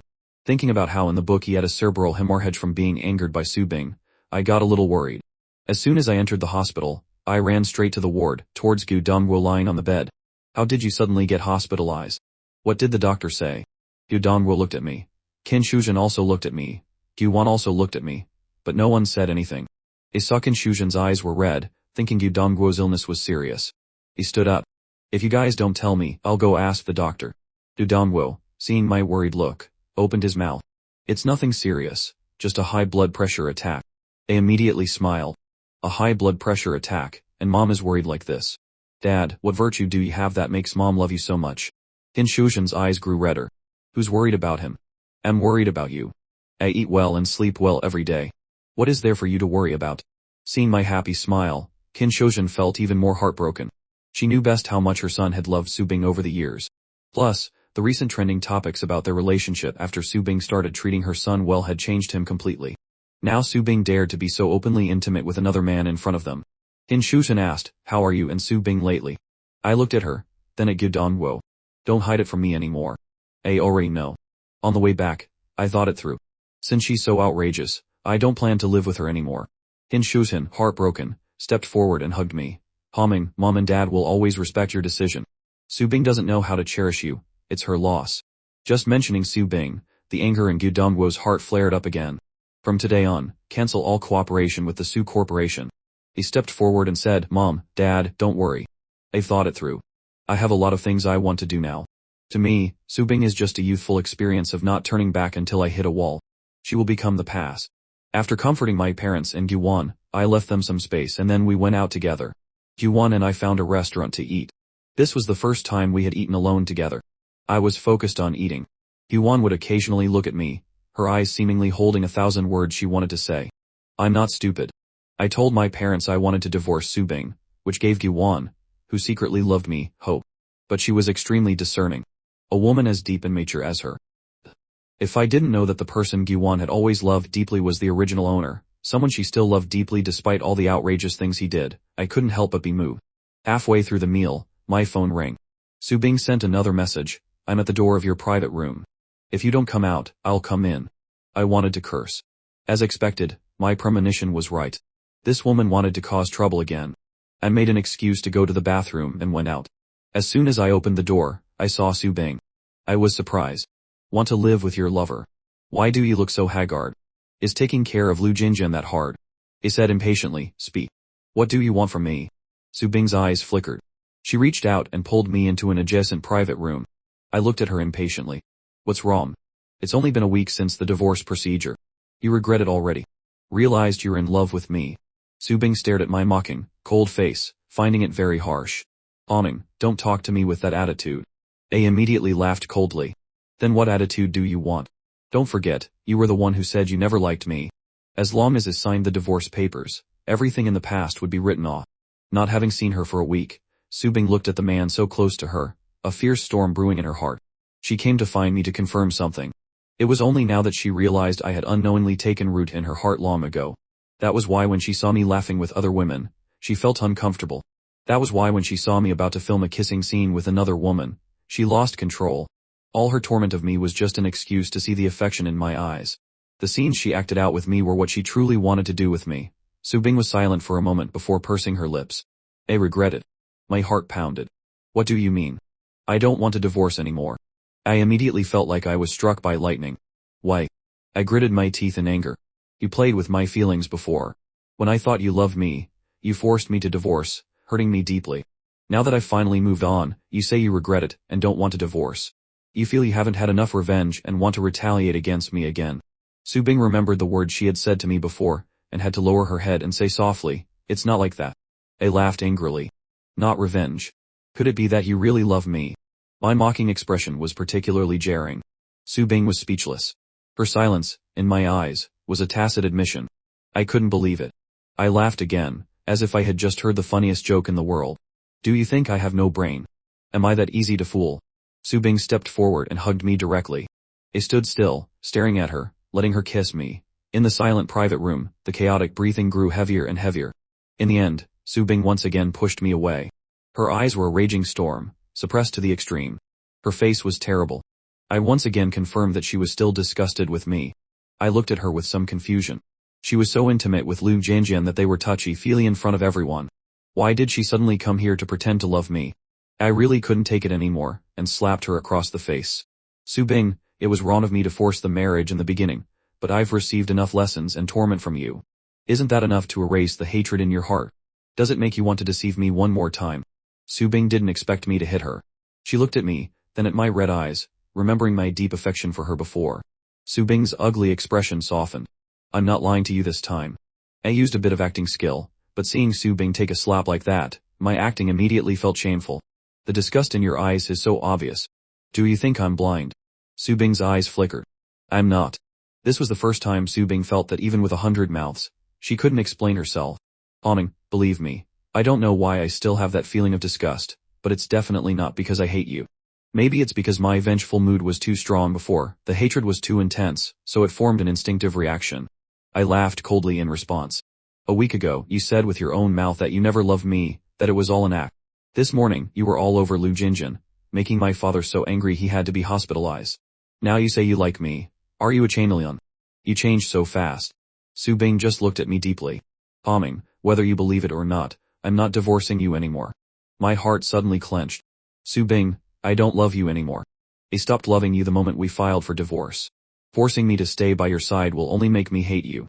Subing felt her heart being squeezed, only able to struggle helplessly. Hate is fine too. She never thought that 7 years of deep love from Gehaming could be let go in just 1 week. What on earth was going on? The progress with the male lead had clearly taken a qualitative leap. Why was she still bothering me? Could it be because I didn't die as in the book, not achieving the effect she wanted. Did she have to see me dead to be satisfied? I felt uncomfortable, inexplicably annoyed. Subing grabbed my hand again, determinedly saying, "Come home with me." I wanted to pull away, but she held on tighter. Subing, seeing me resist going with her, had to resort to threats. "Don't forget the jewelry in my hand." I gritted my teeth and clenched my fists. Subing, seeing that I was no longer resisting, pulled me outside. "My phone is still inside." Only then did Subing stop at the door of the private room. "Wait here. I'll go get it for you." I immediately refused. "I'll get it myself." But Subing was still very firm. "Either I go, or we go together." We had just talked about divorce, and in a flash, Subing was pulling me along. I could imagine how heartbroken Gyuwon would be to see this. I gritted my teeth. "You go." Subing pushed open the private room door. Gyuwon saw her, and her face immediately turned cold. "What are you doing here?" Subing's face was dark. "I'm here to get something for Haming." Gyuwon stood up. "Just this morning you were pitying another man, and now you're here flirting. Even a time management expert isn't as good as you." Subing looked at her, her eyes sharp. The two women, both outstanding in looks and figure, stared at each other, in the posture of rivals meeting, especially jealous. Subing seemed to see through Gyuwon's thoughts and said, "You want me to get a divorce?" "Unfortunately, I have no intention of divorcing Haming." Gyuwon's fingers tightened, unable to hold back anymore. "Subing, if you really have the ability, then don't threaten him." Subing retorted, "If you really had the ability, why didn't you marry Haming in the past 2 years?" Gyuwon had watched me being tormented by Subing, gradually becoming unlike myself. She never stopped regretting and feeling pained. Gyuwon directly stepped forward and shoved Subing. I pushed open the private room door and, as soon as I entered, saw the two of them fighting.